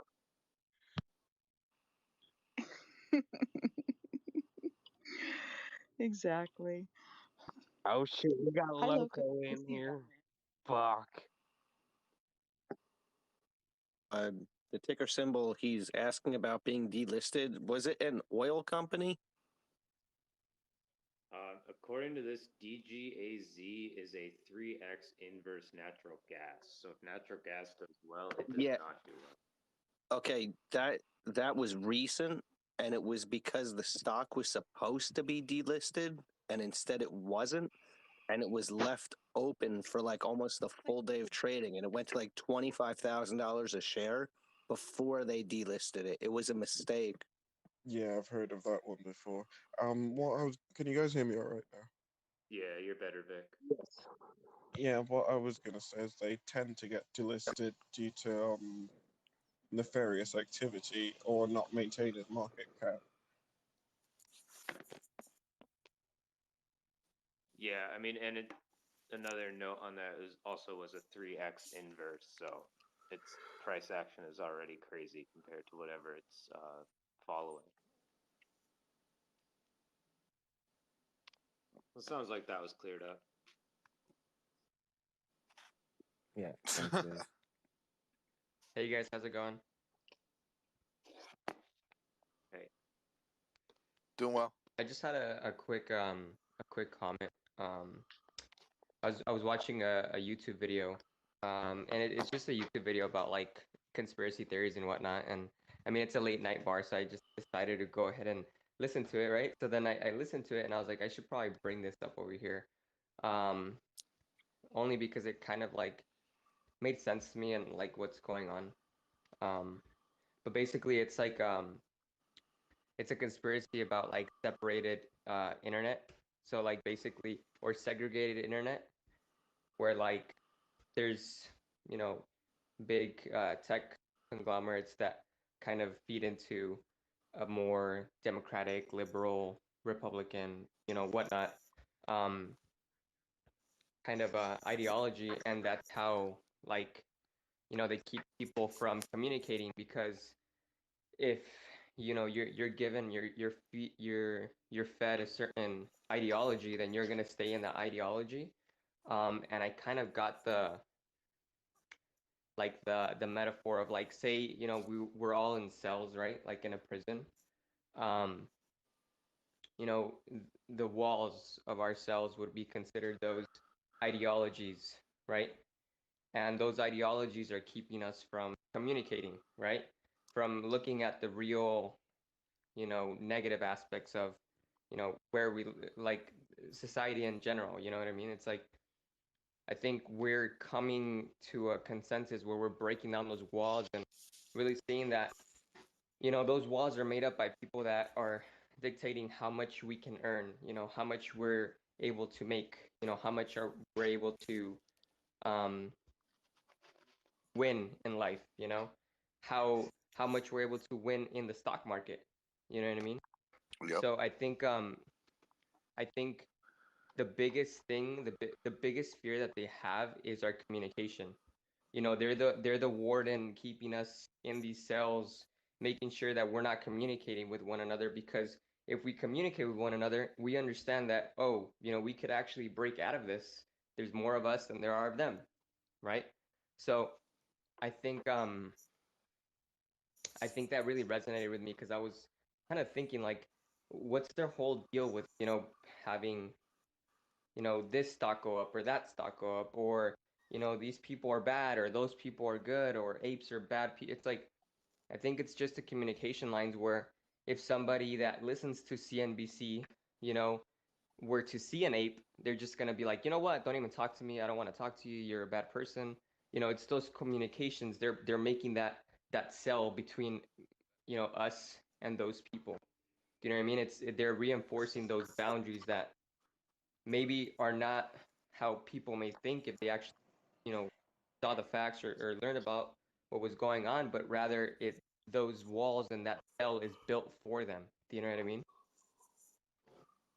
Yeah, I think you know, you're talking less about the wall between the haves and the have-nots, and more about the walls between the have-nots that the haves put there so that we can't communicate and become the haves. Exactly. So to kind of, and I see Pete's in here, and I'm going to use, every time he's around, I'm always using his analogy. We have been the ATM for them forever, right? We go to work, we earn a wage, and then we get taxed heavier because we're not, you know, hiring, you know, these shrewd accountants to protect our millions of dollars. where somebody made the joke the other day that we're getting fined for not dotting an I or crossing a T on a tax document. At the same time, we're also when we do scrounge together some money and try to get it into the market and try to catch up or better our financial situation, um, they have the game rigged that they're just literally taking money from us. So that's where the idea that we're their ATM. And you know I've made this joke before, and I think it resonates with a lot of people. But there's been times where any one of us has been on an app on our phone, whether it be TD or Robinhood or Webull, whatever the case, and you execute a trade, or you buy in or you sell out, whatever it is, of a particular security at a particular moment in time, and for whatever way it just doesn't work in your favor. It's like I just lost that, or it rounded down to this, or I was gonna get in now, but then an hour later it shot up and I bought it, and then an hour later it shot down, and you feel like for a moment in time like it's all a sim, like it's not real, like it's just like somehow there's really nobody else in the market. It's just you and somebody else on the other end putting on a charade to take your money. And it's like kind of a ridiculous thought, but in essence, that's kind of what's happening. It's not that linear, it's not that one on one, but at the end of the day, it really is somebody sitting there on the other end taking your money. And the cell walls that you talk about, kind of prevent guy in cell block 1 from telling cell block 2 he had the same experience. And if all of a sudden he tells cell block 3 and 4 and 5 and the entire prison, and then the prison down the road and the next prison and the next prison, and everybody who's imprisoned knows that the game is rigged.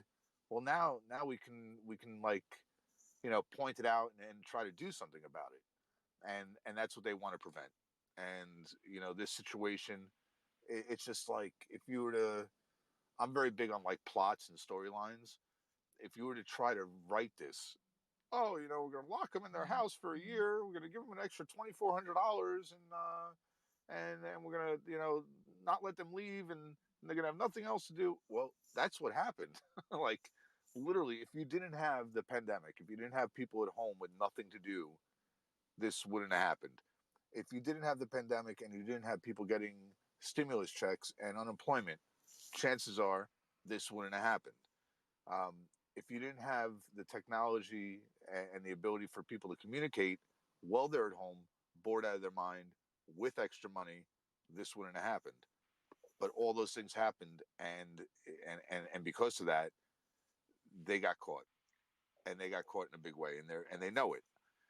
Now it's just a matter of what lens to go through to try to delay the inevitable, in my opinion.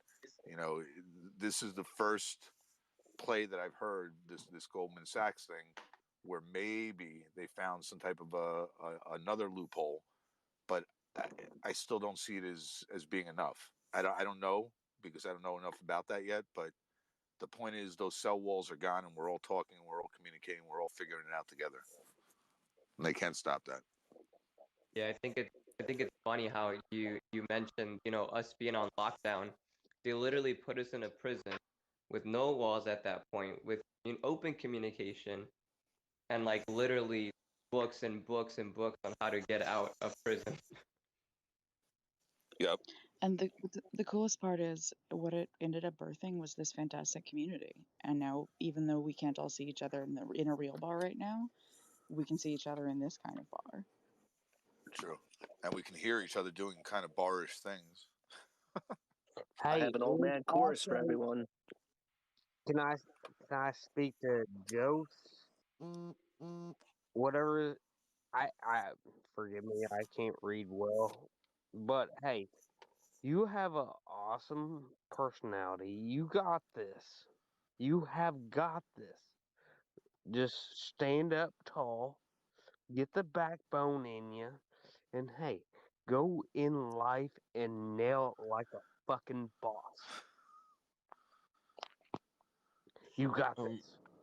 I'm gonna jump in and say my favorite part about this is we weren't meant to be buying stocks. These apps were meant to take money from us, and now we're using it against them. 100%. It's amazing. Yeah, I've been the saying. best part is when people. Sorry, go ahead. I've been saying for a long time the biggest mistake they made is they've let us not only consolidate but educate. Absolutely. So what? For what? Absolutely, the education is the most dangerous thing for them. Holy shit, you're not kidding, man. What I've learned in the last 6 months, I wish I didn't know. What I've learned in the last 6 months, I wish I learned 20 years ago. Well, but you still wish, you know, honestly, part of you wish you don't know it. You know, I mean, part of you would like Yeah. to believe the fallacy I that would the deck's have- not stacked against you.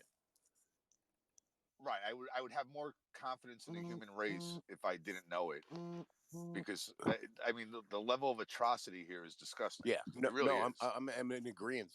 The last administration, you know, the one comment I made to my old man the whole fucking time was, you know, I respected him more when they stole from us from behind closed doors. They've had the audacity to steal from us on audio and video and deny it and get away from it. And right to our face. Right to our they have fucking their hand in your pocket.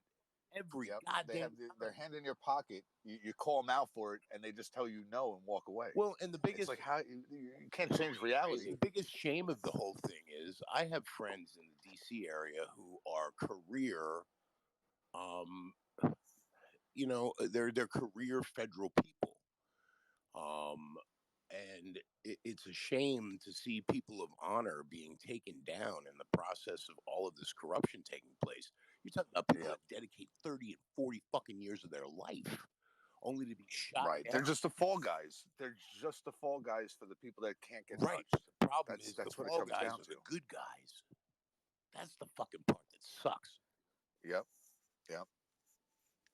Look, in every career, but I think especially politics and law enforcement, a lot of people go in with the right mentality, with the right motives, and a pure heart, if you will, and they just you can't escape the nonsense that's there once you've been around long enough. Well, there's just can't. definitely a difference It's- between a politician and a public servant. We haven't had public servants in a fucking eon.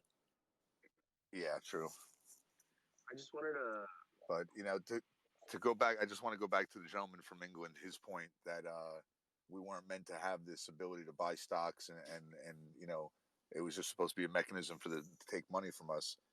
One of the most ironic parts of this whole scenario, again going back to the plot, is you know Robin Hood comes out and they present themselves as being like this, you know, democracy of the market and the ability for anybody to invest. And they basically do two things really well to achieve that quote unquote mission. One is they gamify the whole scenario. So now it's like, oh, you've been playing video games for years. This is like a video game. It's just with money instead of with, you know, rooms and guns and missions or whatever the nature of the video game might be. And it makes it very easy for people to lose money that way because it doesn't feel like real money. I said on a call the other day, I'm like, if it's $100, you have to imagine there's $100 bill on your kitchen table because it's the same $100. It just doesn't feel like $100 because you're looking at it in your Yeah, it's app. no different than a poker The chip. other thing, right? And that's the reason why they use poker chips as opposed to cash in a casino. And that's the Most reason why they certainly. use tokens as opposed to coins in a casino. Most certainly. It desensitizes you to the value of what you're holding. You're not watching And your money go away. Yep, you're watching chips, and then when you walk up to the cage at the end of the night, you get less money back, but it didn't happen, you know, at that moment. Right. And the biggest aspect is this whole partial share thing that you can buy fractional shares. They did that, and again, let me see if he's still here. Is Pete still here? He was. I don't see him. He was. So I just used this analogy a minute ago, but I'm going to use it again and give him credit again. At some point, I'm going to probably have to pay him a royalty. We were meant to be ATMs for the machine, right? For the financial machine. And hey, you know what? We couldn't make deposits quick enough in whole $100 increments. So hey, you want to deposit $6 at a time? Yeah, we'll take it. And now it's going to backfire on them because FOMO would normally, you know, start to wear thin once people couldn't buy a full share. So if something got really expensive, you know, FOMO dies down because they can't get in. Well, now it could be trading at 10x. Right now, you buy an and eighth as long of a as you share. have Right. You could buy a 30th of a share, when it gets up to whatever. It's right now, Robinhood, the minimum to buy of something is $1. Is $1. I mean, like, think about that. So if this gets to whatever high number and somebody has FOMO, they can still get in indefinitely, the whole time up. It doesn't matter. You might only get like 100th of a share at some point, but you're still getting, you're still in, you're still creating Most buying certainly, pressure. and that's what makes this the once in a lifetime opportunity that it is. Right. That perfect storm aspect. Most certainly. I hate to say this because I hate to assume that someone or anyone or any group could ever be this smart and sinister. But do you think this entire thing was just calculated? Like they knew this and they needed the market to crash? Well, I think they needed the market to crash, but not because of us. It's funny. Like a catalyst. I work in the tangible assets portion of the financial market, and if you look back in 2019, the fourth quarter of 2019, you will see that the S&P 500 dropped 7.5% in the fourth quarter. Now, we all know that most corporations make their nut in the fourth. 65% of corporations make their nut in the fourth quarter. So that was the first signal to me that we were in trouble. And then we went to zero and negative interest rates. And that was a big fucking issue too, because now the smoke and mirrors are starting to break and clear. And then we went to negative $38 oil. And they ran out of Yeah, do you remember that? Like literally oil on ships that didn't know where to go. That like literally they were paying people to take the oil off the ships. They ran out of lies to tell us. They ran out of smoke and mirrors. And that's when COVID hit. And I'm not a conspiracy guy because I'm just not. But it was aptly timed. It sequestered everybody in their home. It gave them an excuse to print money recklessly. It gave them an excuse to shut down the economy. And all of it in the name of the betterment rather than having to admit, hey, guys, we fucked up. Now it's, it's in the best interest to stay home. Now, what has developed as a result of that is the current situation that we're in, which I'm thankful to be finally on the right side of fucking history for once. But no, this has been going on for a long, long time, and hidden inflation has been an issue for a long, long time. I wrote a paper with a economics professor from Penn State on hidden inflation, and if you don't know what that is, the 64-ounce jug of Tropicana orange juice at the store, the big handle jug. Well, that's not fucking 64 ounces anymore. It's 58.9. And Kraft American singles aren't 31 slices to a pack. They're 22. And Ivory dish soap isn't 32 ounces. It's 24. And Scott paper tissue, we looked at 5 different indices. We looked at toilet paper. We looked at tuna fish, cheese. The bottom line is 11.68% of the product that you're paying for isn't in the package. Okay? And they desensitize you by keeping the price the same, but giving you less quantity. They give you less, and make the numbers look bigger. Well, and here's the flip side to that. And the package. The flip side to that is, check this out. Imagine filling a shopping cart and having 11.68 or let's say 12% of it not in the cart, but you're paying for the whole cart. And the most disturbing part of that, when you really start to look at it, is this. There's a lot of taxable items in that cart. So not only are you paying for items that aren't in the cart, but you're being taxed for shit that's not in the cart either. Yep. So it's like they're double dipping. The thing that brought this up to me is I don't want to go too into details because I don't want anything getting shut down. Yeah. But before COVID happened, we noticed something occurred in the stock market where somebody else was saying that they were going to affect the market, and they effectively did. And that was my thought as to why maybe they kind of want to tank the market or do something to the market. Reset. Yeah, like a reset. Well, what So they here's- had to here's- do, they here's- had to be able to justify the printing of the cash, because the problem that we've had is that, look, as a country, unfortunately, the truth is this: our gross domestic product is housing and debt. And the Fed has been trying to print their way out of fucking problems for the last 20 fucking years, and it hasn't worked. Yeah, but you can't print a dollar with interest attached to it and expect to be paid back with money that's not even created yet. I'm not arguing your point. I'm just saying. I'm agreeing with you. I'm agreeing with you. I'm just saying, Yeah, like, no. from my view, like, yeah, here we'll loan you $1 billion. Each dollar has a percentage attached to it, but the money hasn't been printed yet to pay it back. So good luck. Yeah. So let me ask you this question, though. Let me ask this question. If you're saying that the idea is that, you know, these people are so sinister that they're orchestrated this, you know, on so many different levels, they wanted or needed us to do this, then I asked the question, you know, market crashes have happened many a time before without going to this extreme and without having to worry about the fallout of the understanding and the intelligence, the newly gained knowledge of the retail investor. So why wouldn't they just use the practices that they've used in the past and not risk, you know, retail becoming smart? I don't want to come out and say like this is all going to happen just because of AMC and GME, because the web goes further throughout the market than we know.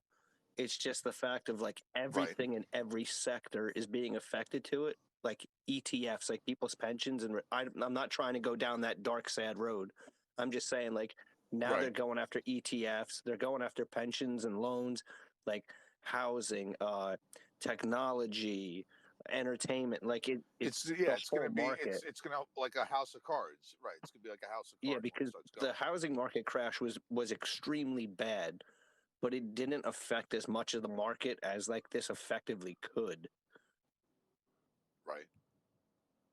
All right. So, but my question still goes back to why would they use a different mechanism than the mechanism they've used countless times? To use this mechanism. I think this is a byproduct of a mechanism. I think this is a fifth ace to them, in all fairness. I don't think they planned on this.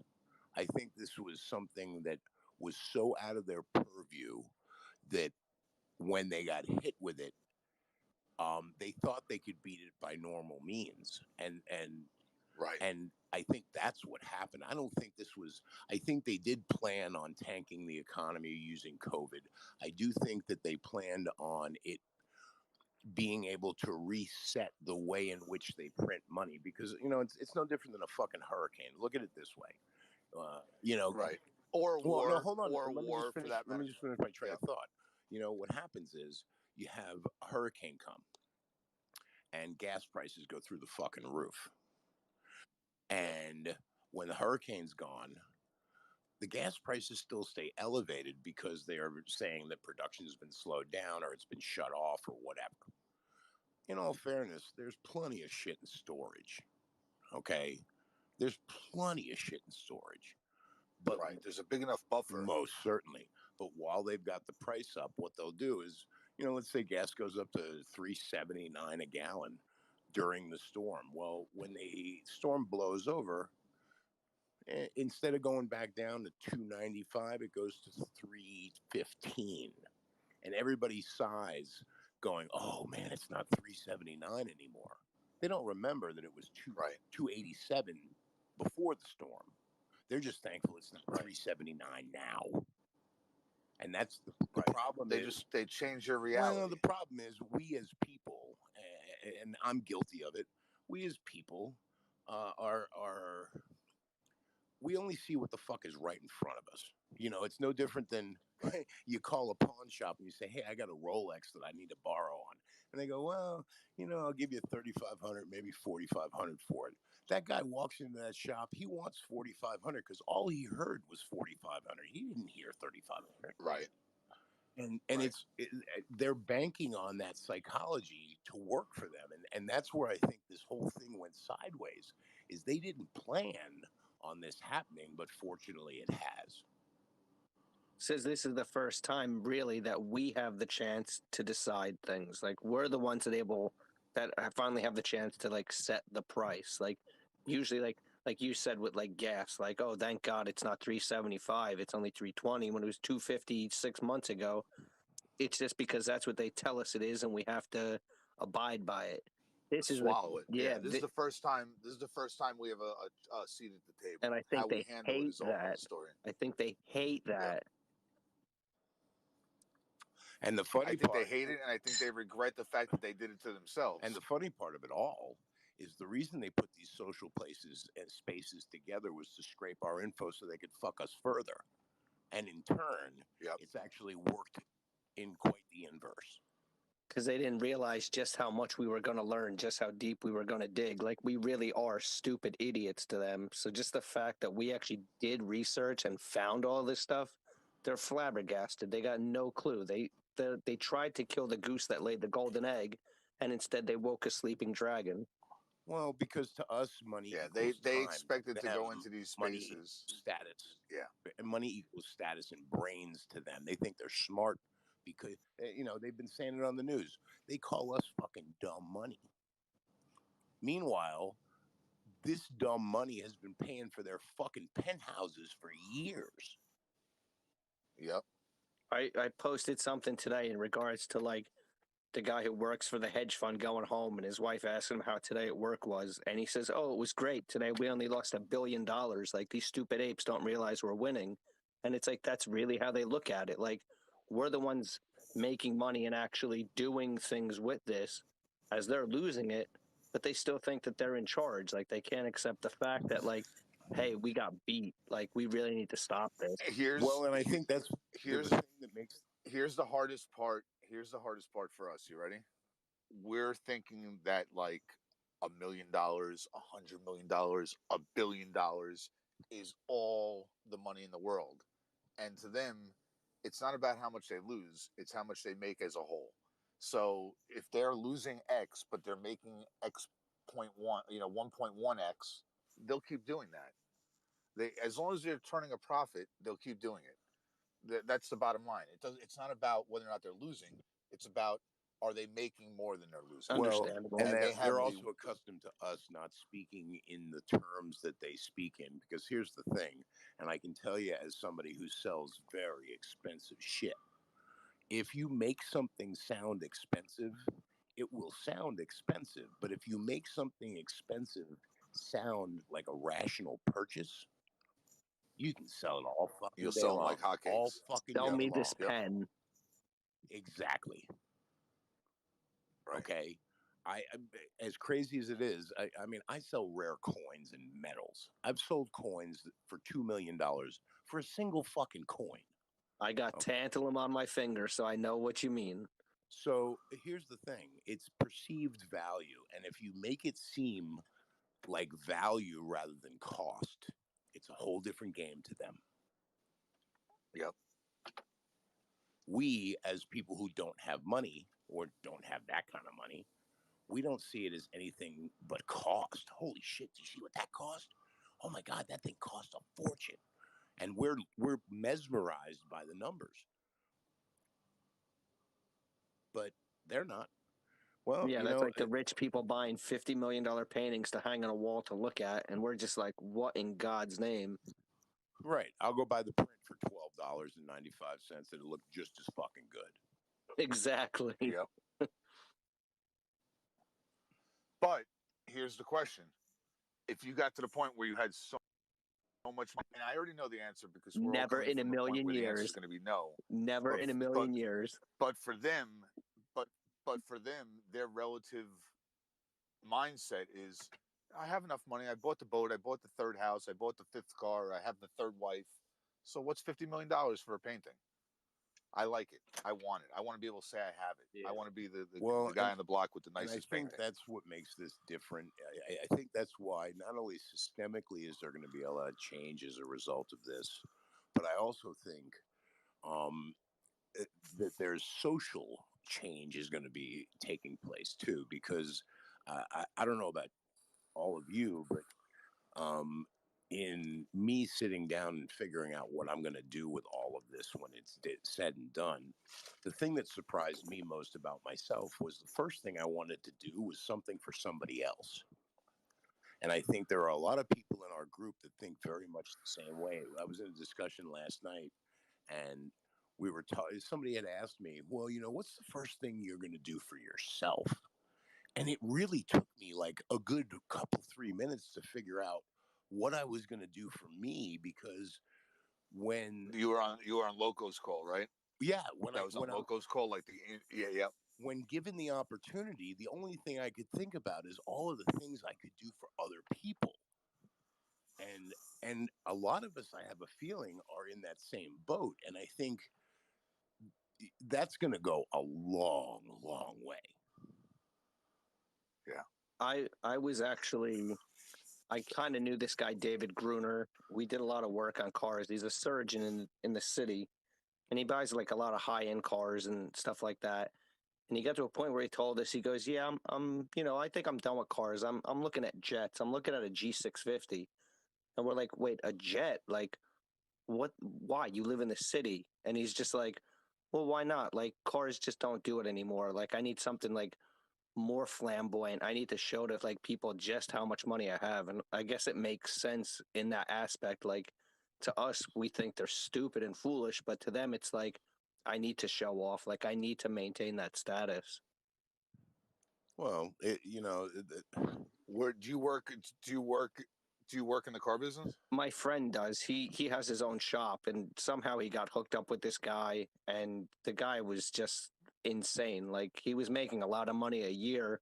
Young kid, he was like 32, and he's just trying to maintain like his social standing with these people. So it's like, if the Joneses have a G650, he needs one. Well, yeah, it's a dick Listen, measuring. if you got two people living at $30,000 a year, and one gets a bigger television, the other one wants to get a bigger television. Yeah, if you got two people living next door to each other that each make $30 million a year, it's the same thing. It's just now, instead of a bigger television, it's a jet, or it's a home theater, or it's another house, or it's the boobs for the wife, or whatever the keeping up with the Joneses is in that moment in time. That's all it is. It's the same shit over and over. Yeah, and that's why I've told everybody during this whole thing, you need to look British and think Yiddish. Yep. Deep pockets with short arms. Fuck yes. Yeah, I just want to make a point on not on the keeping of the Joneses portion. There's another portion is like, that's exactly right. You have $50 million cash. Like, what are you gonna do with it? You're just gonna Walter White it and throw it in a storage container, or like bury it underground? You might. But, like, I don't want anyone knowing I have it. Well, I mean, yes, but you're probably going to take that money and invest in different places where that money grows more money. Not in the stock market. All right. Well, all right. I know what you're getting at. I'm just joking. I got you. Buddy. Here's the thing. I think, if people are smart, what they'll do is they'll find a way to have, this is our opportunity to have money work for us rather than us work for money. Yep, that's the key of this whole situation. Otherwise, you know what? It's all you for can naught. change how money works 5 years for you and for everybody else around you. Most certainly. You use your money. I think that's what the spaces are eventually going to become once this does happen. Like, we're going to need to like get together and like do DD on things of like what we should be doing with our money to make it work, and all of us use it to do good and better ourselves instead of just like wasting it all. Yeah, it's funny. Look, I'll say this right now. We still have 100 callers in here, right? 100 people, 101 now. So I'll say this right now. The most important thing of all this is that when this happens, God willing, don't do anything for a month or 6 weeks. Just keep the cash, hang out for a second, regroup, figure it out, and act accordingly. Yep. Just look at your bank account and smile. Yeah, you've been living the life you've been living for however long you've been there. You've been at this job for 6 months, you hate it. You've been there for 10 years, you hate it. What's another month? Just no rash decisions is the point. Oh, because that's how you can. I'll give you a rash decision: get married and all the fucking ranch you can get buffet. Because I'm bringing all the ranch. Yo, but actually, but hey, I do want to piggyback off. But I want to piggyback off of what we don't this. make that joke anymore, though. the Josh Zach joke is it's dead. is gone. Oh my God! I'm so sorry. I'm married. I got Sorry. a wife. No, but to piggyback off of what you'll do, like I really do. This is something I say to some of the kids and some of the people that I talk to is like, I really hope that people can get a taste of what it's like to have that much money, because it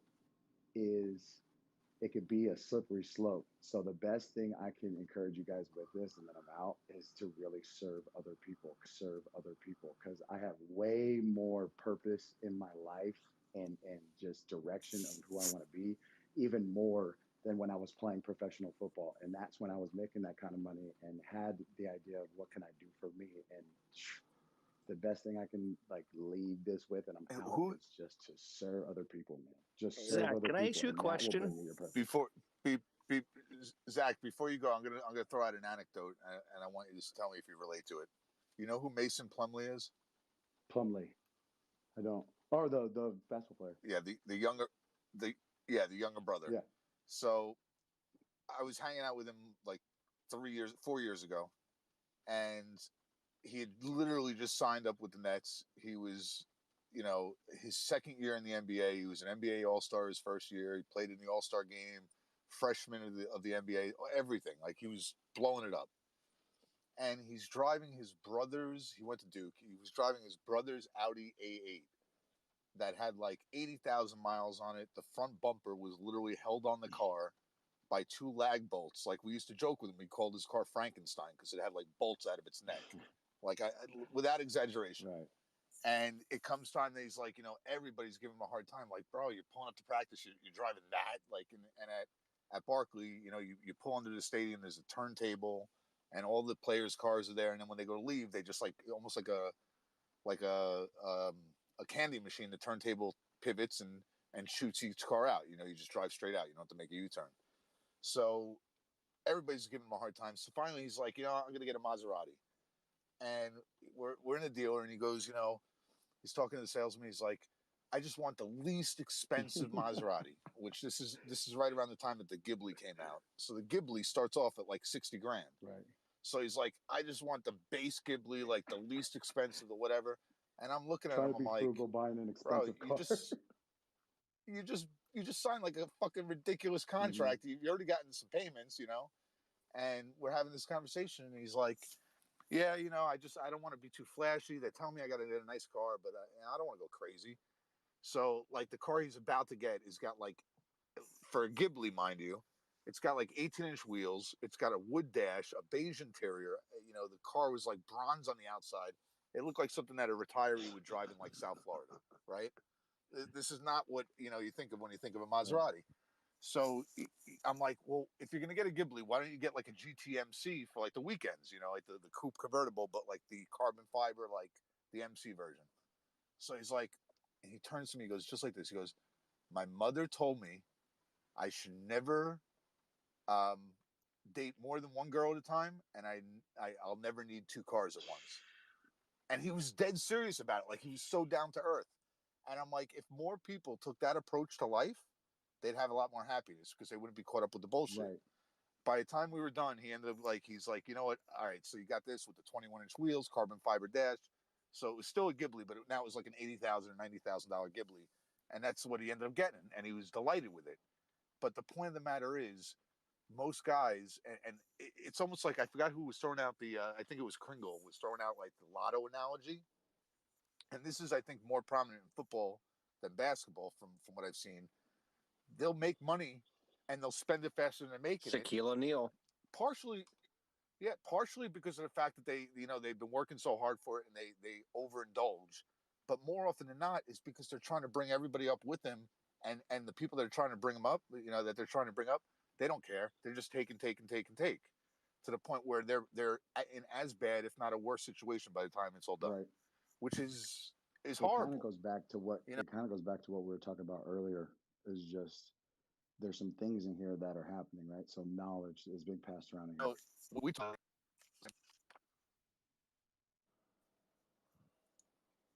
Can you hear me?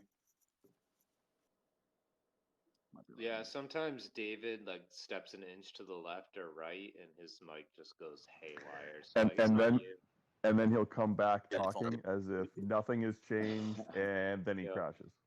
It'll be something like this, like. And then here I am, and I just keep going. Yeah, you know. just like that, I got just you like guys. that. I hear you now. No, I heard what you were saying. And you know what? I've seen it happen to my friends too. But like I was saying, it was go back to some things. There's knowledge being passed around in here. So even a space like this, when I was that young, making that kind of money, would have been so helpful if they were on the same road to financial freedom and making residual money and stuff like that. But those spaces are not like that. You are getting caught up in the world and what people are telling you what you should have. So that's another reason why I wanted to get up there and tell you that if you make this money and you start to accumulate things, that is not the way. Yes, if you actually have some money, you can buy a house and you can buy the things that get you to the comfort level to where you can walk and not drown. Enjoy life. Yeah, that's cool. And like even spending it with people you love, I'm all for it. A couple of my buddies are in here right now that we went through the ringer with. But if it starts to turn into things and more things, then it's not even financial freedom. You're just buried in stuff that you can't get out of, and then you owe money on this. So I tell people all the time, man, it's not what you make, it's what you keep. Right. Zach. And yeah, what's up? Right. And it's not about things; it's about experiences. I was gonna say, Zach, when you played pro, did they send you to like the financial classes? Because my buddy LJ, when he played for the Eagles, before they would like take him onto the team, he had to take the financial courses to learn how to like deal with his money. I was just curious if they were doing that when you were playing pro. Yeah, there's things that they do in classes you take before like practice and stuff that are like, okay, well, this is what you should do. And then, you hope that people take heed and find a financial advisor and get the consulting or get the help that they need. But then you got financial advisors gunning for these guys, taking their money, creating a bad name for I was about to themselves say, too. the agents and the financial advisors, they just want their bite. Right. They just want their piece. So it's you want to be the one watching your money, not someone else. Now, when it gets to the size that we're talking about here, yes, you need to spend the money to get someone who does a good job that can help you and give you the right. You don't go get your cousin or your buddy to look over this money because they've taken a class here or two.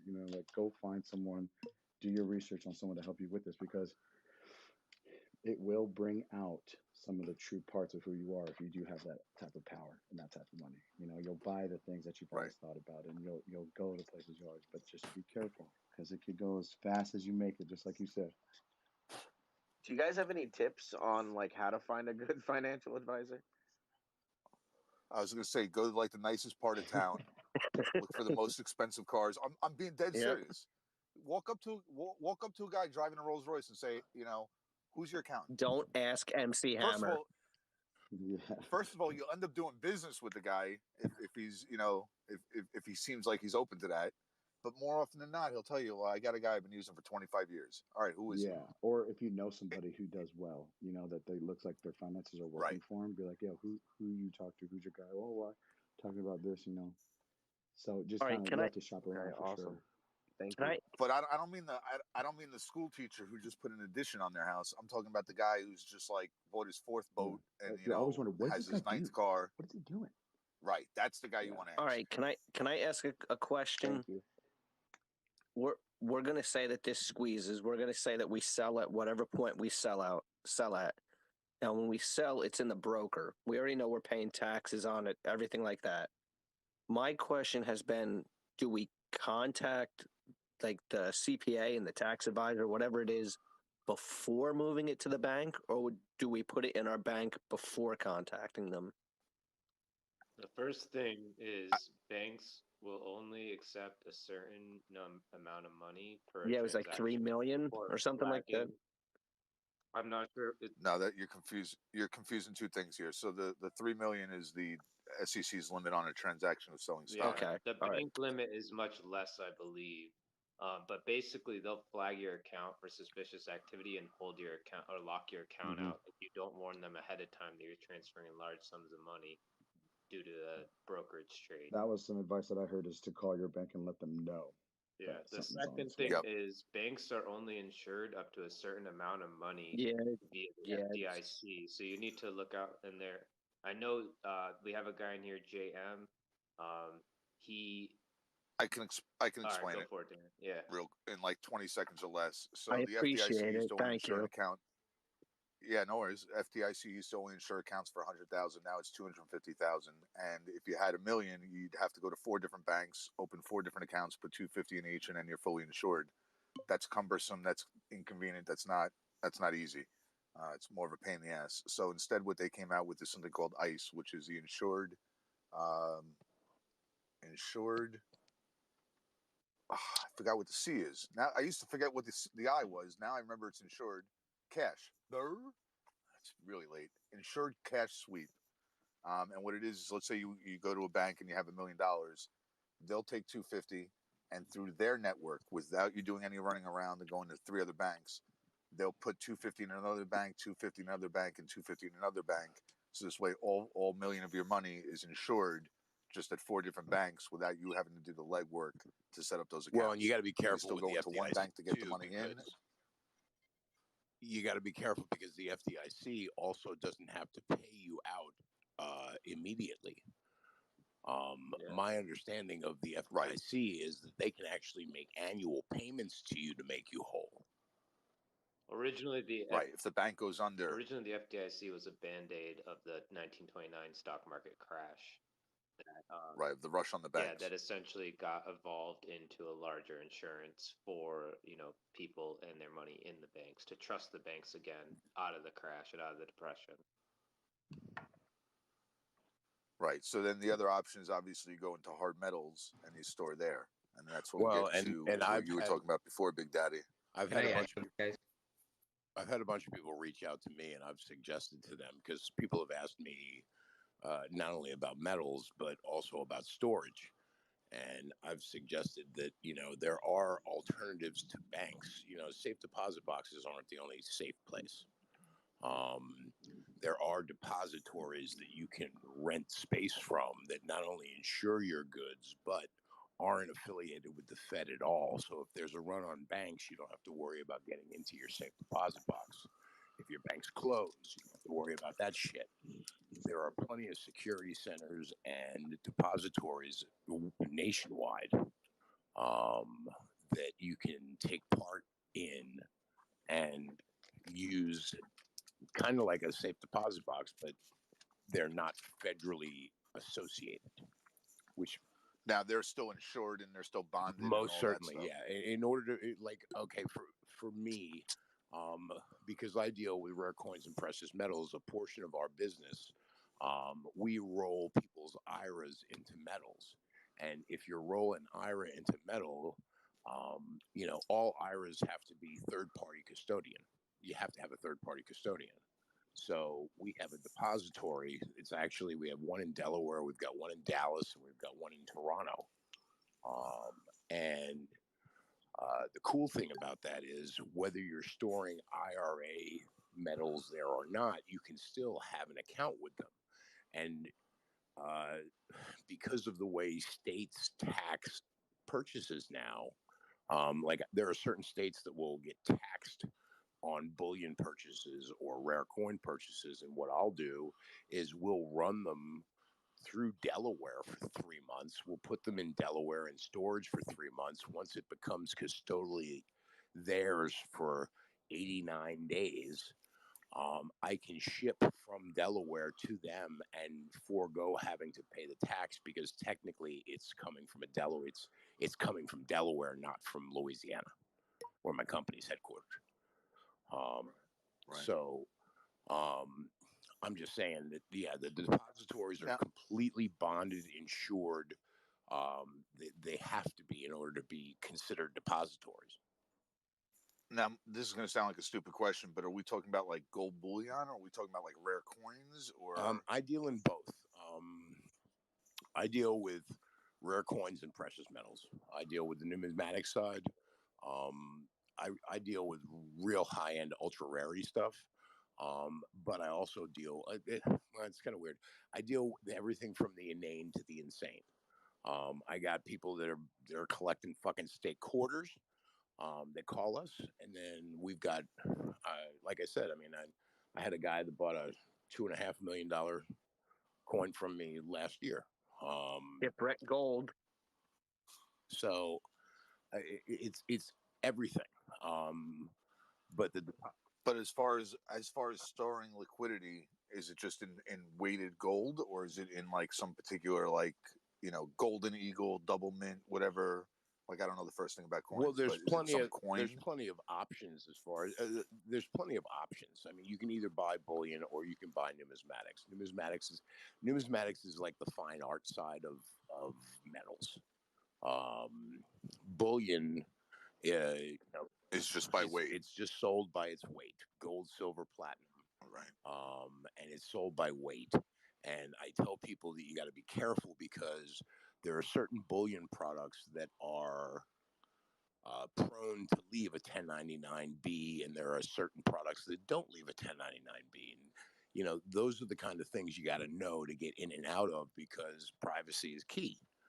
Right. But most importantly, the thing that I've been trying to tell people is, look, you know, with things getting a little shaky, you may want to look at alternatives to banks as storage for safe deposit boxes. You know, go get a burglar rated safe, because as long as you have a B1, 2, or 3 safe in your home, you can have it properly insured through your homeowners. So you can have stuff on site. I'm not saying keep everything on site, because that's just fucking dumb. But, you know, like in the case of the depositories that we use, if I wanted to pick something up from either of the depositories in the U.S. that we use, all I got to do is give them a call 24 hours ahead of time saying, hey, I'm going to come by tomorrow. I'm going to pick this up. And they'll be, okay, cool. So it's not an immediate pickup, but the thing you don't have to worry about is the banks being closed or the runs on the banks being a concern. See, my concern is with the brokers. If the brokers go under and our money isn't with the broker, what do we do? What broker? What do you mean? All right, Like it, so He means the stockbroker. Yeah. So let's just go over how it plays out when everyone goes. I'm sorry for such a stupid question. I just want to it's be cool. prepared. No, We not didn't- not we at didn't all. get to No, it. no, Not at no, all. man. Hey, man, the only stupid question is the one that goes unasked. Thank So you. I the first- appreciate that. The first stage is, either, the margin call would trigger, the hedge funds to start liquidating their top assets to cover whichever positions they're over leveraged on. When they run out of money, the DTC has insurance up to, I believe, $67 trillion that kicks in, and that starts to cover the rest of the over leveraged assets they have. If they run out of money, then the Feds step in and start printing money to cover the rest of the money that's owed to whoever's. But there's like a lot of other backstops before that. So it's first the broker, then the broker's insurance, then the clearinghouse, then their insurance, then the DTCC, then their insurance, and I think it all told it comes out to like over 80. I think it's $80 trillion per participant in the DTCC, and there's 50 to 60 participants in the DTCC. So the chances of it getting past that are like, what's that, 4 quintillion? Yeah, it's some ridiculous number. But if it does, yes, the government would step in and start printing money, 100%. So because I shouldn't say 100%. So is it highly likely, considered? because otherwise the whole economy. And you know the shame of it all is we're all going to be millionaires when a dollar's worth nothing. Well, yeah, when your dollar's worth nothing. That's the whole Canada. Precious metals and stuff like that comes into play. That's terrible.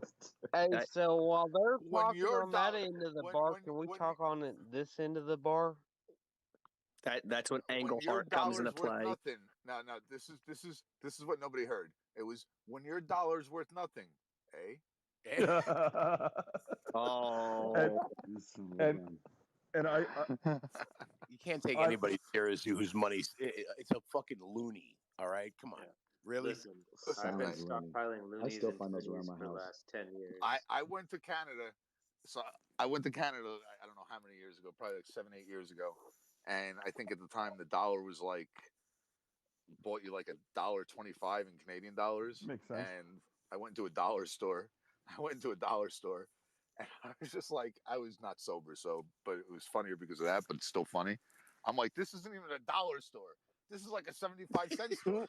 It's my dollar spot, and I was like, it was like, it was. I was with like 4 of my friends. We were on a skiing trip, like a snowboarding trip, and it was just like the fun. I'm like, this isn't even a dollar store. This is a 75-cent. Dude, you want to hear something? And every Canadian in that store wanted to kick my ass by the time I I left. gotta say, man, I went to Chile. To Easter Island. Flew down to Santiago, and at the time, the Chilean peso was 500 pesos to the dollar. So I took $2,000 worth of U.S. currency and turned it into $1 million. I was a millionaire in Chile for a day. And what that buys you like a cup of coffee. Right. No, it was just fun to be a millionaire for a day. But the minute I spent one paper dollar, I was a thousandaire. Please tell me you posted the Instagram pic of them going up your forearm. I'm not cool. Yeah, I'm not cool enough to be on Instagram, dude. You and me both, pal. You and me both. You want to see a good ass? That's like the equivalent. That's the equivalent of that guy. And anybody know who Mall G is? I've seen Mall G around. Anybody know who Mall G is? No. So He's a song. Yeah, so he's like this rap artist. Like, yeah, no, the artist's name is Mall G, MALLG. And I got in a whole argument with him, and he ended up blocking me, or whatever, because he posted a picture, showing $1,700 for the price of AMC, and like Learning and a couple other people were like looking at it and trying to figure out what's the FUD here, like what's this guy's angle, and it turned out it was in pesos, but then like 1,700 pesos comes out to like $90.50 today when we were looking at it, or like 4 days ago when we were looking at it. But that picture was from like the day that it hit 72, and the exchange rate was different. So it was like, all right, so you can show everybody 1,700, but what does it mean? It's really only $72, and we all know it hit 72. Like, what's the big surprise here? And that's kind of like going to another country and getting like 4 billion whatever for like $1, right? And then it's still $1. It feels good though. And in some countries, like you go to Mexico, your buying power is still greater. There's no two ways about it. You know, everything is less expensive. Plus, you're using their currency with bigger numbers, so it feels really good. That's like in Africa. It's like $37 trillion to buy a loaf of bread in the one state. There's people with like wheelbarrows of cash, and they can't even buy food. And meantime, it's like you come home and you forget to change some of that money back. You're like, I'm just burning this shit. Yeah, like because it's no worthless. exchange will fucking take it. No, they don't even want it. Unless you have like enough denomination to make sense for them to usually the airport ride and the. Could I get Loco to speak on Zach's this up one? there pulling we got this Zach's guy up there and that pulling guy. a grandpappy. 10 more minutes. It doesn't go away. I was like, all right. Okay, I just looked it up. Zimbabwe has a $1 trillion bill that's worth 40 cents USD.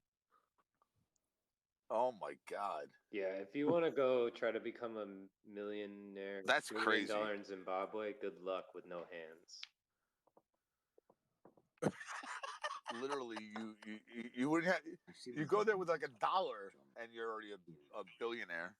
I just don't think anyone in this room is walking into Zimbabwe at any point soon. I thought I was a millionaire when I got to Canada, and then I'm just saying that's insane. Came back and I was like, wow, I'm pretty much making half of a half playing in Canada. So they pay you, right? They take half in taxes, and then you bring it back to the exchange rate. I'm like, okay, here we go. This looks good on paper. When I get how was your playing for Saskatchewan? Stayed home and slept in. Playing for Saskatchewan at minimum wage. How was that feeling? It's exactly how it felt. And at the end of the day, you were in Saskatchewan. Fuck. You know Right, what's I was crazy? saying, Though? and you're I still freezing your met ass some. off. That sucks. I can't lie to you. I still met some good people in Saskatchewan. Oh, dude, there's some great people there. I mean, They're all everywhere. you're gonna They're find everywhere in character in Canada. Saskatchewan because there's fuck all else to do. No, literally, guys. We ain't got nothing anyone, but being nice. Saskatchewan's like the college town of the world. Oh God, not even. Basically, there's like absolutely nothing to do but like drink. Hey, look. Yeah, I'll give you that. Workout. I feel like you described most of Canada though. And the No, US. dude. If you've never been to Saskatchewan, it's really desolate, dude. The Like, University of there's Delaware three just said, places. "Hold my beer." What's the But like, where's joke? Saskatchewan? Okay, Saskatchewan makes everyone's Buffalo talking at seem once. exciting. Okay, everyone's talking over each other. Don't make me use the button. Hey, Zach is the only one That's who can my actually fault. talk Do about it, Albie. Saskatchewan because Do he it. actually played in Do it, Saskatchewan. Albie. So Hit the button, first, Albie. Shut up, Jedi. Hit the button, Jedi, for a second. Go ahead. Hit the button. Hit the button. Yes, sir. You can all talk now. She hit the button. Wait till she pushes your button. I really prefer to have my button pulled, but that's a whole other conversation. Hey, it's a shame that it's only the size of a button, but you pull whatever you want, pal. I knew somebody was going to go there. As I was saying it. Oh, does it look like a little mushroom head? Is that what it looks like for you? I named the tip button. It has no reflection on the girth or length of the shaft. Do you call it? There is no insertion, just gentle rubbing. Ask Albert about that. Do you call it Toad?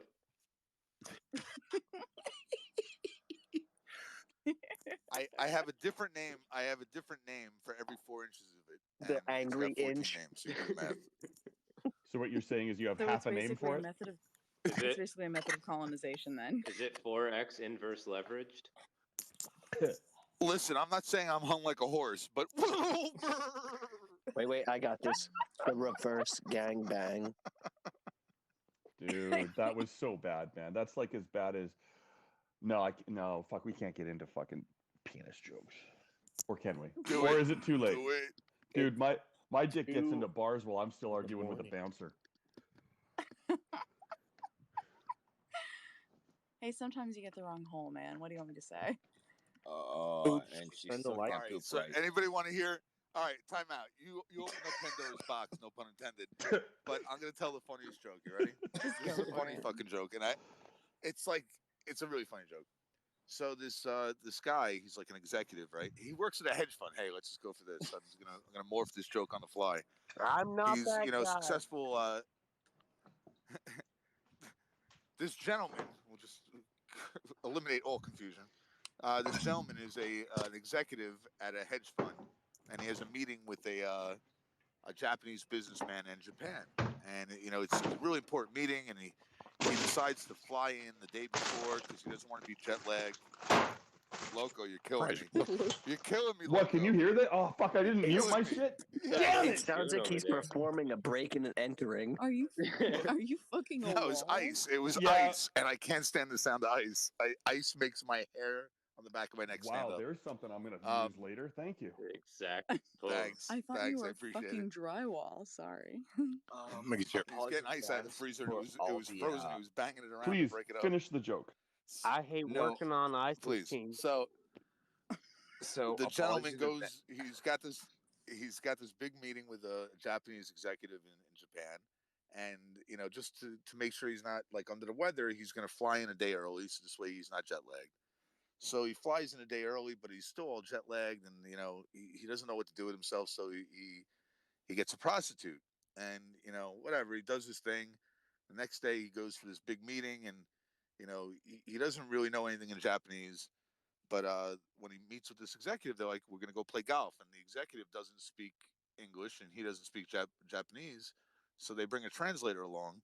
And all of a sudden, like on the third hole, this Japanese executive like hits a hole in one, and it's just amazing. And all he knows is like, shungai, shungai, like this word that he heard, the night before. And he's like screaming, shungai, shungai. And the translator goes, what do you mean wrong hole?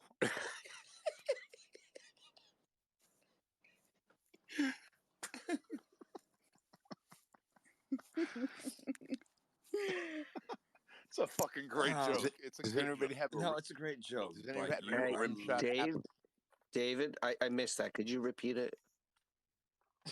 wrong hole. Like my wife said the other night. Oh wait, I'm sure. she didn't. It was I'm right sure hole. somewhere it's still being recorded. So. AB, did you have fun? Hey, Citadel, this is who you're losing to, you fuckers. Wrong holes. Hashtag. I've been Hashtag saying wrong that hole, right since hole. day one. You know, somewhere in this space is a hedgie, and they are losing their mind. yeah, no doubt. Kung Pai. Hashtag right stock, wrong hole. Let's make that a Right stock, wrong hole. That's the new tweet of the day. I'm sorry you won. Oh, that Don't definitely tell the other tomorrow's chat hashtag. though, because then we'll. If you tell the other chat, then I'm gonna see some shit I don't want to say. Wrong hole. And I'm gonna fucking retire. Oh my god. Talking about Right stock, wrong hole. Come on, man. yeah, as a comic guy who just literally never mind. I Wrong think story. this ought to be one. But yeah, David, that was a bad idea telling us you don't like ice because literally the whole next week you're literally gonna get vanilla ice fucking gifts all fucking week long. I think that's awesome. No. Fuck it, let's All right, do it. literally, It's we're not. literally gonna tweet the It's not so much the ice. It's not so much the ice. It's the act of opening the freezer, and like the sound it makes when you open the freezer when it's like frosty. That's what. Literally, we literally have a fucking master AC guy here. He's gonna fucking send all the gifts of him just No, damn it. I guess he likes frosty bitches. I hate ice machines, fuckers. It's the pert nipples that he likes. Fuck yeah. But ice machines. If ice needs to be involved for perk nipples, you do. Yeah, Hey, that doesn't bother stop me. that Good job, shit. Zach. Damn it. That sounds like you're trying to scare. That sounds like you're trying to scare the rats out of the wall. That's what that sounds like. I made sure to share it to the top, by the way. Right stock, Not wrong gonna lie, hole. I was fucking around with my ice machine. That was an epic Delete fail. it quickly. We don't want to see that. What's going to come out of Don't. Hey, Canadians We don't and wanna- their Don't fucking encourage them. ice encourage is them. Don't fucked up. advertise for OnlyFans, you fucker. That guy. They're You know already. what the fucked up part of that is? Good Somebody job, good will job. see that He tweet. listened. He Somebody listened. will see that tweet, and somehow that'll get translated into straight up FUD. They'll be like, "What do you mean we bought the wrong hole?" AMC fucking right hole, wrong hole. No, right stock, wrong right hole. stock, wrong hole. Right. Right stock. They'll think they did something wrong with buying the stock in the wrong. I don't know. Fucking, I don't know what the hole would be. Fuckers, The we wrong got account. Zach in here, and he's gonna sit there and be like, these fuckers are fucked up. All right, Sorry, here's how much I think he love already you thinks guys. that. I deleted it. I can't imagine the Thank you. intern in the morning has to do the presentation like, yeah, these drunk assholes are really talking about the right stock but the wrong hole. How do we Yeah, what the put the fuck, algorithm? y'all? Why is it Joy's Adol? Yeah. I just hope that they tell my joke in that board meeting. I hope my joke makes the board meeting. He's like, How fuck do we- this shit, I'm out of here. Yeah. Do we have an algorithm for the wrong hole and also ice? Because Ice, baby. No, can I tell you what I really hope? Can I tell you what I don't really worry about hope? I hope that tomorrow morning at the board meeting, the boss demands to hear all the details of the conversation that we had last night. literally every day, 24/7. And the guy's got to tell the joke I told, but his boss is Asian American. That's what I hope. No, the intern's gonna be an Asian, like Big Squeeze, like the quant analyst. Remember that guy? He doesn't even is my speak quant. English. He's so good at math, he can't even speak. He really does. But he's like fucking bullshit because he just, wants a paycheck. And the poor guy. Sounds so cold. Okay, I'm not doing an Asian joke. Albert, that's your. All right, how about this? No, I was doing Loco. That was from Hangover. Chow's so cold. By the way, Albie, I just sent you a DM. Uh-oh, I got that. Wrong hole. No, the other chat's not leaking tonight. We're doing Well, fine. say you can't send her a DM, that's the wrong hole. I guarantee you she reads it and laughs. Did you just say the other chat? Did you just say the other chat's not leaking tonight? Yeah. Just saying that if tomorrow market watch. The other chat was leaking the other night when Jedi came in and dropped his fucking an apple selfies on people. I didn't see that. Yeah, it's because you weren't in What? the room.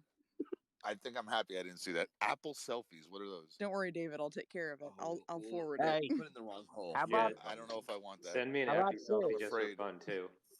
Can we Group have chat. this Wrong. Right. Just write one someone wrong thing hole. for Loco? You got this guy and that guy in chat right now. You Where's the have other guy? been waiting That's on this. brilliant deduction. That's good, and not only that, We but need on the my other my guy. screen, that guy's on top of this guy. So We is that how need you the like it? other guy, Loco. Where's the other guy? Oh, dude, you don't want to make this a threesome. That just gets out of hand. No. We need the threesome. Actually, the threesome gets in hand when it's three guys. But that's a different story. It goes from a And I- devil's three-way to just whatever. As the advocate of the three ways, Well, they're only the kind of three ways because you got a lesbian for a fucking wife. So yeah. Hey, do you that's why guys we- mind if I say something? No, go ahead. I just really want everybody in this room to know, like, I came to Twitter and these spaces. You could just end the sentence there. You could just say I came. We're okay with it. I just want to No, let everybody know I came. I came. Or, I'm sorry, was that rude? I have arrived. All right, that guy. Yo, I think he was about to say I- something like meaningful, and you guys just killed his momentum. Just let me finish. Hey, Come on, that everyone. guy, He's he's a awesome DM. Did we guy. kill the mood? Hey, He's give an him awesome the board.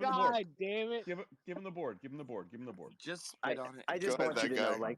like, I came to Twitter and MySpaces to just get DD and information, and I'm glad that MySpaces? the spaces, MySpace let him has been talk. gone the for a while. spaces. I Let him came to, talk. I came to the Gonkai, spaces to Gonkai, get Gonkai. to get information, knowledge, DD, and I'm glad that instead of that, I'm leaving here with friends. Like I really think you guys are all my friends, and I love it, and I think it's really you cool. think we're friends, buddy. Yo, that Fuck, guy. we're that best guy. friends, we're pal. friends. We're fucking I gotta best have a friends. fucking You have no family. say in that either. I'm coming to your fucking house. When's breakfast? They say you can't Hey, join listen, That I got guy- two. that I got guy, two But don't spare worry. bedrooms. But don't worry. He's not coming to your house. He's coming to your house. Oh, he's coming to my house. He's coming to my house. He's coming to your house. You guys, So listen, make sure you to guys wrap are up the counts. hose on the side of the house, and then just turn off the faucet, and he will have nowhere to go. The fountain. Just so you know, that guy, I saw your DM and I fucking inhaled wine, so you win. And we all can't wait to punch each other, hug each other, and then put some What ice punch? on it. What One punch, hug it, and then put some ice on it. I'm down. I'm down. make sure- I I'm really very am thankful confused by for how all of you. tall Hey, he is. everybody's got their in the wrong hole. everybody's got their fetishes. Hey, dude, there's no kink shaming in here. You know. I That's bruise the truth. easily, Except guys. for, you know, Unless depending it's on- offering Speaking your of which, cheek. there was this whole movement the other day with everybody sending dick pics. I think it's time for the guys to reverse it. I think Yeah. it's time for the guys to get the pics. Yeah, Yeah, Albert's already Just done saying. that already. Come on. Albert I dropped his didn't. dick Yeah. pic I on didn't a send a fucking pic. chat. I just gave you a Reddit profile, and you chose to go to it. That's Which your you've now fault. deleted, I would like to note. I have not deleted it. I've not It's logged. in my mind. I've not logged Click into E that to account. exit. No, what happened is There's some certain there's certain things you can never unsee. Rancor Yeah, is mixing up the account I name have now. PTSD from seeing this fucking big ass tree, and all I want to do is like, I gotta buy my bro some underwear. There's fucking Hainsling doing it. We gotta I get have some fucking walked super into the shit. wrong What fucking is conversation. I do not understand Look, that at you haven't all. seen Loco. I You don't. haven't seen Jedi I literally fucking I Apple heard this Haynes. weekend. I think I heard Haynes, and I just. I want to see the. I want to see I the just heard Apple I stuff. love that tree. Okay, Albert, I'll send it to you. I'll give you the sediment analysis of. I'll give you something. Let me just put it this way: he rapidly fucking reversed out of the parking space when I was like, "Sorry, I'm a fucking lesbian. I don't want to know." And I'm like, and he was mortified. I was mortified as underwear. Like, I want to get. No, I don't mean Albert. I meant when fucking Jedi showed up with his Apple fucking memes. Oh, I have no shame. What are the Apple memes? Explain. What are the Apple memes? I'll send it to you. Don't worry. I got a question, Jen. If you're smoking pot and jerking off at the same time, is that considered weed whacking? Yes. Yeah. Okay. So listen, if anybody here, and I think I mentioned this once before, I don't know if anybody took me up on it. If anybody here is like into EDM, go watch on YouTube Pablo Francisco Ecstasy. Just it's 8 minutes and a second, which I think is ironic because of the 801. Dude, But I swear to God, you have this on script because you use the same 801 joke every fucking time too. And I It's actually literally- I left the first time you said that, and I left for 10 minutes to go watch the thing. It is funny. it's fucking hysterical.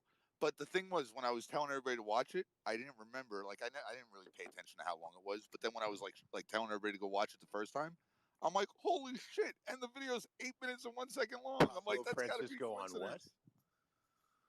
Ecstasy. Okay. It's one of the funniest fucking stand-ups I've ever seen.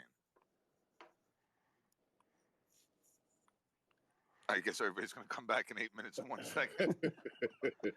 No, I've already been there, so I get to stay. Is it not like funny as fuck? It is funny. It is. It really is. My wife calls that heaven, but then she asks for more, and I'm saying, you know why? Because it's business time. It's business. It's business time. Baby, you know, it's baby. business time when I have my business socks. That's why I call them business socks. You put on that shirt from that getaway camp back in 2008. Yeah. Getaway camp. Yeah, no, that team building exercise. That's what it was. The team building exercise from 2008. Yeah. The conditions are perfect. And then there's nothing on TV. You mean the t-shirt that only has one letter on it and you have to stand with 16 other people to make a sentence? Is that the shirt you're talking about? Because it's business. It's business time. It's team building. Fucking love those guys. Oh my God. Where's my Apple meme? I'm dying of curiosity. You down with the W? I was working on it. I was working on it, but Rancor decided he wanted to call up my phone. Yeah, so give me a second. Bunch of fucking penis pics in our fucking DM. Oh, fuck off. No, there's not. That was all I had to say on the subject, and they quickly, there was none after that. I've got a I've got a never good seen one. a penis picture. If people send you unsolicited dick pics, there's a couple ways you can go about it. Like, number one is, oh my God, why would you send me that, you pedophile? That has to be somebody who's like 9 years old. That is so fucking small. What the fuck are you doing? We'll just repost. Honestly, there's it's one. Bullshit right there. Right? Just call them out saying, why are you sending me an adolescent's penis? No. Honestly, what I actually said that worked very fucking effectively was, oh, it's the first photo of a penis I've ever seen. Are you proud of that? I'm sorry, I'm a lesbian. I can't help you there. And then I'll be like, oh, that's a penis. I never seen one so small. Or like, it's a penis, but smaller. It looks like a dick, just smaller. And the other one that you can do with this is when someone if someone sends you a dick pic, send them a dick pic back of somebody else who sent you a dick pic. Nobody else sent me nobody. We got Alberts, but nobody else. We got Alberts. Prince Albert. Everyone's got Alberts. Oh, that's you Prince could Albert really now. just I freak think him we out and know. just be like, my dad's is bigger. I think I'm offended. No. Tell them that their dad's is bigger. Their dad's is bigger. I didn't get one from Albert. I'm offended. He didn't drop it in the DMs. He dropped a fucking link. Easter egg. It was an Easter egg. It was an Easter egg. Come on. Oh, yeah. All right. Okay, don't, David. You know, David, check your DMs. stop getting excited. Are you everybody. sending David Albert's penis? No, I actually sent what Jedi sent me. Yeah, I want this Apple one too. He was fucking an apple. Did you I'm get sorry. the ghost Yeah, one? I've really hit the wrong I am chat. not posting it publicly. This is my professional account, you fucker. Did you get the ghost one from Jedi? Yeah, I got all of the ghost memes. Just go on Jedi. This predated. This picture is the like ghost memes. this picture is loading and I'm like nervous. Wait, I still haven't seen it, so I'm pretty happy. I'm just gonna go. I'm gonna go surf elsewhere. I was getting it now. Is Jedi's ghost meme where he's talking about But why updating furniture? Apple Is that Jedi? Because of you, motherfucker. That's why. Yeah, there was Is no that really what context it's to from? this. It I was was just- just like, you're hanging out with too You many are the hoes. context, The other chat David. is leaking. David, when it comes to apples, Oh, you are the fuck apple you, fucker. Alfie. Seriously, Wait, Loco, you can't Imagine handle how I that. felt. dude. It's the green so- eye that does Alright, it. so- You know, like Okay, someone now even spends I'm some interested. time to make Question. that a fucking VJ Say that, Todd. You're up VJ next. has VJ VJ has a space up right now with like 24 people in it. What do you say we just all go in there and crash it? No. No, I'm good. No. Slide into my DMs, David. We can cause some trouble. You're talking I already- about Among Disguised Toast from YouTube? Why don't we just hashtag like what apples VJ or Honestly, because Lou asked me to unblock people so that I could show the space to everyone who wanted to listen earlier. Doug asked for Lynn. No, that was Lou. Oh, was it Lou? Lucrative Lou, yeah. Okay. And so he asked for I have a block list of over 200. And so he asked if I could unblock people who weren't shills to let them come and listen to the education and stuff. So I did. I cleared my block list. So now they can all fucking show up because my block list is still empty and have whatever the hell they want to say.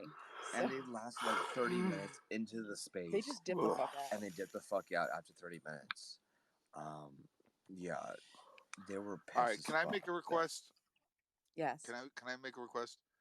Yes. As much as I enjoy all these guys up here, I feel like I'm hanging out in a little bit of a sausage fest. Oh no.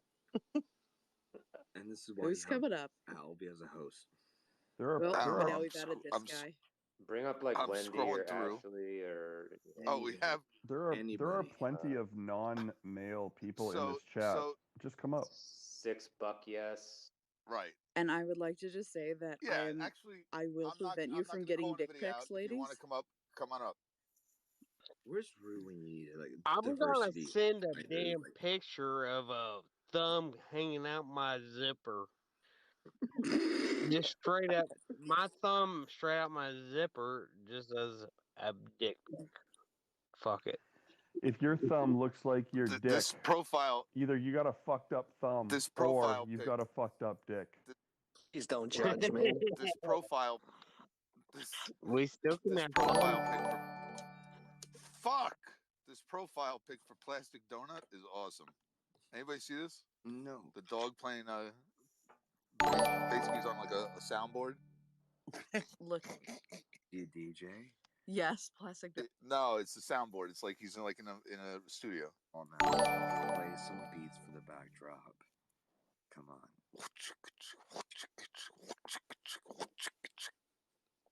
That's all I got. I did. All right. He has to literally make a new song for our track. Right stock, wrong hole. Okay, I'm naming the chat. Leave me alone. Alright, wait, should we put on a Big Daddy beat and try to go to this? By the way, Alvy, did we get any female requests to speak? Nobody requested to speak, but I requested them to speak. Yeah, they're scared as fuck. We could do some Big Daddy Doug and try to rock some right stock, wrong hole. Do you have a good one, Big Daddy Doug? I'm trying to get women so it's like a little bit more balanced up here, and you're just pushing this wrong hole thing. You see how this is counterproductive? That's what she said. Okay, as Exactly. a lesbian, if I request You gotta push I think the you're wrong hole. gorgeous, so come the fuck on up and then get all some of a sudden you coffee. don't have to push guys. anymore. I'm gonna go listen to Pablo Francisco. This is the perfect time to ask questions. That makes no sense. Yes, in a chat named Right Stock Wrong Hole. Thank you for adding that out. I just noticed that. I do the Lord's work. What's a good song we can just keep saying that to over and over again? It's like that, and that's the way it is. No, let's see what else. Another one by Dust, Queen. We're the champions, not yet. Just Dance. Closer by Nine Inch Nails. How about Hurt by Nailed Nine Inch it. Nails? I hurt so depressing. myself today. Oh god, it's so depressing. No. It's so Buying no, the that's right depressing. stuff. Oh my No, god, the I original would be is so much asleep better. by the chorus. Yeah, literally. My penis mostly cuts itself. Like, Oh, fuck You off. gotta do the Johnny Cash version. Today. Won't we go You in ever watch the video for that song? Won't we go? No, please. You ever watch the video for? You ever watch the video for Johnny Cash Hurt? Yes. Yes. Have you ever seen Yeah. the video? It hurts. Yeah. Oh, It it's so literally fucking hurts. morbid. But even better, if Like you ever you watch watch that Person video, of you have to like Interest. sit back. Have you ever heard The Highwaymen? Yes. That's the greatest song ever. Absolutely. Second War by Gunship. That's a good song. No, we're listening to Highwaymen now. 3 a.m. radio.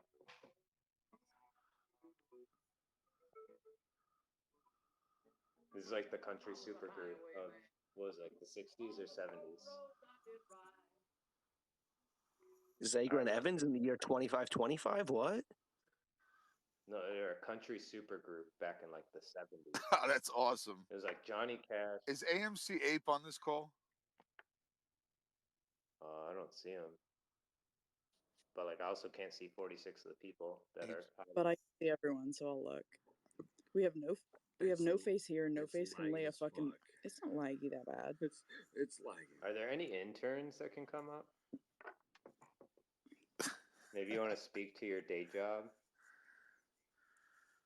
You know, like, just tell us what you do, like a 9 to 5. You know, maybe like 9 p.m. to 5 a.m. You are all a bunch of cock blockers. I'm just saying. You trying to get some cock tonight, this guy? Yeah. No, but you're cock blockers. So, I mean, So I you're think getting just blocked by, from. I'm just not by following. asking that, you're gonna get a bunch of Your people. DMs block by heart. I'm hearing. All right, somebody else tell a joke. Otherwise, I'm going to sleep. Sorry, Dave. I'm sorry, David, but I cannot do that. What is that from? What movie is that from? Space Odyssey. Yes. That's what, like, the Jedi pick. That would take. You remember in the Apple Jedi pick? This is exactly what I thought when I saw that. Are you sure you're making the right decision? Beast man, Eternia will be mine. Hey, y'all have an awesome evening tonight. I'm off to bed. Say hi to the wife for us. Good night, this guy. I will say. Don't play with your. Good night, don't play with your thumb too much before you go to sleep. Right on. Hey, y'all have an awesome evening and have an awesome day tomorrow, though. Thank you, brother. You as well. You too. Good night, Peace this guy. Good night, brother. Night, man.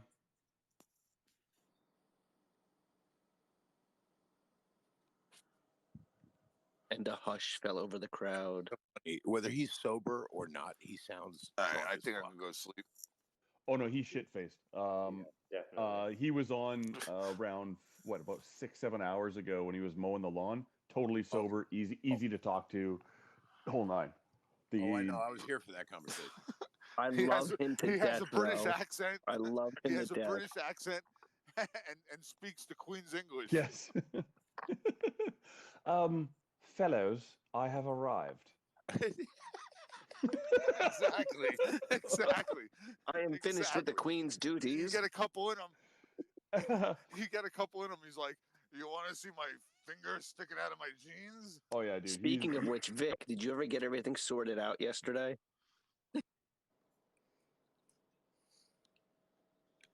Paperwork, motherfuckers. I think Poor Vic got like buried under bureaucracy last night, and I felt so bad for him. I wasn't there. What happened? He's 8 hours ahead right now, just doing paperwork. And listening to us motherfuckers just trash talk. He's like the Queen's English. I guess he does contracting, and there's a car on the property that they're doing. Yeah, he's laughing out. He's listening. He's laughing.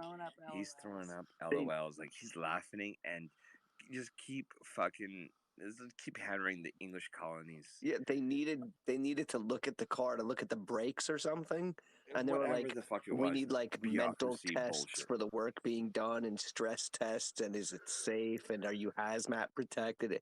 I felt so bad for the poor dude. It's health and safety. Yeah, it's my the tip on the rubber needs a fucking rubber. Quadruple witching hour, like need fucking 4 rubbers to make it safe. No, I don't know what's going on with that. Speaking of right stocks and wrong holes, Alvy, do you have anything to say? I can't sit straight. Let's see how many people are actually still here by asking everybody to throw 100 up. Who's awake? I'm looking through the chat. I'm like, all these people got to be sleeping. Where's Frugal? Frugal's got to be awake. Oh, she's She's not here. If you're still awake, throw 100 up. anybody. Let's bring him in. Anybody. Request a All space. right, we got Jose. Wendy is Jose. here. Nick is here. Lord No Face People- here. Wendy's here Forget the again. line, Nick. Oh, okay. So it's like the third time we called out Wendy. Wendy, we got Yeah. to get Wendy. We Hold got to get on a Wendy. second. Wendy's got to come up. Wendy's got to come up, guys. Wendy's got Hey, to come up. I'll step aside. I'll step aside. So when You don't have to step aside. I'm here. No, I think we got enough spots. There's We room, have man. 4 There's There's only room. supposed to be. There's only supposed to be 10 people available, and at this hour we have 14 available. How's that? We have 4 spots. Everyone be soft voices for Lord No Face. No Face. Wendy's coming up. Wendy's coming up. Wendy or No Face? Both of them. I love it I when have Wendy 4 comes spots. up. Damn it, Oh, Loco. guys, You're come gonna on. scare her away in the first minute. Come on. Seriously. Behave, Loco. I know your edibles are Hello, kicking Wendy. in. Hello, Wendy. Wendy. Oh, wait. There Wendy's you go. actually at work right now. Oh no! Is she Wait, really? wait. So who Wait. are I'm you a like nurse, Wendy? so I work at night. So you like it dirty, So or you why see, does he watch So assholes? Wendy is Time out. taking Stop. care of Everybody, somebody? pause for a second. Pause for a second.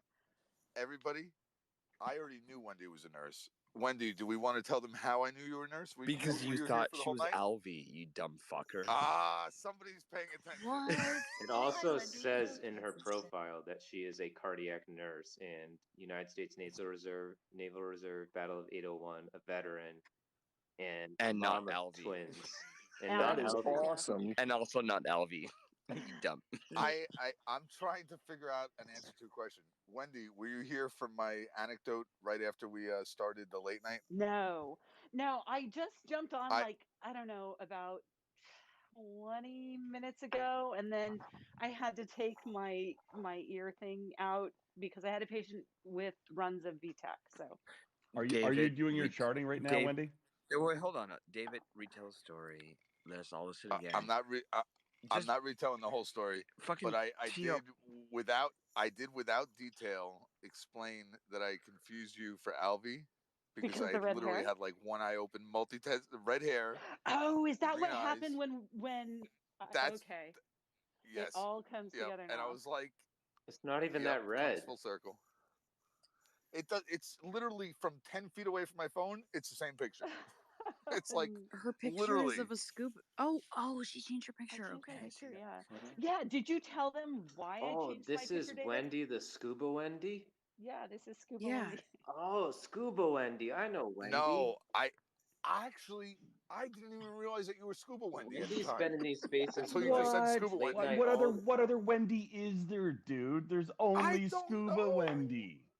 Seriously, who are you? But Well, there's Dave's Wendy's where they serve Frosties and French fries, and I Oh thought yeah, we were that at was the one. next meme stock. Remember when Wendy's? When Wendy's. When Wendy's. Yeah. When Lambo. Morons. I have serious But yeah, I was so thalassophobia, embarrassed. so I give you credit for being a scuba diver. Well, thank The essence of that whole story was everybody messes up a little bit, but I took it really far. A little bit, yeah. I'm gonna wish you guys. I'm gonna wish you guys. I'm going to be taking my break in about 15 minutes, and I'll jump back on then, but I've got to get back out to my patients. Bye, Wendy. Go for it. Alright, have fun, Wendy. Bye. Thank you, Wendy. Bye. At least one of us has their shit together. When Wendy? When? Oh, 15 I'm minutes. usually pretty spot on. Like I notice when people change their pictures like in a minute. I'm good like that. But in this case, not so much. Wendy is such a generic name. They could have so many Wendy's. Honestly, the funny thing is, I have never been mistaken for somebody other than when I had bleached my hair blonde, and so did Taylor Swift. And so I used to sign fucking autographs as Taylor Swift for 4-year-olds in New York. But, Rancor, the lighter is. Oh, it's dead. I'm gonna wish For you guys. fuck's sakes, Rancor. I'm gonna go Sure. hit the rack. You out of here, brother? All right, Big Daddy. Oh, take care. Where's- It's fun chatting with you. Take it easy, big dad. Good Have night. a good night, y'all. Everybody, Night, night. please say goodnight to Good night, Space's sweet favorite prince. 14-year-old girl. Night, night. Night, brother. Don't forget the unicorn pillow. That's not a pillow. Well, it's better than an apple.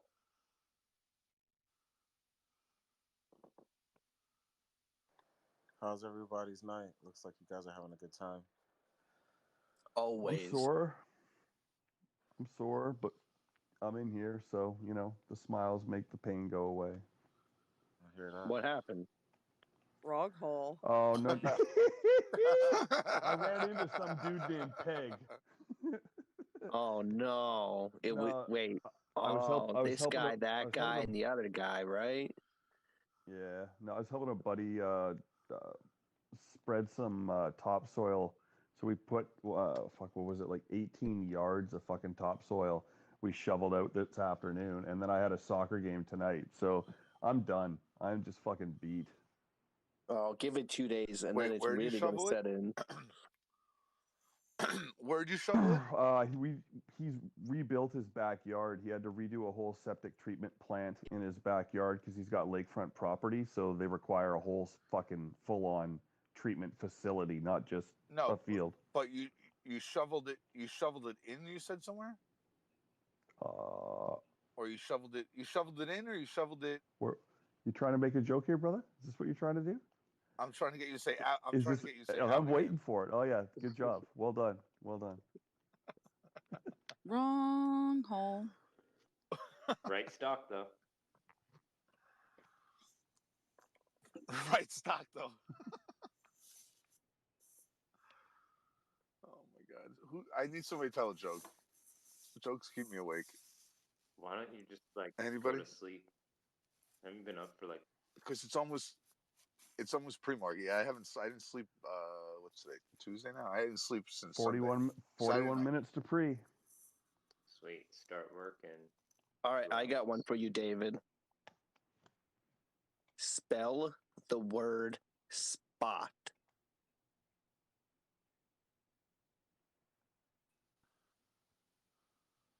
Uh-oh. It got so quiet. David, are you literate? Yes. Spell the word spot. S-P-O-T. What do you do at a green light? Go. Ah, good man. Good man. I'm not that tired. I'm not that tired. All right. All right. I'll do one of those for you. I'll do one of those. Who just gave me that? Who was that? Just That asked me guy. That guy. That guy. All right. I'm going to ask you to say a word. You have to say it 10 times as fast as you can, but you have to enunciate it. You can't like mumble it. Okay. And then when you're done, I'm going to ask you a question, and you have to answer it as quickly as you can. Deal. You clear? Everything's good? All right. All right. Say the word white, like white out, 10 times fast. White, white, white, white, white, white, white, white, white, white. What do cows drink? Milk. Oh, no. Water. No. It's like he didn't even know there was a trick to the game. I was like, I know it's a trick. I'm not falling for it, and I fell for it. Loco. Dude, what? Loco. 10 times, you got to say the word roast, like pot roast. And I'm going to ask you questions. Same deal. Enunciate it and as quickly as you can. So roast? Yeah, like pot roast. Okay. Roast. Roast, roast, roast, roast, roast, roast, roast, roast, roast, roast. What do you put in a toaster? Bread. All right, good job. You got it. Most people say toast. I'll be the idiot. Well, I mean, you could put toast in a toaster and just make it burn. Dude, let's backtrack on that. Honestly, who and cows could drink milk if hold they're on, calves. who I get it, but that's who not was the absolute fucking boss that saw somebody bake bread and then cut a slice and go, "This shit's not done. Fucking cook it again." Did you see the dude guy that baking did that? chicken and waffles in a toaster? Paul Hollywood in like Best British Bake Off or whatever. I have no idea what you guys are talking about. Dude, at all. So I've got a